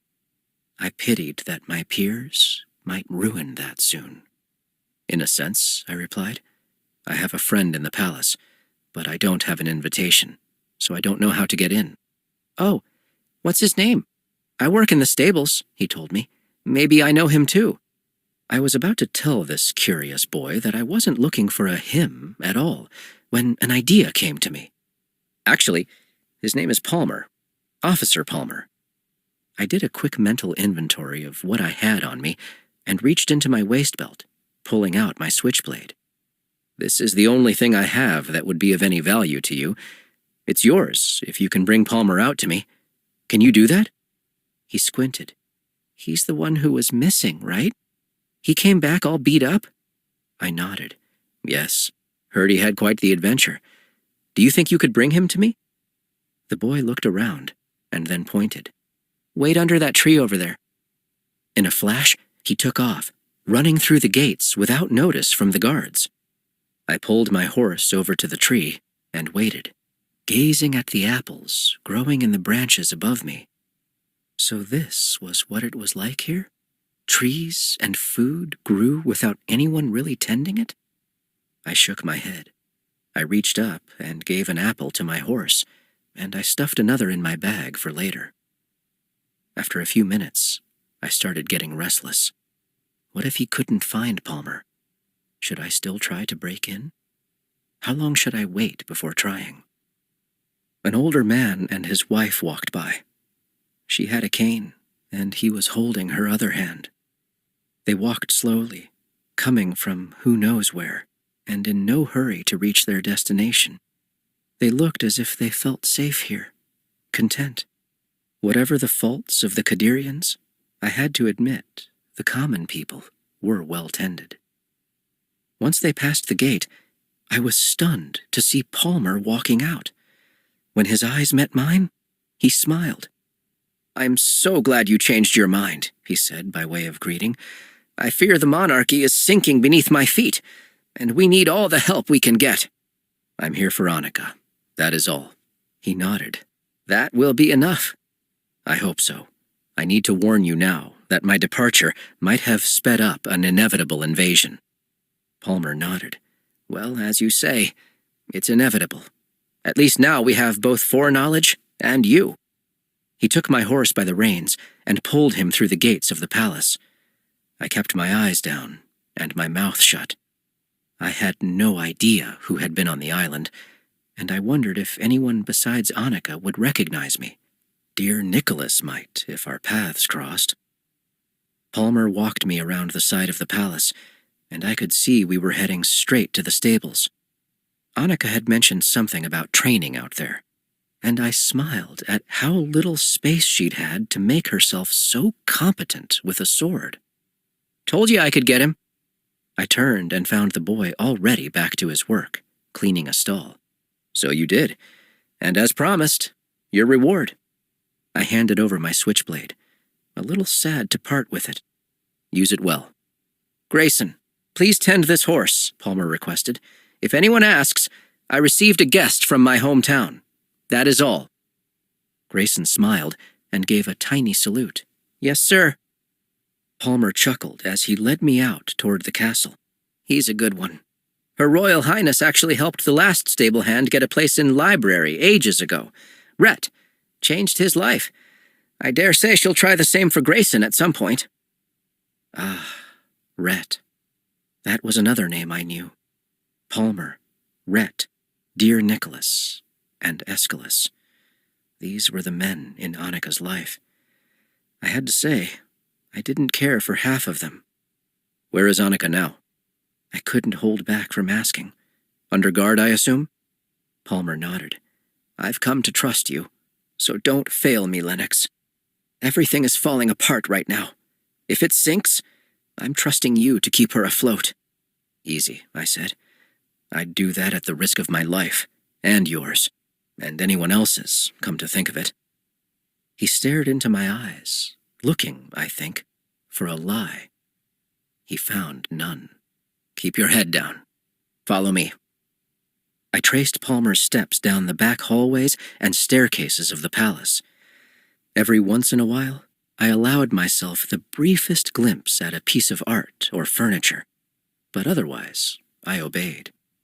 He stopped at a corner, holding out an arm, and I waited. Let's go. He moved quickly, opened a door, and pulled me inside as fast as he could. You're to wait here. No one, besides Her Highness or myself, would be so bold as to open the door without knocking. If you hear someone else coming, hide. Understood. Palmer went from the room as fast as he came, and I turned around to see exactly where I was. Oh. Her fingerprints were all over this room. In the half-finished needlework by the window, in the books piled by the bed, in the 5 dresses slung over the back of a couch, in the colors and textures and scents of everything. I judged from the clothes scattered about that no one had been tending to her, and while the room wasn't that cold, I chose to make her a fire all the same. Once the kindling was lit, I stepped back, walking around. I supposed some part of me should be jealous of the fine way she'd been raised, but it was easier to take heart in the fact that the girl I'd loved since I was a boy grew up in comfort.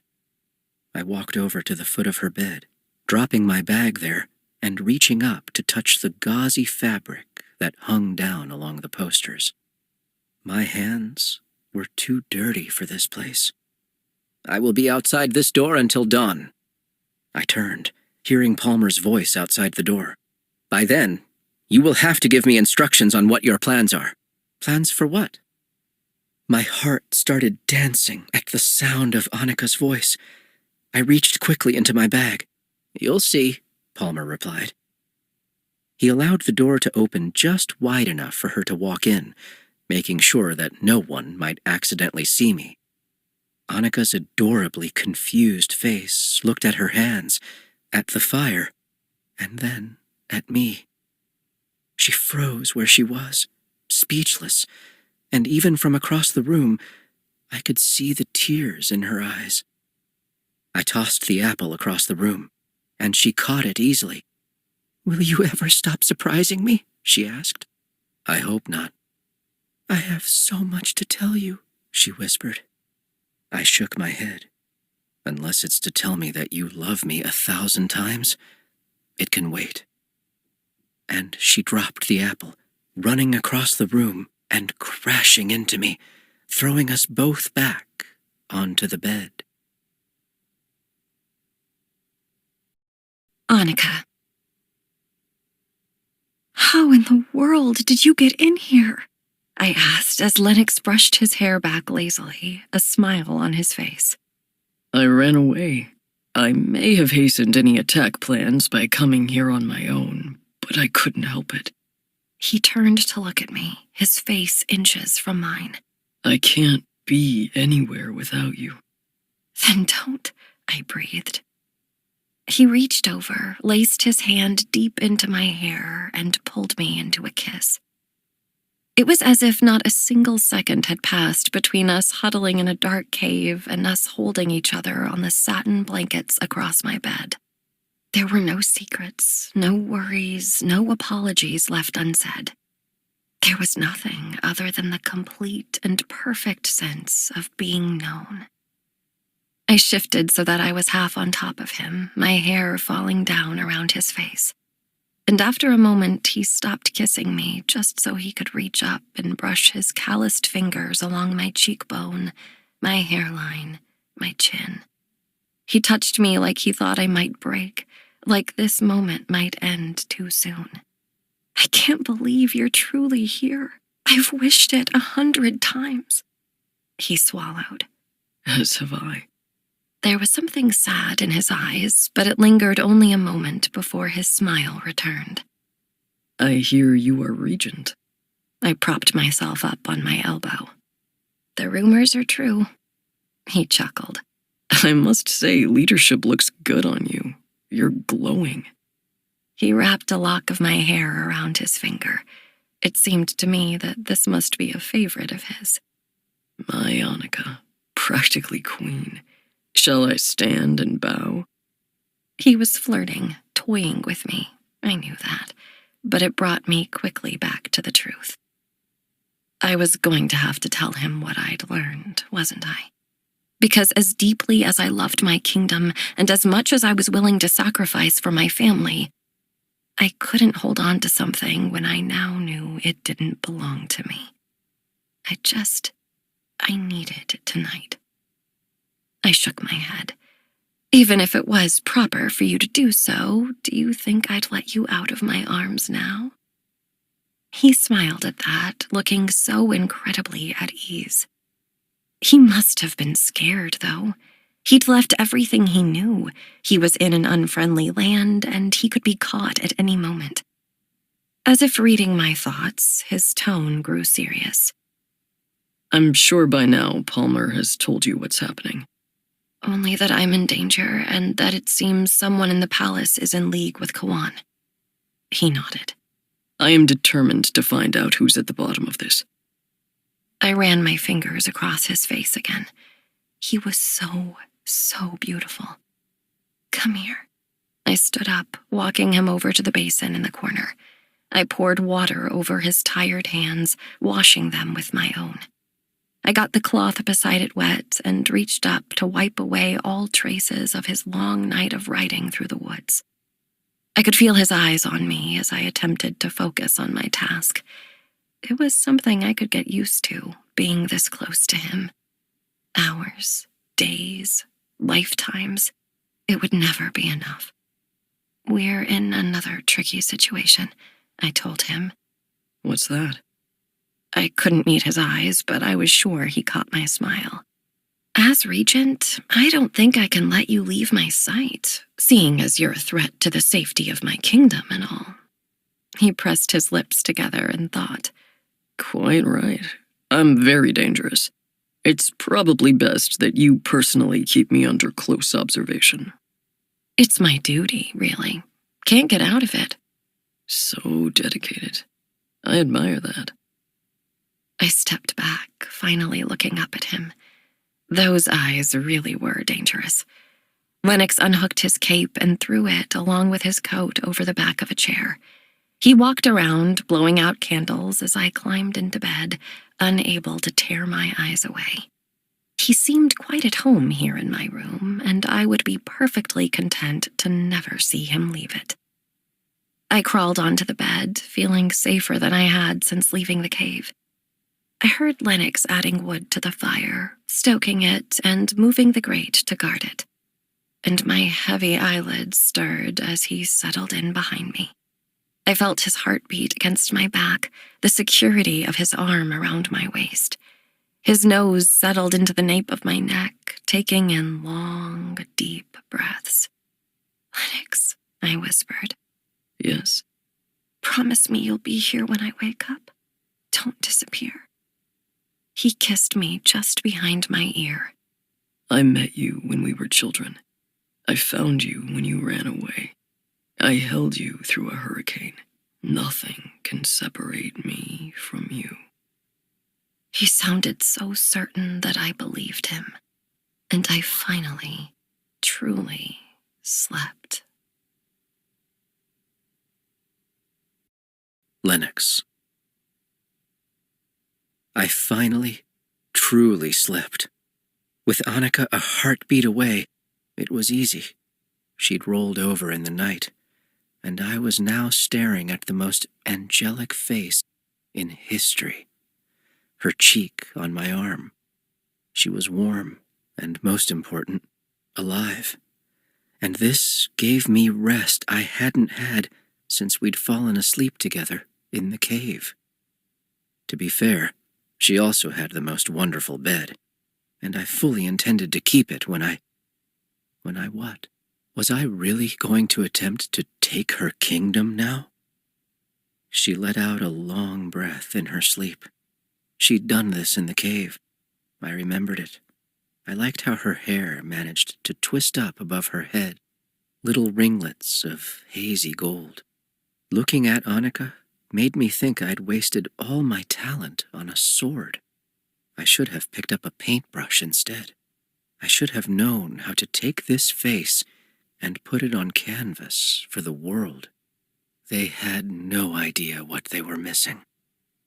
A little frown appeared between her eyebrows, and she curled in closer, her knees wrapping up into my stomach, her head coming down to my chest, her hands crossed between us. How could someone so small have such a presence?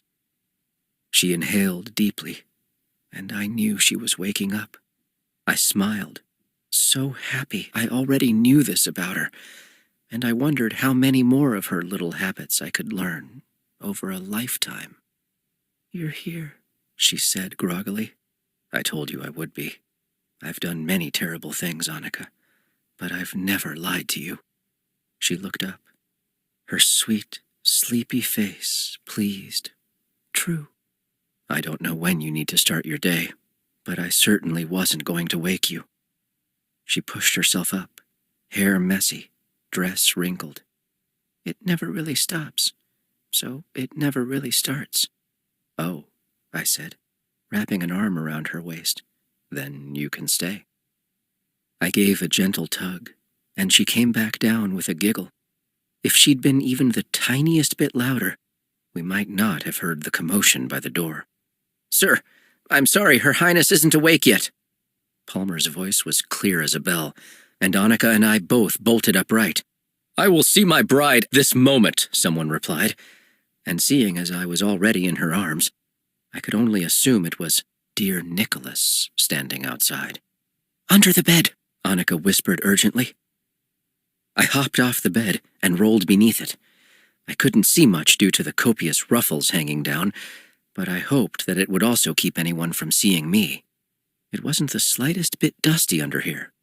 Even her corners were perfectly tidy, and when I looked up, I saw 2 pegs strategically built into her frame, and upon it, her sword.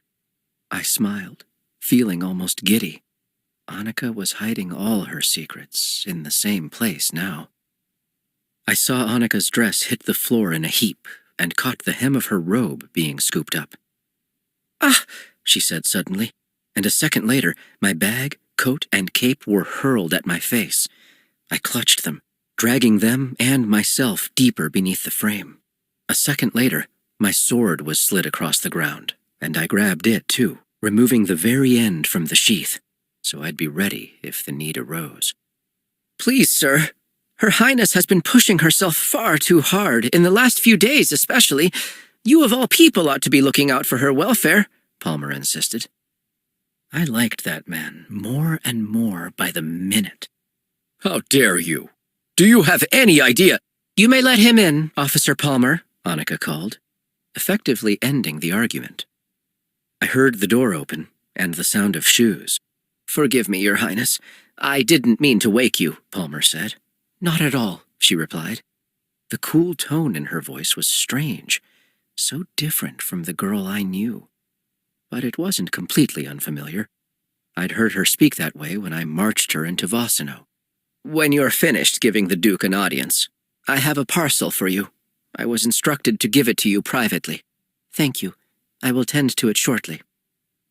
A single pair of feet moved from the room. I straightened my head and closed my eyes, taking silent, calming breaths. If I was somehow found out, I had to be ready to strike.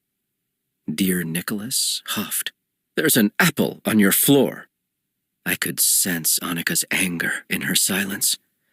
After a painfully long time, she breathed out a long sigh. "I appreciate your care, Nicholas, but I prefer not to be awakened by shouts outside my door." "The shouts were that insolent guard's doing," he replied calmly. "I had no such intentions until he refused me." I heard her bare feet walking over to the basin. "Officer Palmer is trying to keep me safe. We can't be too cross with him." "But safe from what?" he asked. "He has given me no insight as to what we're supposed to be looking out for. How can I protect you if I don't know? Why are there so many secrets around you these days? Unknown threats, strange parcels. Is there anything else I don't know about?" She let out a bubble of a laugh, which she tried to quickly cover with a cough. I bit my lips, trying not to laugh myself. "Ah, Nicholas, you're an idiot." "I hate to disappoint you," she began, "but there will always be things you can't know. It's simply the nature of my life." "Bravo, my girl." There was another charged silence. "Then, shall I keep what I know from you? Is that how a husband and wife behave?" Nicholas asked, his tone still measured. "Then, shall I murder you? Talk like that one more time." "I will ask you to please check your misguided anger. This sounds very close to a threat, and I will remind you that you are my subject. Whatever issues you take with the nature of my work, my position deserves some level of respect." Why do you keep picking fights with me, Annika?" I rolled my eyes at the accusation. He was the one instigating here. "I came to tell you something urgent," he went on. "You scold me for showing up, keep me at arm's length, and then belittle me? What man could tolerate such treatment?" "First, you're twisting this entire situation. Second, I'd be on my knee before Annika Vedette every morning, given the chance." "There isn't such a man," he insisted, answering his own pathetic question. "With everything that's going on, with how badly this monarchy has been hit, what happens if I walk away, Annika?" Personally, I'd throw a festival, but I don't currently have the funds. "Nicholas, you are not welcome in my chambers, either private or professional. Do not come into my presence again until you receive an invitation." "What?" "Yes. You may see yourself out," she instructed. "And as for what happens if I don't marry you, I'll marry someone else. Someone who loves me. Someone who wants me." Someone conveniently hidden under her bed. I could hear the coldness in his voice as he answered her. "No one could ever want you more than I do." I heard her sigh as he walked away, the door closing behind him. I poked my head out from under the bed. "He's incredibly manipulative." "Is he?" she asked, still looking at the door. "Sometimes I wonder if I let my emotions get the better of me. We were both pushed into this, after all. No, You were perfect. She still wasn't looking at me. Do you want me to kill him? No, she sighed, crossing her arms. I huffed. Well, can I kill him anyway? No, she insisted, finally turning to look at me. I smiled, showing I mostly meant no harm, and the tension around her melted. My Annika was back. You're in a rather playful mood today, she commented. I spent the night in the arms of the woman I love. What's there to be unhappy about? She was beaming at that, shaking her head. There was another knock at the door, and I quickly dashed back under the bed. Come in. Just me, Palmer announced, and I popped my head back out in relief. Your Highness, I am so sorry. I tried to be loud, to give you time. I have this for Lennox, he said, tossing a parcel on the ground by the bed. I took a guess at what your plan might be, Highness. If I'm wrong, I can return these. I crawled out and opened the package. Inside were clothes that looked identical to what Palmer was wearing. You guessed well. Of course, it's up to Lennox. She understood I'd have reservations, but I knew there was no better way to stay by her side. Only Annika, Palmer, and Nicholas knew my face for certain. The first two were allies, and the third had just been banished, so I'd be as anonymous as I could hope to be. Besides, by now, Blythe had certainly wound up Kawan, and we were all in danger. I had to be by Annika's side, no matter what. What do you say? Palmer asked. Will you wear it? I looked up at him from the ground. Happily. Annika. Why did having Lennox behind me make me feel so powerful? I could tell I was standing straighter, walking stronger. I almost wanted someone to cross me today just to find out what would happen. I peeked over my shoulder, swooning a little over how good that boy looked in a uniform. I was also possibly a little too giddy that I was walking around in broad daylight with him by my side. It was something so unimaginable that I'd never even dreamed about it. But here it was, real, happening, to me. I rounded the corner to my brother's room and found him upright again, which was encouraging, with even more color in his face. Soon he'd be his old self. And what do you have here? He asked when he saw me, noting the basket in my hand. I held it up proudly. Needlework. I thought you might be bored to tears with nothing to do in bed, so I brought this along. I held out a loop with fabric already drawn tight across it, as well as a handful of his favorite colors of thread. Noemi, would you do me the kindness of threading a needle for me? He asked. This hand's not quite up to the task yet. Of course, Your Highness. She reached across the bed, and our eyes met. She seemed happier today, calmer. I wondered if it was from days of being so publicly beside the person she loved, because I could feel it doing wonders for me. We have much to talk about, Aeschylus said, watching Noemi's hands work. Indeed, I replied. First off, have you... I looked to Aeschylus and followed his eyes up to Lennox, who was still standing right behind me. Would you please give us some privacy, officer? Aeschylus asked. I was given direct instructions from Officer Palmer to stay beside Her Highness, Lennox replied confidently. Don't worry, Aeschylus said with a smile. Weak as I am, I'd protect her faster than you would. Lennox looked at my brother, really looked at him, and nodded. Then I see we have the same goals. He dipped his head into a bow and backed up several steps, standing against the nearby wall. I like that one, Aeschylus whispered. Doesn't bother much with formalities. I think he's new, I said. What was your first question? I finished threading my own needle and went to work. Have you heard anything about Father this morning? I shook my head. No, but I intend to go to him next. I came straight to check on you after I woke up. That explains your hair, Aeschylus teased. I reached up and touched it. What's wrong with my hair? I brushed it. Noemi giggled. Leave her be. You look lovely, Your Highness. Your poor brother knows nothing about ladies' hair. Nonsense, he protested. I rather like yours today. She smiled at that, looking away. Here.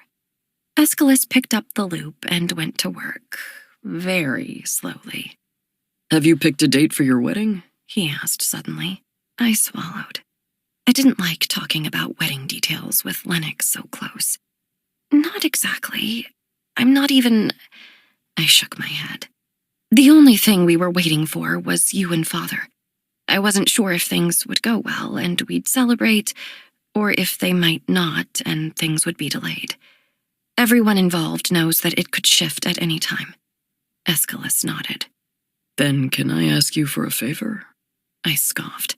You're heir apparent, Aeschylus. I'm more in a position to ask a favor of you. All the same, can I ask? I set my needlework down. Ask away. Would you scrap that plan completely so I could get married first?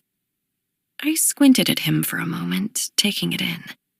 I told you I wanted to get married as soon as I had the strength to stand, and I meant it. Because I was so attuned to him, I was very aware of the small gasp that escaped Lennox's mouth. It sounds to me like you're trying to do this before Father wakes up so he can't undo it. Aeschylus stared at me. Then he turned to Noemi. She's too smart. Always has been, she commented. I don't know, he replied. There was that time she nearly hacked my arm off. It was a scratch, I protested, and an accident. He laughed a little, which brought on a cough, and Noemi and I tensed up instantly. I watched as he clutched his upper chest. He took a few breaths, looking down. I'm fine, he insisted. But the way sweat beaded along his temple told me he wasn't as well as he insisted. Stronger than yesterday, perhaps, but nowhere close to well. Here's the thing, Annika. If I wait and something happens to Father, the lords will sweep in and do to me what they did to you. Noemi and I will be forced apart. He swallowed. I always admired how willing you were to sacrifice so much for Kadir. Genuinely, I'm in awe, but maybe I'm too selfish because I won't.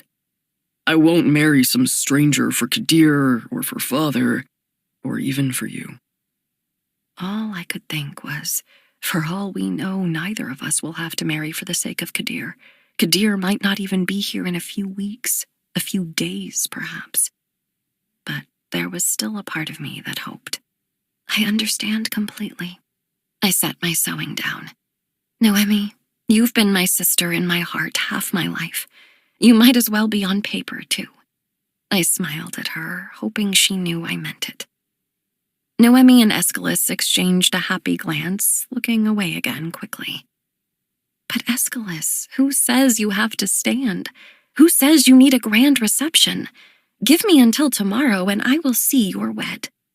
They stared at me. How? All we need is a willing priest, and even if I have to bring one in from Kadad, I'll do it. So rest today, because tomorrow you're getting married.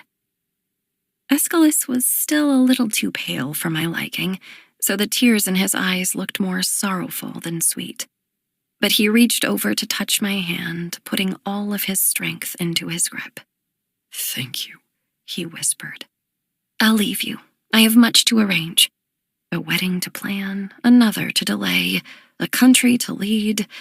It was more than a day's worth of work. Understood, Aeschylus said.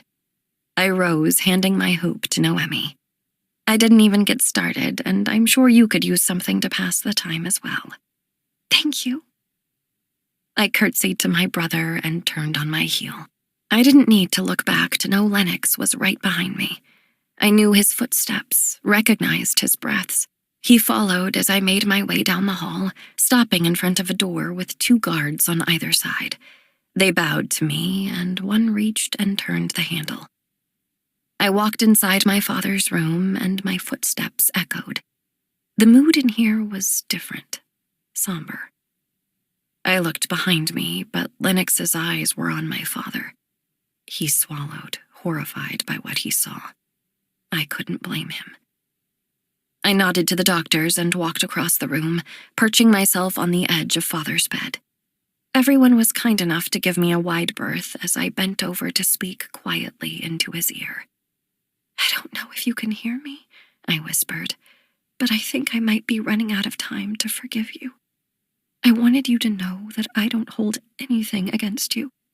I understand now what love can do to you, and I understand what grief can do, because grief is simply love with no one to receive it. You see that boy behind me? I love him. I love him so much I'd do dangerous things for him. And if I lose him, the things I would do might be far more dangerous still. So I'm not upset that you pulled us in too tight. I'm not upset that you tried to direct every step of my life. I know that in your own way, you were trying to protect what you had left. You have my forgiveness for everything that has happened between us."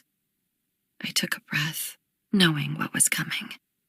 "And I trust I will have your forgiveness for whatever I do next." Lennox. While I was all too happy to eavesdrop at her brother's bedside, doing so at her father's felt inappropriate. I kept my distance, allowing her to say whatever she needed to. I didn't have the heart to tell her that, after all the deaths I had witnessed since the island, I could recognize the truth from a mile away. That man was not going to wake up. But I had no intention of stealing her hope.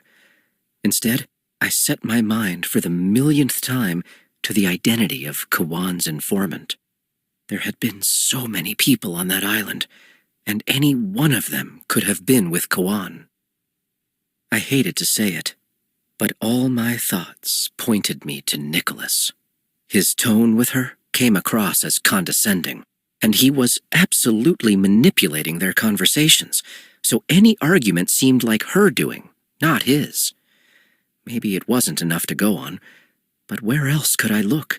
If Nicholas was on the island, and if he disclosed his relationship with Annika to Kawan, then there was no one with better proximity.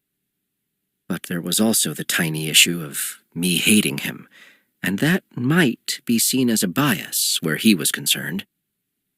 I watched as Annika bent over and kissed her father's forehead, not flinching at the greenish hue in his skin. I stared at him, noting his frighteningly shallow breaths. This was the man who ordered the death of my father, who sent his decapitated corpse off into the wilderness with no care for where it ended up. But this was also the person who made Annika. He raised a daughter both bold and gentle, both unwavering and forgiving. I found myself, at the end of it all, unable to hate him the way I thought I should. And so, though he couldn't see it, I bowed to him. Annika rose and turned. I could see her eyes were brimming with tears. I followed her from the room, and I was beside her by the time I'd realized she wasn't moving. "He's not going to make it, is he?" I sighed. "For now, you just have to wait and see. And you have to keep leading. It's what he'd want you to do." Annika looked up at me, staring into my eyes. There were so many layers to her sadness.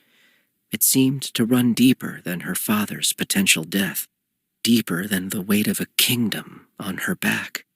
When she looked at me like that, something in my gut wanted to scoop her up and run. I wanted to get us both out of here, off to somewhere I could live out a quiet life with her. If we could survive in the cave, we'd thrive in the countryside. Finally, she nodded. "Follow me." I walked 2 footsteps behind her as she wound her way through the palace. We passed one grand hallway after another, some opening to vast rooms dripping with gold. Paintings, lush furniture, and statues were everywhere. Servants moved quickly to and fro as guards stood watch along the edges of every space, and, moving through it all, were the nobles with their powdered hair and silken coats. I might have felt disdain for these people, except that all of them seemed to adore Annika. Deep curtsies were given by every single lady, and so many inquired upon her health. I had to wonder if they had any clue what was happening to their king at this very moment, because no mention was made of it. Part of me wondered, how do they love her so? But a much larger part wondered, how could they not? As we walked on, the din of conversation and movement died down. We finally stopped outside 2 tall doors, and Annika turned to me and gestured to the room behind her. "This is our library. It's been my hiding place most of my life." I smiled, thinking of my princess and all her secret places. "Can I show you something?" I nodded, following as she pulled the doors wide open.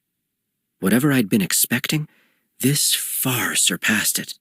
The shelves went so high, some had rolling ladders attached, and the sheer number of books before me was staggering. I could still write, and I could still read, but it had been far too long since I'd been allowed the pleasure of being lost between pages. "Back again? Don't you have a kingdom to run?" I turned, looking for the voice that was greeting Annika too casually for my tastes, to find a boy with bright curls and a smile to match, waiting by a large desk. "The kingdom can wait a few minutes. I need to look at something. You see I have my guard, so I'll be fine on my own." "Are you sure?" he asked, seeming offended by how quickly she brushed him off. "Based on what Officer Palmer said, it sounds like the more people around you, the better." Annika smiled, a serene and diplomatic expression she must have practiced thousands of times. "He's quite capable. I'm in a bit of a rush. As you said, there's a kingdom to tend to. I'll just be a moment." She didn't wait for acknowledgement, but headed on to what she was looking for. I didn't bother looking at the boy as I passed, refusing to play whatever game he was trying to start.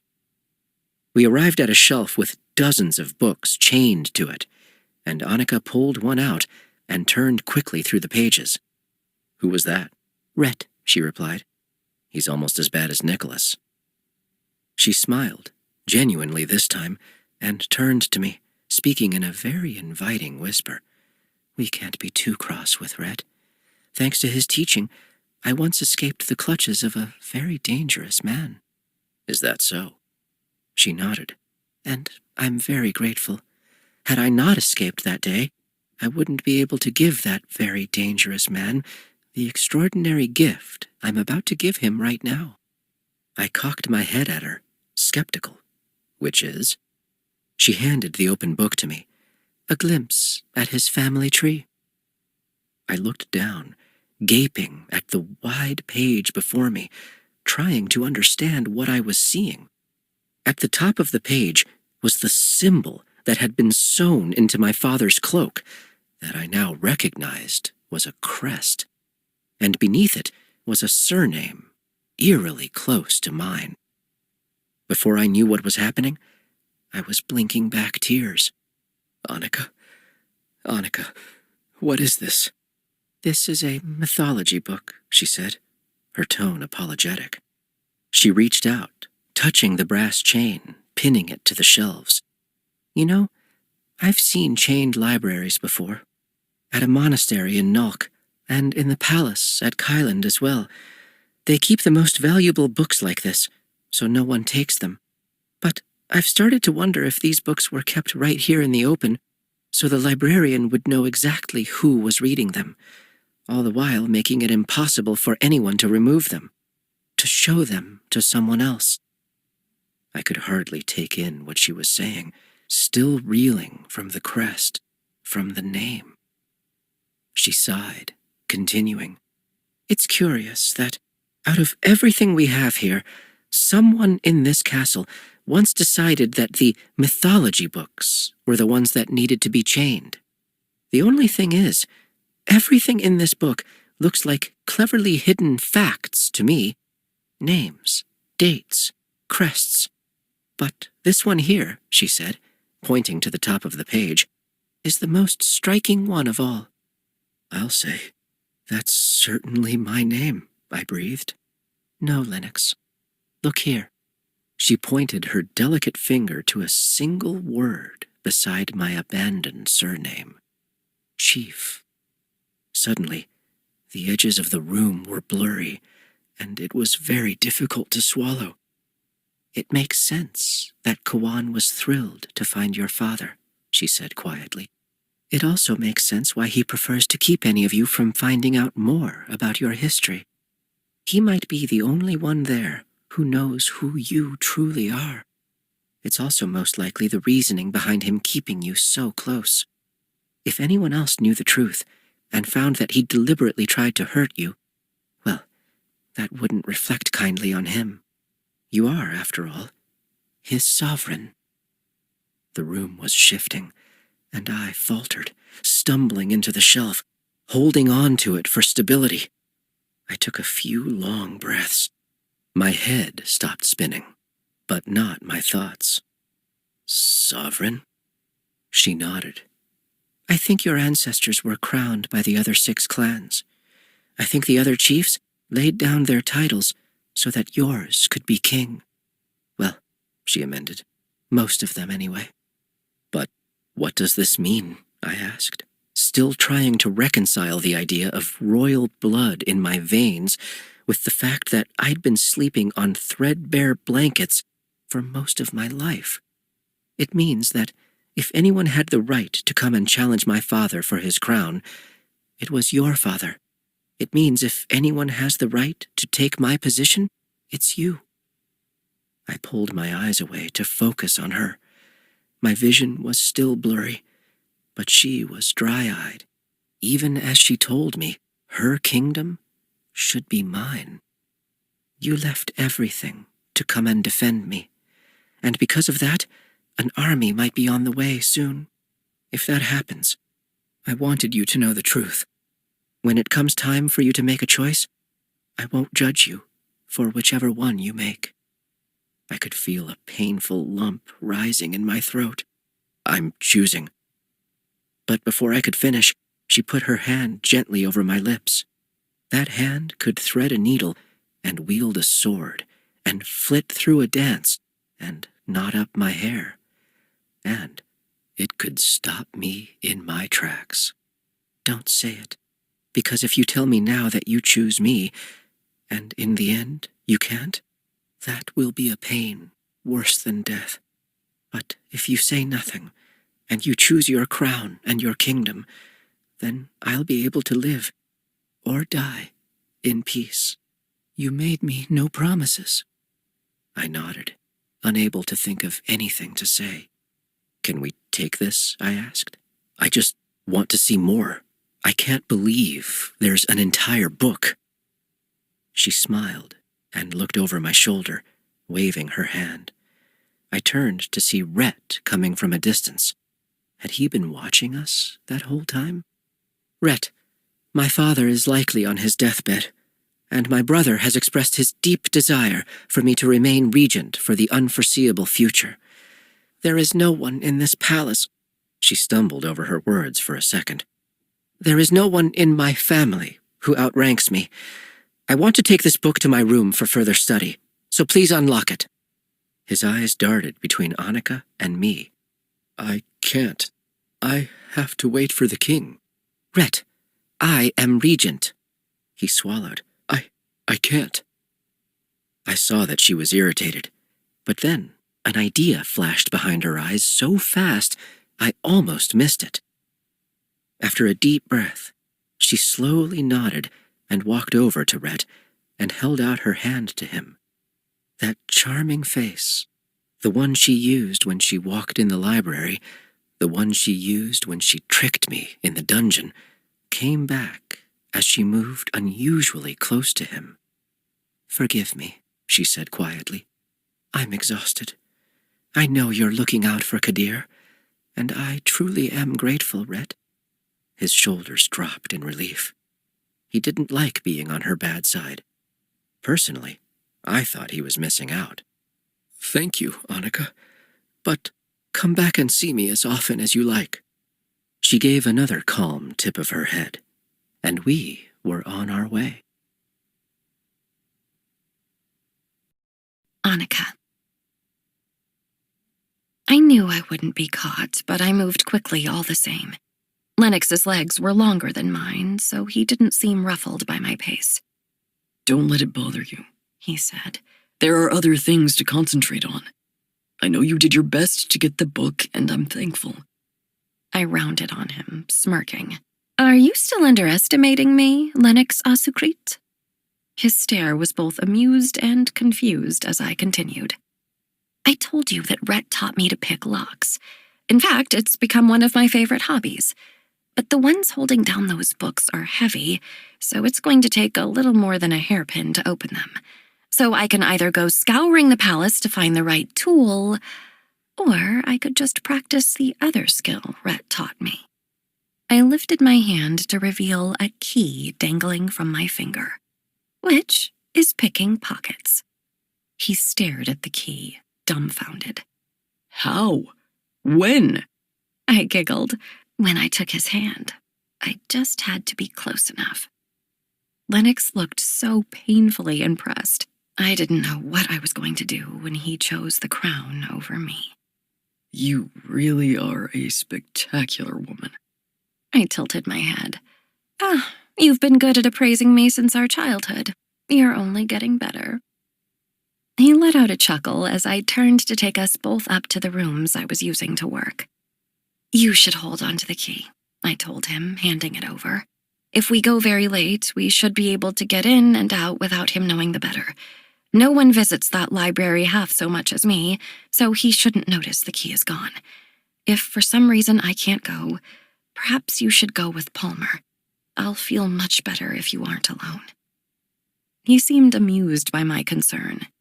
If you insist. He trailed behind me like a shadow, quiet and steady, but I knew his thoughts had to be racing like wildfire. I told myself that this was only righting a wrong, and if Lennox and his army swept in and claimed the kingdom, my life would be easier, right? I wouldn't have to marry Nicholas, for starters, and there was a lot of protocol, a lot of expectations. I didn't always bear them gracefully, so maybe it would be good in some ways. But all I could think of was that the home I'd always known, the kingdom I'd always served, was not only going to be lost under my watch, but at my own hands. And, most painfully, I would most certainly lose Lennox in the process. As we moved down the hallway, I saw Nicholas emerging from my workroom, walking at a very quick pace himself. He took one glance at me, then kept walking. He didn't even stop to either offer or demand an apology after the fiasco this morning. Halt! I stopped in my tracks, turning at Lennox's voice. Shockingly enough, Nicholas did as well. Are you going to acknowledge your sovereign? He asked, glaring at Nicholas. Nicholas scoffed, looking between Lennox and me. How dare you even speak to me without my permission? Decorum demands that you, at the very least, tip your head to your princess. Instead, you walk past her as if she were a commoner. If that's how you treat her, how do you act toward those without any rank at all? Lennox's question pierced me. His assessment of Nicholas's character was exactly what I hadn't been able to put into words. If Nicholas could so easily disrespect me when I was all but queen, how would he have treated those we were charged with caring for? He would never consider their needs. I could see it now as clearly as a sunrise. Nicholas had always been a straight line, pointed like an arrow, and his attention was always aimed toward himself. Officer Asukrit, no need to trouble this gentleman, I said, slightly dazed from figuring out something that ought to have been obvious. But Nicholas was unfazed. Seeing as you are without rank, I don't need to give you an answer. And you should master a level of decorum yourself before daring to preach to me. Besides, she's the one who's forsaken me. Nicholas moved back, sneering at Lennox. Asukrit? What kind of a name is that? He shook his head and walked away. He truly was everything I'd said no to in the first place. As Nicholas disappeared into the distance, I placed a hand on Lennox's arm. You really didn't need to do that. He doesn't bother me. He bothers me, He replied. even if you weren't engaged to him, which makes me hate him in ways I cannot express. I wouldn't want that man anywhere near me. I really wish you'd let me kill him. I shook my head. You need a new hobby. Lennox. Annika's teasing always got the better of me, and I couldn't fight the smile as I followed her into the room. There were multiple tables with maps and books laid out.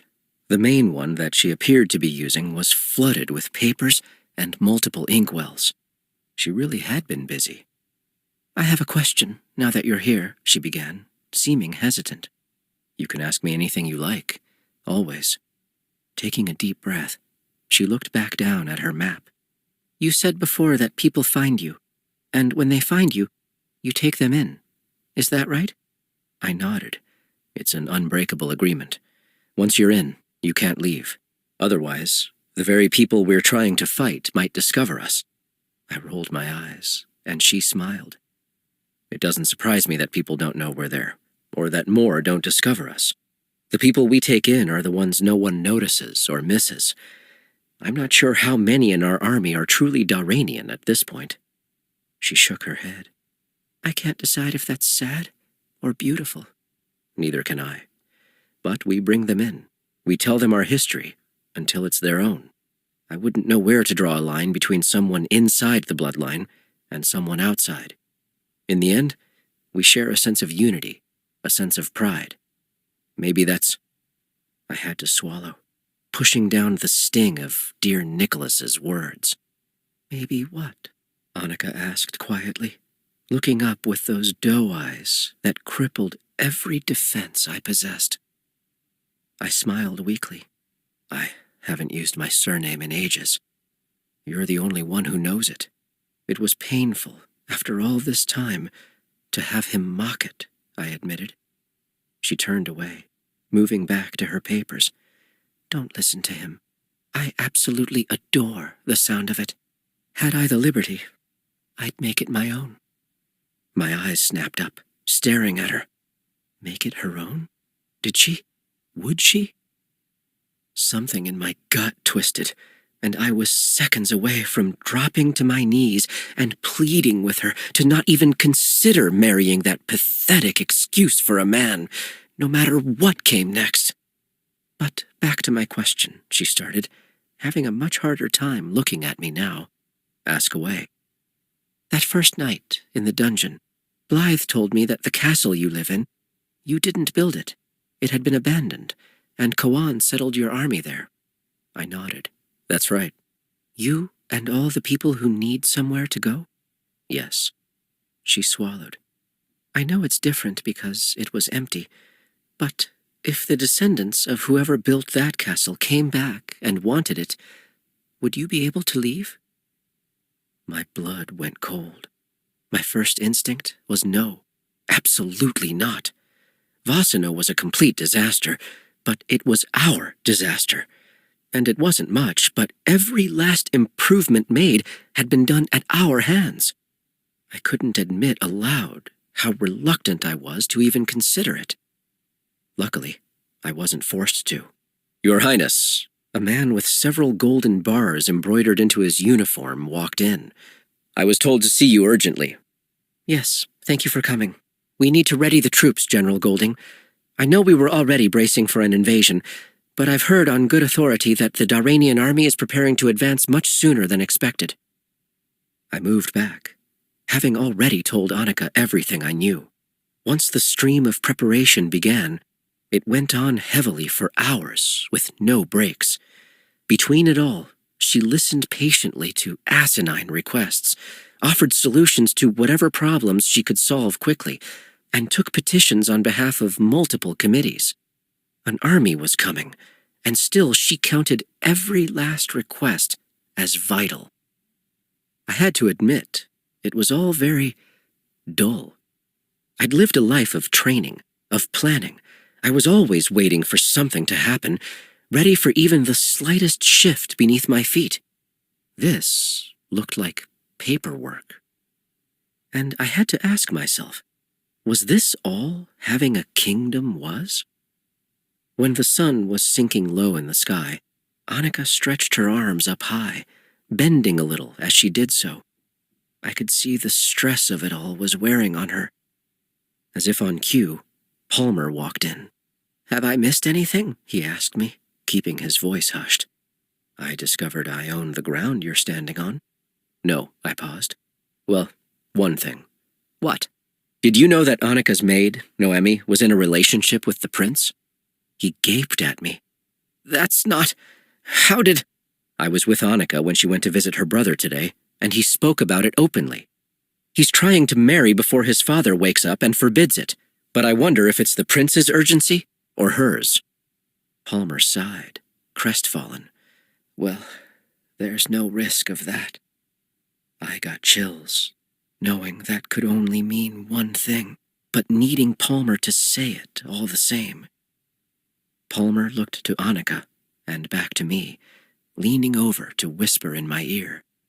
"The king died, only an hour or two ago. There's a very lengthy process to testing and making sure that a sovereign is officially deceased, not to mention the papers. If she'd been by his side, it would have been one thing, but if you aren't in the room, you have to wait." "Is that where you've been?" He nodded. I swallowed. She's been preparing for the battle. She's been bracing while he was dying. Palmer looked down. "Maybe it was good for her to have the time, but I have to tell her now, and I dread it." I turned, taking in his profile, the tense set of his jaw and the worried bent of his eyebrows. It took me ages to let Inigo in. Now, it seemed, I was ready to befriend people in hours. "Then let me. I don't mind." I clapped Palmer on the shoulder as I passed, walking over to kneel beside Annika, noting the little knot in her forehead as she read. "Annika," I whispered. "Hmm?" "Annika, my love." At that, she met my eyes. "I'm so sorry, but I have some difficult news." She stared at me for a moment, and then swallowed hard. She steeled herself, taking in a deep breath, as if she already knew. "I'm ready," she said. I looked into her clear, trusting eyes, and I broke her heart. "I'm sorry, Annika. Your father has passed." Her lip trembled a little, and her jaw clenched a few times. "Does my brother..." She cut herself off, inhaling sharply, attempting to regain composure. "Does His Majesty know?" I looked over to Palmer, who could hear us. He shrugged. "I'm not sure." She sniffled a few times and smoothed out her dress. "Then I must go tell him." After another steadying breath, she rose and clasped her hands in front of her. She took a few steps and stopped, turning to whisper to me. "Don't leave me. Not yet," she pleaded. "I won't." I wanted to say, "I won't ever." But she'd told me not to make such promises, and I wasn't about to disobey her now. She carried on, nodding to Palmer as she passed him, looking perfectly calm. He and I fell into step behind her, braced for whatever might come. A second later, another officer came sprinting down the hallway, slowing when he saw Annika and Palmer. "Mamoun?" Palmer asked. "What is it?" He was breathing fast, looking back and forth between the three of us, struggling to get words out. "Officer Mamoun," Annika tried gently. Even now, she had unimaginable patience for those around her. "Whatever it is, just say it," Palmer instructed. "There can be no secrets between this circle." He looked at Annika, bowing deeply. "The king has died," he said. "Yes, I've been told. I was just going to..." "And the prince is missing," he finished. Annika. My knees went weak, but Lennox was there, arms beneath my elbows, propping me back up in an instant. "What?" I asked weakly. He's gone, Mamoon repeated. I didn't believe it. There was no possible way he could be missing. Not now.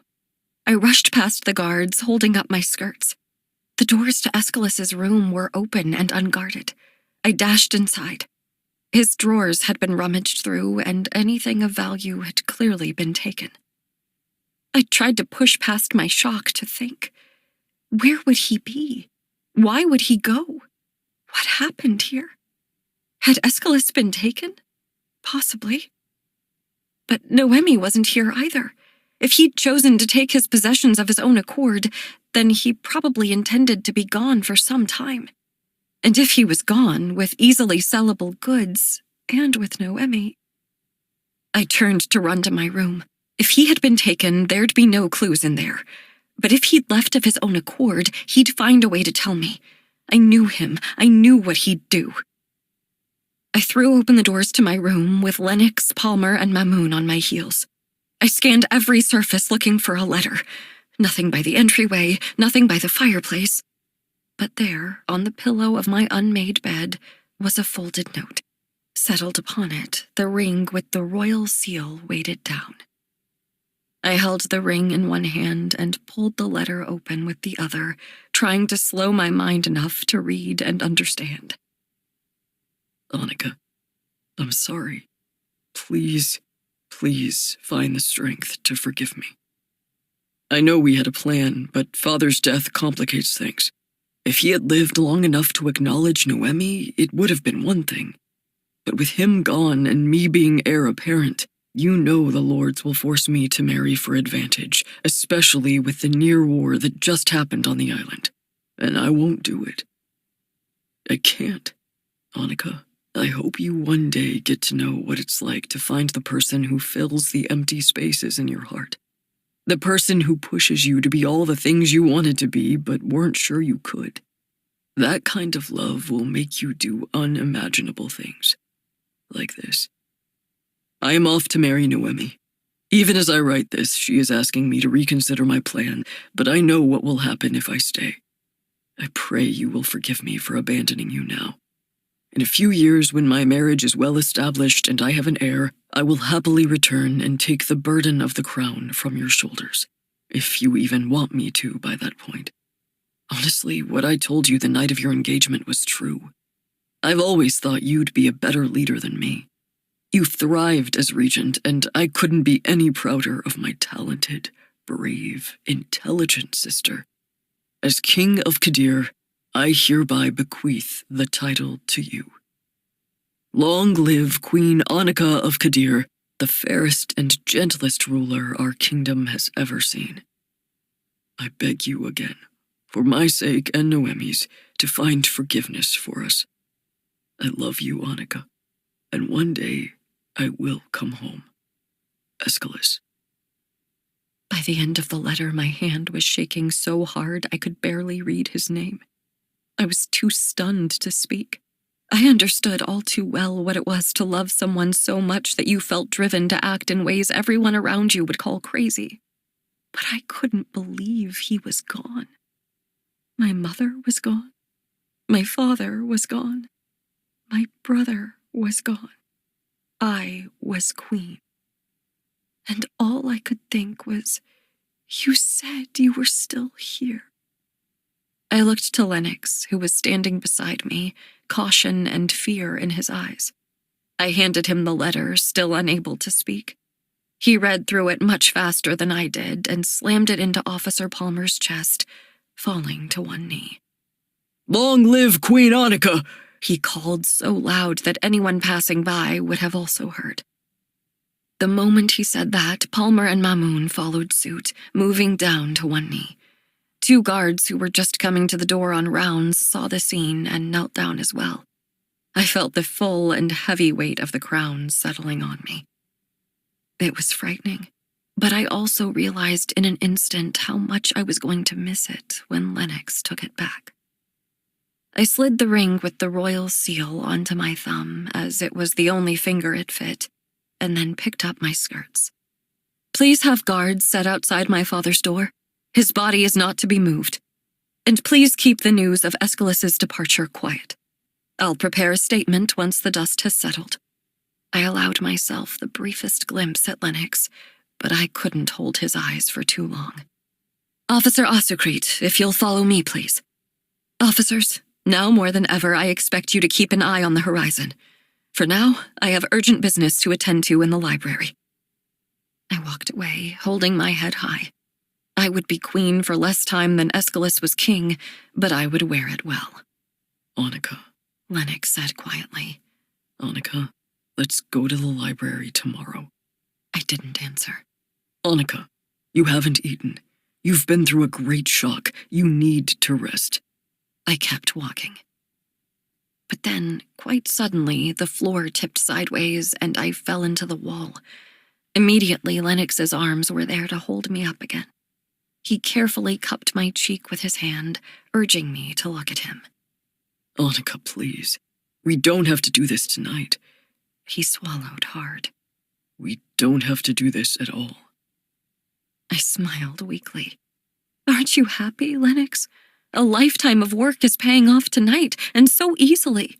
Without shedding a drop of blood, you will have your crown back. His lip trembled. I never wanted a crown. I just wanted to live on the land where my ancestors lived. I didn't want to have to hide anymore. I could do that. I could stay here with you. We don't have to do anything, Annika. I reached up, running a very tired hand down his face. You could, but you won't. Because at your heart, you aren't just a gentleman, Lennox. You're a king. And if you stayed here, enjoying this kingdom while the people you were meant to lead suffer in that castle on the edge of the world, you would grow to hate yourself. The same way I'd hate myself for staying with you once my people are forced to leave this kingdom. His eyes locked with mine, facing the truth that we had refused to admit to ourselves. You and I, Lennox, we can't have both. In fact, we can't have either. Because if we ran off, we'd leave my people and yours in pure chaos. Who knows how many would die because of our cowardice? Do you think our love could survive that? I shook my head. One of us must lead, and one of us must go. He was swallowing hard, his eyes darting back and forth, finding no answers. I can't, he began. I know. I hoisted myself up, marching on. Lennox, finding no way to refute me, followed silently. I thought about the moments in the cave before we came to an understanding with one another. Even that silence was more comfortable than this one. I pushed the doors open, surprised to find Rhett right by the entryway. He was bent over, leaning against the desk, head hung as if heartbroken. But then he looked up. Those eyes did not contain sorrow. They held rage. Where's the key? He asked. You will change your tone, Lennox commanded. Rhett stared him down with a level of contempt that sent a shiver through me. Where's the key? He asked me again, his tone menacing. You're the only one who could have taken it. Yes, I took the key, and I have full rights to, I said, holding up my hand with the signet ring. I am queen. He gaped at the ring, but before he could ask questions, I turned that hand to silence him. I reached the other hand to Lennox, who pulled the key from his coat. I'm sorry, Rhett. I need that book, so stand down. Rhett stepped away from the desk and pointed at Lennox. I don't know who he is or how you know him or what he wants with those books, but he can't have them. He cannot have them, and he cannot have you. Rhett! I told you, Annika. I told you long ago. You've always been mine. No one has loved you better. He walked forward, hatred in his eyes. Only once before had he seemed dangerous to me, and that moment came back to mind with perfect clarity. He'd said, without hesitation or irony, that any man who came between him and me was his enemy. I saw now how deeply he meant that. And I saw that there was a difference in what I was willing to do for love and what Rhett was. But then, could anything this vengeful be called love? Just as Rhett was about to launch himself at Lennox, the sound of yelling echoed into the room. Palmer was there, tossing a sword into Lennox's hand and, surprisingly enough, one into mine. He didn't bother sparing a glance for Rhett. Instead, he looked between Lennox and me. Come quickly, Your Majesty. We're under attack. Lennox. I unsheathed my sword, leaving Rhett to fume on his own, running behind Palmer as he started up the stairs. Have they breached the walls? Yes. Guards are on their way. We need to get people out. Agreed. After the battle at sea, they won't show mercy. Palmer nodded. I'll spread the word. What do I do? I stopped in my tracks, turning to see that Annika had kept pace with us, even in her gown and heeled shoes. Your job is to stay alive. Is there a good hiding place? Somewhere only you know about? I asked. Her eyes shifted to anger so quickly, it forced me to take a step back. You think I'm going to hide? Now? My people are about to die. Your people are about to die. I'm not saving my own life at the risk of any of theirs. The way she pulled them all together, hers and mine, gave me the courage to run into battle. And the way she was prepared to sacrifice herself in the most finite way said that her brother was more than justified in leaving her the crown. Then you have to stay by my side, I told her. You can't leave me, not for a second. She nodded, bending down to throw off her shoes. Taking the sword in her hand, she ran it through a part of her dress, making a slit up it so she could run faster. Palmer sighed heavily. I'm heading downstairs. You two stay on the second floor. Hopefully no one will make it up here, but be braced for it if they do. Without another word, he was off, calling orders. In his absence, it was easy enough to believe that nothing was happening at all. It was so quiet. I turned to Annika. I'm so sorry I brought this upon you. I'm so sorry you needed to. I worked hard to keep the tears back. I need you to know now that I choose you. Over the land, over the crown. I want you. I longed for Darrain most of my life, but the only thing I've ever loved is you. If something happens, I need you to know that. She looked at me, those eyes gliding over my features the same way they did that night in the dungeon, as if she fully intended to never see me again. And I choose you. She gestured around her, an exhausted but genuine smile on her face. This is how you can know how deep my love for you went, Lennox. I've always lost everything I really love. The anguish in her voice hit me. I knew the list of who she'd loved by heart, and was honored to find myself on it, regardless of what it cost me in the end. I closed the distance between us, lacing my hand into her hair and pulling her lips to mine. If I had to die, at least I went to my grave, the beloved of Annika Vedette. She threw her sword to the ground so she could fling her arms around me, and I followed suit, tossing my sword aside. I gripped her to me, so satisfied by how perfectly she fit in my arms. I held her scent, her warmth, her taste, all secure in my heart. Whatever came, no one would steal the memory from me. In the distance, I heard the mayhem. We pulled apart, sparing a moment for one last look at each other. We both went for our swords, and I saw the first sight of danger in the form of a Kadirian soldier backing up the distant stairway. Putting him through his paces was Blythe, perfectly matching his steps without hesitation. I realized it was Mamoon on the receiving end of her blows. Coming up behind them were Palmer and Griffin, and Inigo was facing someone I didn't know.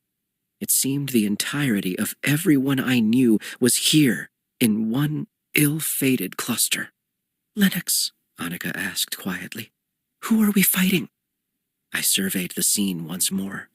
No one, if we can help it, but everyone, if we must. I caught the moment Blythe looked up from Mamoon and saw me, and I watched as her eyes flicked over to Annika. The intense betrayal in her face was unmistakable. It occurred to me then that, while I was looking at a friend, she was looking at an enemy. Mamoon took a swipe, cutting Blythe's arm, but she moved as if she didn't feel a thing, marching toward me, her glare saying she was ready to make someone hurt as much as she did. In the second it took me to get over the shock and take my stance, Annika was there, sword up, blocking Blythe in a move I could only call graceful. "My lady, drop your sword," Annika pled. "Move," Blythe demanded. Never one for speeches, Blythe was back to moving, and I found myself glued to the floor, unable to pull my eyes from the way they fought. Annika was all form.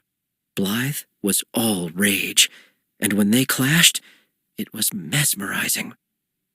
I turned away only when I saw Inigo beside me. Whoever he'd been fighting was motionless on the floor. And now his eyes were on me, too, asking me why I'd gone. "You were my friend," he said. "I am still, perhaps more so than ever. You abandoned us. I came to save the woman I love, and in the process, I found a way to save you, too, to save us all." There was a split second, a moment when I saw the hope in his face, wanting to believe. But I lost the chance to explain when a Kadirian guard barreled down on Inigo. "I need to find Kawan," I yelled. "Why? What will he do?" Inigo called back, still swinging. "Kill us all if he isn't stopped. I swear to you that we can end this without more bloodshed," I vowed. "Stand down!" Annika yelled in such absolute despair that I not only obeyed, but so did the majority of those surrounding. Blythe was on the ground. A guard had drawn their sword up her back, opening a long wound, and she'd fallen. Immediately, Annika ripped off a large swath of her dress, pressing it onto Blythe's back to hold back the blood. "No," Inigo whispered. "If anyone was going to make it, it was her." I looked over, noting how low his shoulders were held, how loose his grip on his sword was. I'd never seen him like that. It scared me more than the attack. Annika's fingers were at Blythe's throat. "Her heart is beating. We need to get her to the doctor." She looked up, waiting for someone to do something. In her world, that's what happened when she spoke. And I would have thought that surely seeing the high and mighty Queen of Kadir on her knees trying to save her enemy would stop the attack. But it did not. Griffin may have made his peace with losing Rami, but he clearly had not made his peace with who took her. In the unguarded stillness, he ran forward, sword high. The way it was positioned, it was going to take off Annika's head. It was as if my sword moved of its own volition. I lunged forward and plunged it into Griffin's chest. He didn't even make a sound. He merely gasped a little, falling to his knees. I was the one crying. I was the one making whatever sound that was. "Griffin," I breathed out, coming to the ground in front of him. "Griffin, I'm so sorry. I didn't... He reached up, holding on to my hand, staining it with blood. He was shaking violently. After a few labored breaths, he spoke. "It was too hard to carry on without her anyway." I nodded, looking back to Annika quickly, noting the tears in her eyes before turning back to him. He'd been the light in that castle. That's how I feel. There was a brief flash of light in his eyes, of understanding. "Then I forgive." All the tension in his hand disappeared, and my friend was gone. I recoiled, repulsed by myself. I didn't want anyone else to die, and his life was lost at my hands. "Where is Kawan?" I demanded, my voice sinking deeper than I knew it could. Inigo, Palmer, Mamoon, and the nameless soldier stood silent. Annika was still bent over Blythe. No one had an answer, and it didn't matter anyway. Another wave of soldiers came up the stairwell, deep in battle, swinging swords wildly. Now, there was an added danger as we heard the occasional musket firing. We were all forced to our feet, back on edge. I carefully pulled my sword from Griffin, positioning myself in front of Annika. "Slow them all, but spare them if you can," I ordered, though on what authority, I couldn't say. Inigo was on my right, and Palmer was on my left. Mamoun and the other soldier moved ahead of us, swinging with precision, hitting a thigh, an arm, a hand. "So what? Are we allies now?" Inigo asked. "I have proof," I said. I saw him turn to me from the corner of my eye. Proof of the true history of the land. Annika found it. He looked to her, and she looked to him, tipping her head. I had to stop speaking, trying not to focus on what I'd just done, hoping I could be careful enough not to do it again. I honed every sense in my body into the moment, keeping my movements as precise as possible. Annika was by my side, following our lead, her movements so deft it was like trying to fight a shadow. "What are you doing?" someone called, shock and rage in his voice. Dear Nicholas had appeared, coming from another stairwell. It didn't surprise me at all that he wormed his way around the heart of the battle. "Saving as many as I can," she replied, her tone implying this was obvious. "For goodness sake," he said, daring again to contradict her. "Move," she yelled, pushing him aside to block another swipe of a Daranian sword. She barely succeeded. "You should be hiding," he insisted, pulling her again, and this time his foolishness went too far. He moved Annika's arm so she was defenseless, and the razor-sharp tip of the sword pierced her chest. "Ah!" she bent, clutching the wound. My eyes met his, and I was prepared to take at least one more life tonight. He seemed to have the sense to understand what he'd done, and he moved to carry her away. She cried out when he lifted her, and I worried that the cut went deeper than it looked. Gasping, she pointed at me and yelled as loud as she could so everyone, both Kadirian and Daranian, would know. "He is your king! He is our king! Save the king!" Annika. This was not the worst pain I'd ever felt in my life, but that didn't mean it didn't hurt. I kept my hand pressed down hard over the wound, hoping to literally hold myself together. The sword had managed to hit right between the boning of my stays, splitting it and me in one fell swoop. Nicholas didn't bother moving gingerly, running as fast as he could with me in his arms off to my room. Blood was trickling out, warm and wet, and the wound was stinging with every breath. I closed my eyes for a moment, trying to just stay calm. The door had been left open, no doubt from when Officers Palmer and Mamoun had heard the commotion downstairs, and Nicholas brought me in quickly, shutting the door behind us. Then he locked it. He stood with his arm against it for a while, catching his breath. And the first thing he chose to say to me was, "I cannot believe you." "I did what I had to do," I told him plainly, pressing my hand over the wound. "I need something for the blood. There should be handkerchiefs in that drawer." He shook his head. "Save the king? What on earth does that mean?" "That man has a claim to the throne. That's all I can say at the moment." "The guard?" he asked incredulously. I realized that I hadn't given away Lennox's real name nor his identity, and I had no intention of sharing it now. "I know it sounds crazy. My father—" I raised a hand to brush back my hair, not remembering that it was covered in blood until it was too late. "Your father is dead," he said mercilessly. "I know." "And soon your brother will be too." Ice trickled down my back as I looked up at Nicholas, seeing something eerily familiar in his eyes. What was it?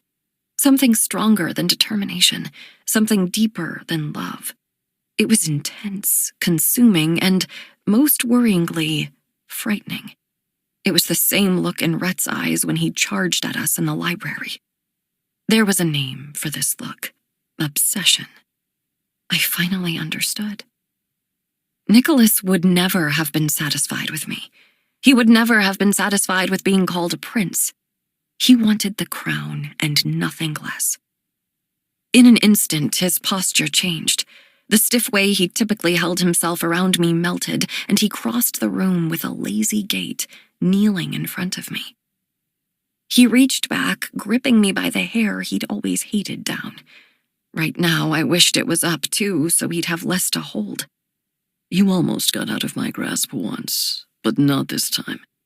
He smiled at me, delighted. He reached into his pocket, pulling out 2 golden bands. Wedding rings. If you want to live, put this on. I wasn't his. I never would be. But I wasn't strong enough to fight back at the moment, and I had to live long enough to get back to Lennox to support him when the crown was turned over.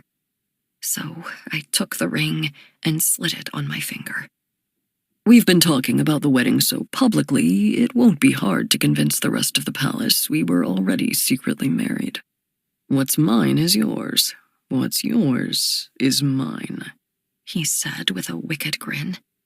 This is not going to end the way you think, I warned, feeling a little lightheaded but refusing to let him see that. Always so difficult, he said. Difficult and distant.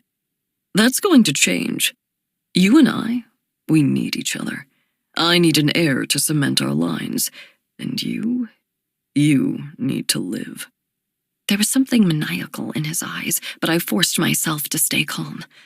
I could get out of this. I just needed time. Your brother, however, is standing between me and a crown, so I intend to take care of that little nuisance now. And what a perfect alibi, he said, holding his arms out. I took a little comfort in the fact he didn't appear to know Aeschylus wasn't in the palace. He, at least, could be spared. I have been trying to get to your brother since the second we got off that boat. I knew your father wasn't long for this world, but Aeschylus? He's younger, more determined. But you just had to keep your maid by his side, didn't you? Nicholas rose, jerking me back by my hair one last time and leaving me on the floor. I'm sure she'll be off hiding in the middle of this chaos, and one of these animals has probably already killed him. But just in case, I'll be off to finish the job. Stay put, he ordered. Unless you want to end up like him, you'll learn to listen to me. I shook my head at him, keeping my secrets and guessing at his. Does Kawan know he's working with such a snake? Kawan? He asked. I looked away, uninterested in the game he was playing. You'll fail with or without him. I need no one. Not their leader, not you. I've been preparing for this moment alone all my life. He looked down at me, taking me by the chin. And if you want to stay alive, keeping your mouth shut will be the first thing you learn to do. He walked out the door, locking it behind him. I pitied him if he thought it was really going to be that easy to keep me down. I went to my closet, using my sewing scissors to cut off my gown and stays. I folded a hand towel against the wound on my abdomen, wishing I had something better to treat it with. I shoddily laced up new stays, using the pressure to hold the towel to my stomach, shrugged into another dress, and prayed it was enough to keep me upright. I was a bloody, sloppy mess. But I had work to do. I went to the door, peeking through the keyhole. Nicholas hadn't even been smart enough to post someone to guard me. I'd picked this lock before, so many times that I could do it in less than a minute by now. I ran back into my room, reaching under my bed. I grabbed my sword, strapping it to my waist as I headed back to the door, pulling a pin from my hair as I went. Everything hurt. My ribs, my head, my heart. I was delirious from the day, and my hands were not as steady as I'd have liked. I used to think about Rhett in moments like this. His firm hands on mine, leading me, showing me just where to apply pressure. Now I pictured Lennox, his untidy hair first thing in the morning, his mischievous smile, his scrunched forehead when he was deep in thought. This is possible, he told me. This is possible, I told myself. I closed my eyes, focused again on the feeling of the latches, and in a matter of seconds, I felt it give. The hallway was empty, and I had to make a dangerous decision. How was I going to help? How was I going to save everyone? In the end, I could only see one way. I clutched the hilt of my sword and ran. Lennox. Where would he have taken her? I asked Palmer as we ran. My best guess is her room, but they could be anywhere. Is he the informant? Inigo asked. Do you know? I appreciated that, considering everything that had happened, Inigo was immediately on board with me. He'd watched as I took Griffin's life and still had grace for me. He'd helped me move Blythe to a safe spot. Her pulse had still been steady when we left, and then fell into step behind me, along with Mamoon. I didn't know what Inigo's motivation was now, the kingdom, his pride, security for Blythe, but whatever it was, I was thankful to have him by my side again. I don't know. I hate him, and I suspect him, but I can't prove it. Palmer led the way through the hallways that were still too new for me to know. I recognized some of the paintings as we got closer to Annika's room, and we came upon it to find the door wide open. Dear Nicholas was in there all right. He had taken the poker from beside the fire and was swinging it at every breakable object in the room. Palmer tilted his head, looking at the pathetic display. Sir, restrain yourself. We're in the middle of a battle, he said calmly. Nicholas pointed the poker at us, his eyes wild. He looked like an entirely different man. Which one of you took her from this room? He demanded. I locked her in here for safekeeping, and now she's gone. I scoffed, crossing my arms. Did you forget that Her Majesty can pick locks? I certainly haven't. He squinted at me. Her Majesty? Palmer and I exchanged a look. In 2 words, I'd given away Aeschylus's disappearance. The prince is dead as well? He asked, a smile creeping onto his lips. That smile. It was the same one on Kawan's face when my father's body was identified. It was a smile that said an obstacle had been removed, that someone else's tragedy was their victory. I fully intended to wipe that smile from Nicholas's face, permanently. Palmer stepped in front of me. There's no time for this. We need to find Annika. Nicholas brandished the poker again. You, he said, tipping his chin at me. Why did she call you the king? What claim can a pathetic guard possibly have on this throne? I wouldn't be so arrogant as to insult a guard right now, Palmer said. There are 3 of us, and 1 of you. Plus, we have this very helpful chap who looks all too ready to rip one of your arms off, he added, pointing to Inigo. I'm not opposed, Inigo said calmly. I had to work very hard not to laugh. I'm not in the mood for games, Nicholas snarled. Who are you? I sighed. Unfortunately, I'm not in the mood for games either, I said, pointing my sword at him and marching forward. What exactly did Kawan give you in exchange for Annika's life? Nicholas backed away, the poker still in his hand. What? Whatever he promised, I can assure you it will never come. I have no business with your leader, except to find him dead at the end of this night. The king is gone, the prince is gone, and now, he said, holding up his left hand, through marriage, I will get the crown that should have always been mine. So whatever she promised you, that won't be coming either. I looked at that ring, stunned. There was no possible way, unless... If Annika had been threatened with something related to her brother, who was I kidding? If he had threatened her with anything relating to another living soul, she'd have given in. She'd sacrifice herself 12 times over. Well then, I'd have to release her. I went to brandish my sword, But I paused again when Nicholas spoke. "Why is everyone asking about Kawan?" he asked. "Annika first, and then you as well." Inigo and I exchanged a glance. I looked over to Palmer. "Where were you when everyone was stuck on the island?" he asked. Nicholas shook his head. "I do not answer to you." He turned to me. "And I will never bow to you." He took up his poker again, swinging for my head. Mamoon was in motion, and Inigo followed suit. Nicholas, it turned out, was quite the swordsman. He dodged both blades, swinging the poker with such force he pushed them both aside. As if they'd been trained side by side, Inigo and Mamoon split, surrounding Nicholas on both sides. Dear Nicholas was left whipping his head back and forth. He shook his left hand out, and the light glinted off the golden band. It was just metal, like a sword, like a lock. It could be broken. I moved forward slowly.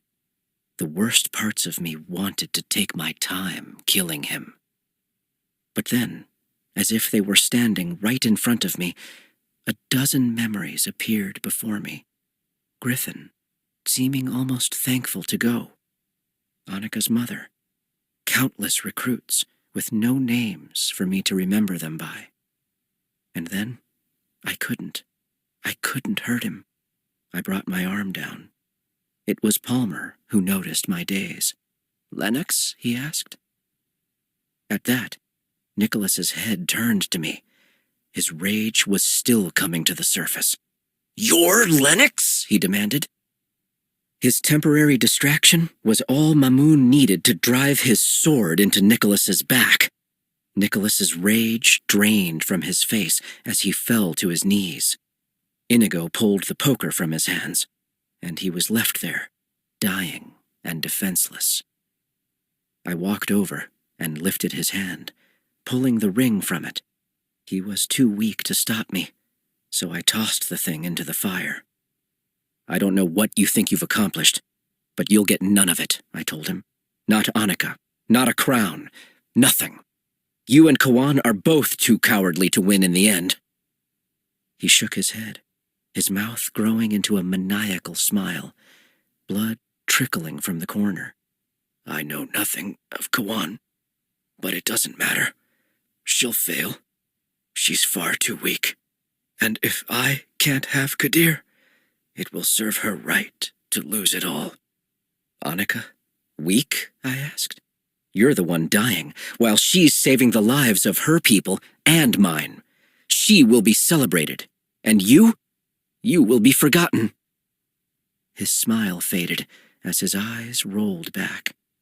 He slunk sideways onto the floor, and for as much as I hated that man, his death brought me no satisfaction.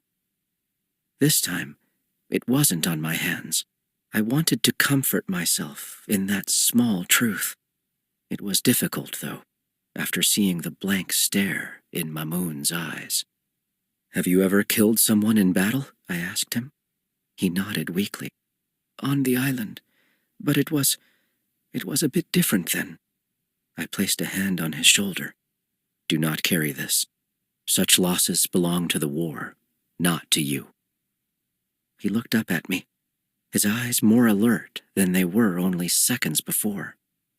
"You seem a rather decent man. I see why she'd like you." I smiled. "Then help me find her." Annika. I went to the only place that mattered, the library. Lennox had the key, but I needed that book, so one way or another, I'd get it. When this was all over, if the incoming army overpowered the palace guards, they should have the truth about Lennox's position. And if they were defeated, I would need something to justify my decision to hand over the kingdom. I was feeling dizzy. Too much had happened in too short a time, and I felt certain that for all my efforts, I was losing too much blood. Still, I pressed on. Queens do not faint. I went to the door, opening it slowly. Rhett's feelings for me had apparently run deeper than I'd thought. Maybe deeper than he thought, too. He'd made his peace with me marrying someone else. He wasn't going to stand for me loving someone else. No amount of stealth was going to help me. I opened the door, and Rhett was there, almost exactly as I'd left him when the battle started. "Have you done nothing?" I demanded. "The palace has been breached." That guard, he's Lennox, isn't he? He guessed, not bothering to acknowledge my question. After you were kidnapped, you talked about him with an air of timidity. Not anger, exactly, but concern. But then, after the island, everything about your speech changed. There was almost a hint of longing. He scoffed. Why didn't you ever have that from me?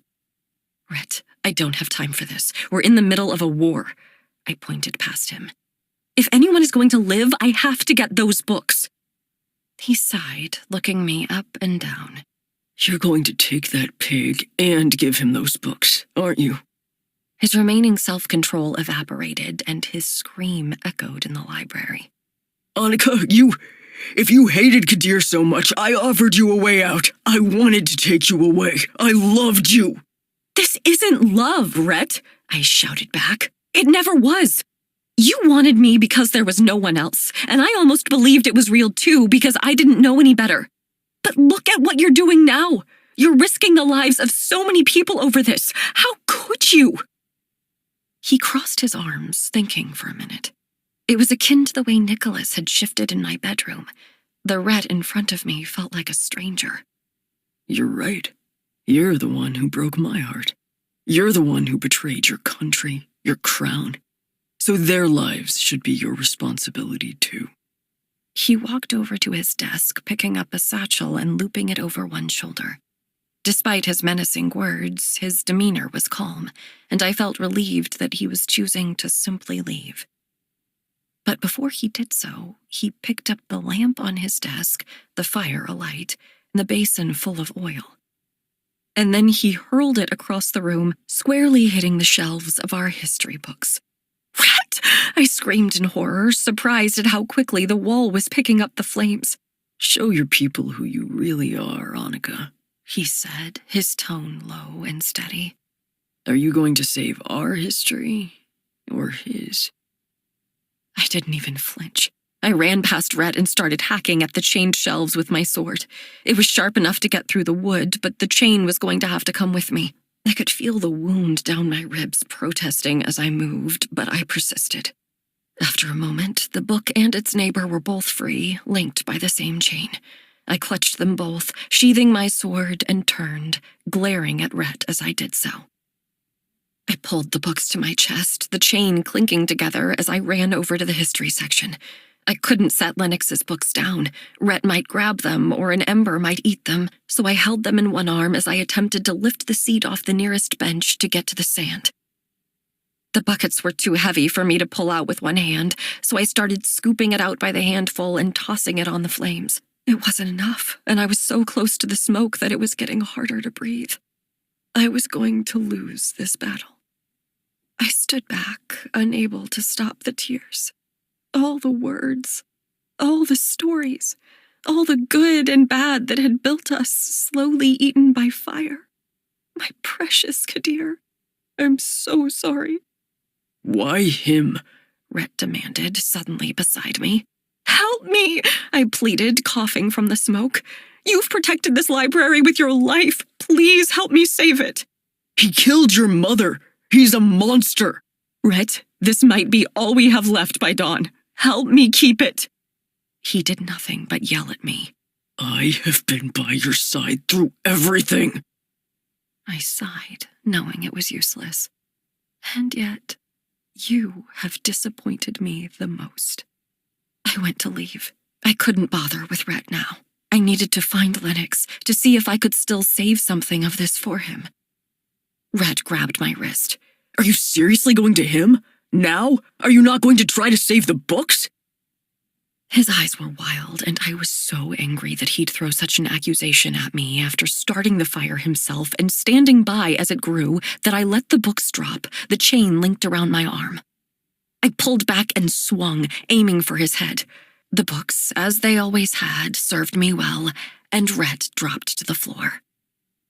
I stood over him, pulling myself together. If Kadir is still here tomorrow, you'd better not be. I will have you imprisoned for treason. I clutched my books to my aching chest, running for my life, for Lennox's life, for the lives I thought I stood a chance of saving. In the hallway, I pressed on until I found 4 guards. To the library, I commanded. Fire! Put out the fire! They ran past me without hesitation, and I moved on, with no idea where I was supposed to go now. Lennox. Spare lives! Take captives! Palmer yelled as we ran. Inigo and I did the same, but it didn't matter. Everywhere I looked, there were bodies. I was dreading seeing the damage with the dawn, if we made it that long. Mamoun suggested going to the main hall. Apparently, there was still a lot of fighting there, so I followed Palmer, hoping to find Annika at the end of these sweeping hallways. I knew we were there when I saw the bloodstains on the floor. It was strange to see the imprint of such petite-heeled shoes leaving a red trail down the hall, and I wondered if the lady who'd left them was safe. Our footsteps echoed in the spacious room. A handful of candles were still aflame, giving very little light to what appeared to be a scene of absolute destruction. Chairs had been tossed everywhere, and shattered windows left leaf-like piles of glass on the floor. Annika wasn't here either, but we weren't alone. "Lennox!" Mother called from across the room. Her voice echoed with hope. She went to move toward me, but Kawan grabbed her wrist. He was in no hurry to move. It appeared he'd found a throne. My throne. "You always have to do things the difficult way, don't you?" he said. I took slow steps toward him, sensing that he, like I, was ready to cross the finish line. "You never wait. You never listen. You never obey." He spoke with a restrained anger, letting go of my mother and using the same hand to grip the rounded edge of the throne.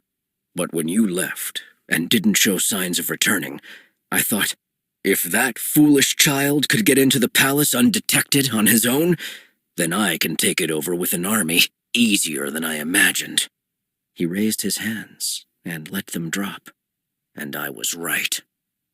After letting out a contented laugh while our people died around us, he continued, "What's more, you doomed yourself. You made yourself a traitor at the finish line. Who will follow you now?" he asked. He was enjoying this far too much. "Did you know?" I demanded.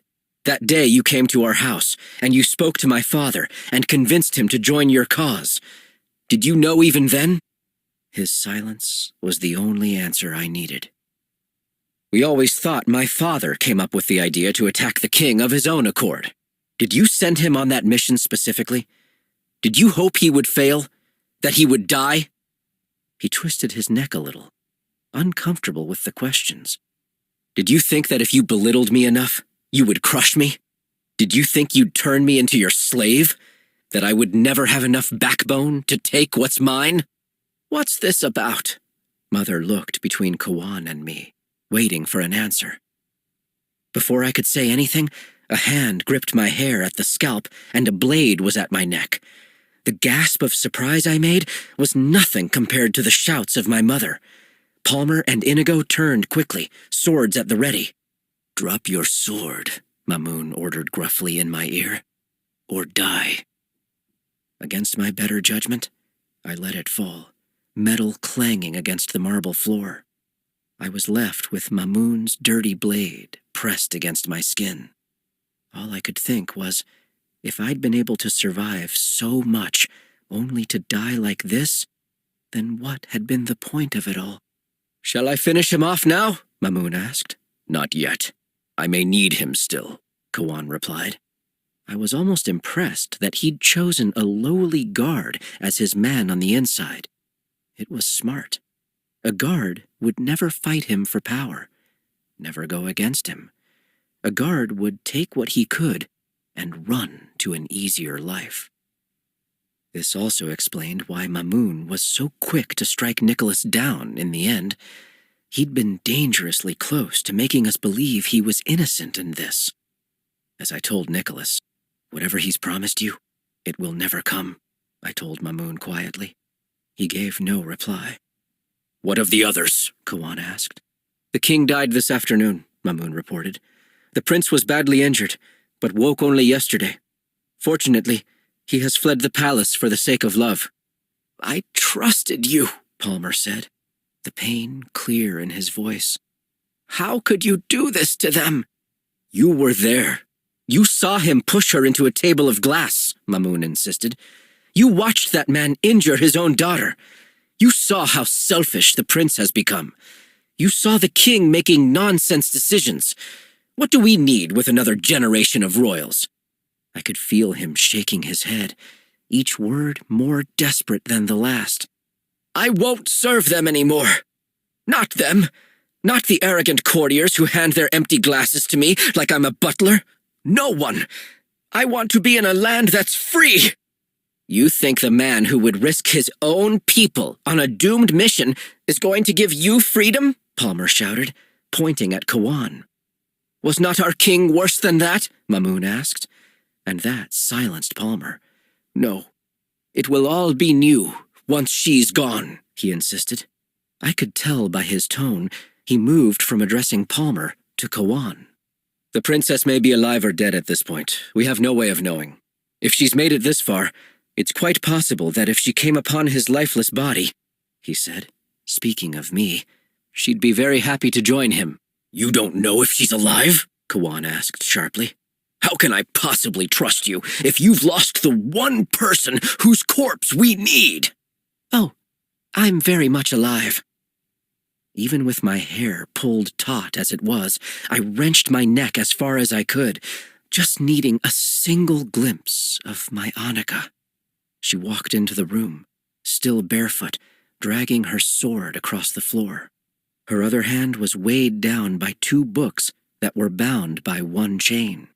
She'd crisscrossed the chains around her wrist, and it looked painful, but she didn't seem to notice. There was a huge bloodstain seeping through the fabric where she'd been cut. On top of all that, she was covered in something, maybe dirt or ash, and looked as if she'd been through hell. We meet again, Annika said to Kawan by way of greeting. I must say, for someone so determined to take over a crown, you have the manners of a dog. I'm not sure this is the moment to be hurling insults. I have your kingdom in my hands. Shall I order every last one of your subjects killed? All because their pathetic princess couldn't hold her tongue?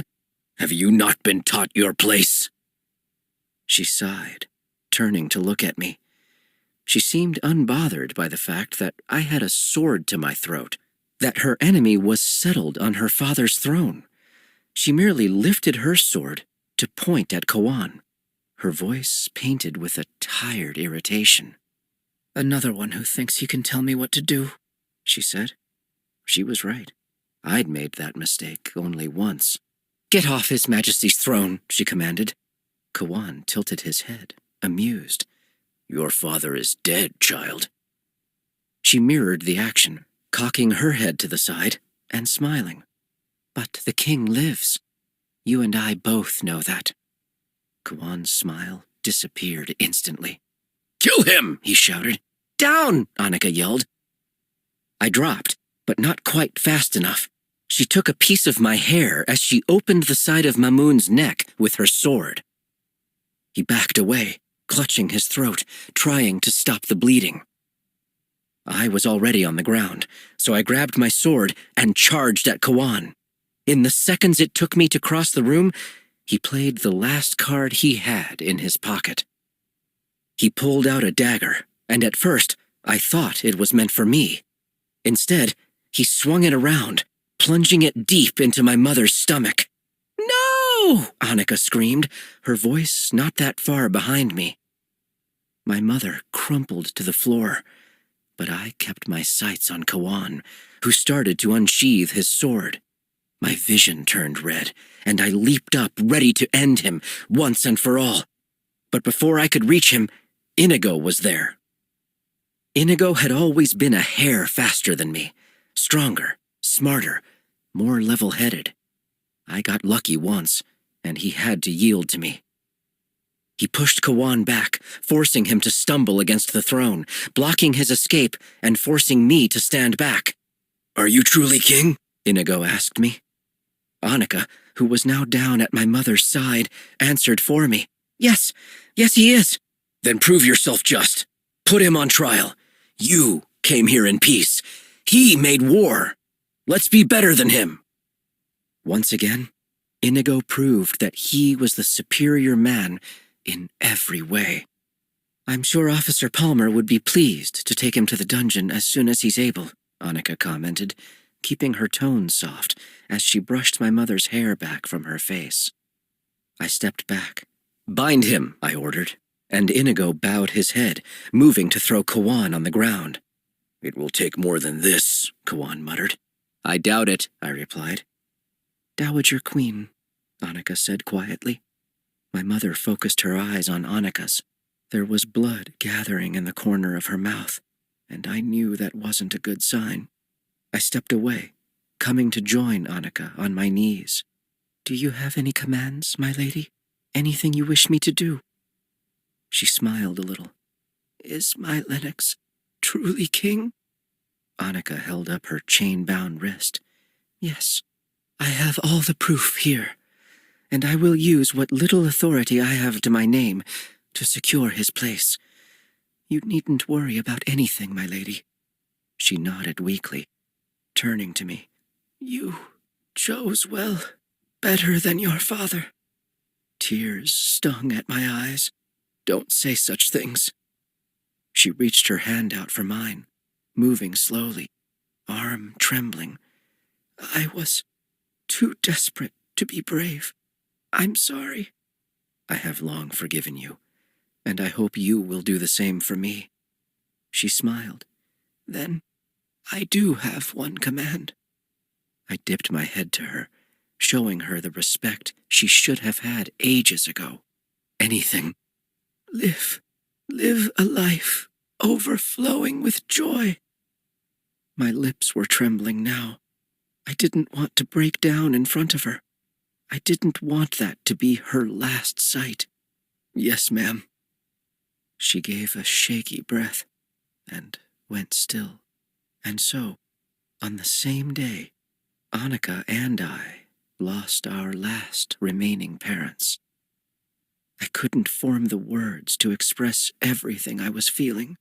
The despair, the hope, the uncertainty.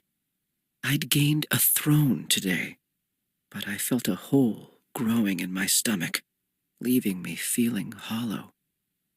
In the end, it didn't matter if I had words or not. Finally, at her limit, Annika passed out, falling heavily into my arms. Annika. As the light soaked in, forcing me to wake, I was instantly aware of a searing sensation across my torso. I went to stretch a little, and it burned even more.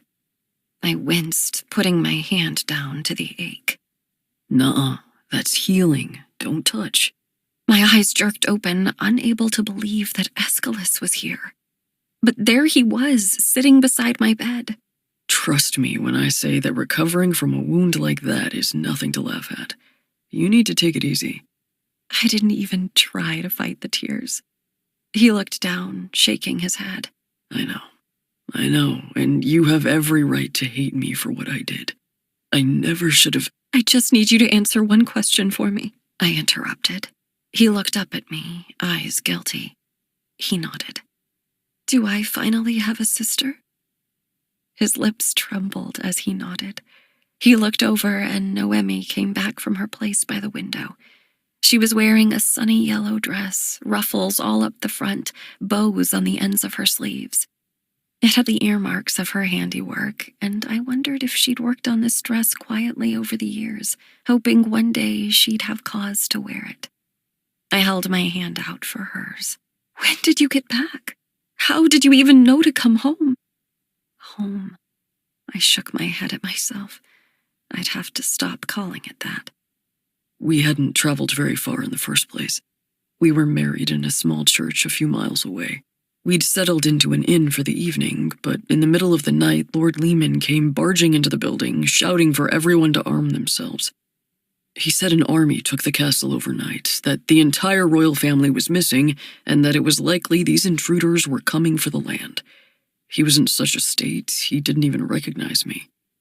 Well, I went back for Noemi and told her what he'd said. It seemed no one knew that Father had died or that I had left. The thing that scared me was that no one knew where you were either. I didn't know if you'd died in the battle, and if that was the case, I needed to defend the throne, no matter what my plans, he said solemnly. Noemi just wanted to find you. He smiled up at her from his chair. We came up to the palace to find the gates broken and the walls crumbling. There were a shocking number of bodies, and it looked like one whole wing of the palace had gone up in flames. He shivered at the memory. I couldn't believe this had all happened in a matter of hours. I swallowed. He didn't even know the half of it. What else? I asked. Did anyone stop you? He shook his head. No. We walked in cautiously, but it seemed the fighting had already ceased by the time we got here. My only concern at that point was to find you, but a young man who was in the Daranian army found me first. I pulled my sword. Hanukkah, when I tell you I barely had the strength to hold it up. He let out a long, tired breath. Anyway, he asked me my name, and I told him. He said I was safe and to follow him. I had my doubts, but he took me to a hallway that wasn't completely demolished. Officer Palmer, you know him, right? I smiled tiredly and nodded. Officer Palmer was sitting on the floor with 2 books spread out in front of him. Beside him was that Officer Asukrit. He eyed me at that, knowing everything about his identity now. And he was studying every page like he'd found a hidden treasure. I pushed myself up, my body hating me for it. Lennox, where is he? He watched me, astonished. So it's true, then? I swallowed. Which part? He told me many things I could barely bring myself to believe. Things about our history, things about his bloodline, but the most shocking of all was his adamant insistence that he loved you more than anything in this world. I was blinking away tears, clutching my hands together. He said that? Aeschylus nodded. Noemi was fighting a playful smirk. He spoke in words sweeter than any of those books you ever read. If I wasn't already so happily married myself. Aeschylus looked up at her in mock anger. Too late, you're mine now. She giggled, looking absurdly happy. So, you know then? You know that the kingdom is his. My brother sighed heavily. If I hadn't seen the books, I wouldn't have believed it. For my part, he looked down, thinking over his words. I was happy to abdicate for your sake. I don't need the position or the prestige. And I can accept abdicating in the name of righting a terrible wrong. The only thing that gives me pause is that I know nothing of this Lennox besides the fact that he killed our mother. And I don't want a crown that suits you so well to be taken from you. It breaks my heart to see you pushed from the throne, from the palace, and likely from the country, considering your blood. Our blood. I nodded. I've thought of all this already. I know that you don't know Lennox, but I hope you will trust me when I say that I do. He won't deny his part in taking Mother's life, but he regrets it in ways that haunt him. Do you know how many times he's spared my life? I chuckled weakly. Beyond that, do you know how many times he's intentionally saved it? You have nothing to fear. I'm sad to see it go too. Aeschylus, the second I knew the crown was mine, I was in love with it. Not the power, exactly, but the responsibility. I thought of all the work I'd been doing and how it was exhausting but fulfilling. I thought of how much good I could do.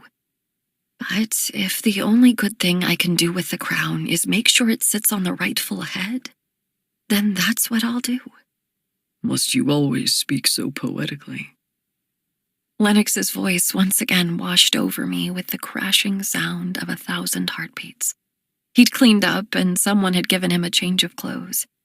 He looked like a proper gentleman now, except that he kept his hair down, which I liked, if I was honest.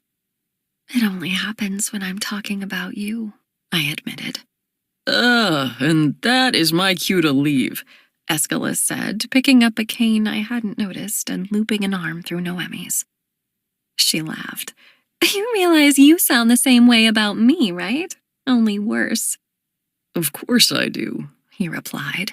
And I intend to do much more, but it's another thing entirely to hear it. So, help me to our room. Aeschylus paused by Lennox's side. Whatever you have to say, be gentle. She's only been awake for a few minutes. Lennox nodded, and I watched with joy as Aeschylus and Noemi left the room arm in arm. But it was only as they left that I realized I wasn't in my room. Looking around, I had no idea where I was. Sorry, Lennox said. I don't know what Aeschylus told you, but the majority of the palace is in shambles. We took you to one of the few untouched rooms. You're in the east corridor on the 3rd floor, if that helps you at all. I considered this, walking through where that would be in my mind. Yes, it very much does. I noted that Lennox was holding both of the books I'd salvaged from the fire. I nodded in their direction. Ignore my brother. Tell me everything. Whatever it is you need to say, I'm strong enough to take it. He lifted an eyebrow at me. Are you sure? No, I thought. I'm not prepared for the moment you tell me we're parting ways forever. But I was determined to be a queen until the very end. Absolutely. Lennox. I could see that she was bracing herself. If I broke her, she'd never admit it, taking it all with a graceful smile. So like her mother. You already know the most important things. Your brother and his wife are alive, and so are you and I. I'd call that a miracle in and of itself. As would I, she said. My mother died in your arms, and I don't know if anyone told you that Nicholas was killed last night by Mamoun. She sat up a little taller. What? I nodded. I can see now that Mamoun was trying to hide his tracks. He didn't know how much longer he would need to keep his deal with Kawan a secret, so he took Nicholas out of the way when he started talking. Nicholas was a coward, but it seems he was innocent in the end. Annika shook her head. He wasn't. She swallowed, her eyes tracing the details in the blanket covering her. He locked me in my room and went off to kill Aeschylus. He didn't know Aeschylus had left. I picked the lock and ran. I'd expect nothing less from you. I nodded to myself, proud and thankful. Bravo. Kawan is in chains, as is Mamoun, and they will receive a proper trial. My friend, Inigo, is well, and I found out Blythe survived the night. I smirked. Inigo is tending to her most enthusiastically. Palmer helped set up an area to treat all the wounded, and the guards are taking care of the deceased. She nodded. Are you stalling? I need to know what's coming, more than I need to know what's happened. True. I swallowed. Perhaps the most frightened I'd been in my life. I just need to ask you a question, then. She steadied herself again, adjusting blankets and sitting up as tall as she could manage. And what is that? It is simply this. Annika Vidette, will you do me the extraordinary honor of accepting my hand? She stared at me, and I watched as the tears formed in her eyes. I want to say yes, more than you know, but if my people have to leave, you know. I shook my head, walking over and setting the books on her bed. I've been poring over this book, reading names that sound familiar, and coming across accounts that I swear I've heard before. But, I began, lifting the second book, what you found here is equally as fascinating. I flipped to a page with an old map. Here, finally, an account of all 7 clans was documented. It even went so far as to give detailed maps of each clan, showing major families in each, pointing out who originally owned large sections. "Look," she breathed happily. "There you are. We were neighbors." She drew a delicate finger over the line that marked the border between her ancestors and mine. "Yes, we were. See how large your land was? It's not surprising your people felt betrayed when they were passed over for mine. But you know what else I found?" She shook her head. "This book outlines how your ancestors organized the clans to battle against the multiple invasions they were facing. I saw their military plans, their sacrifices, their work.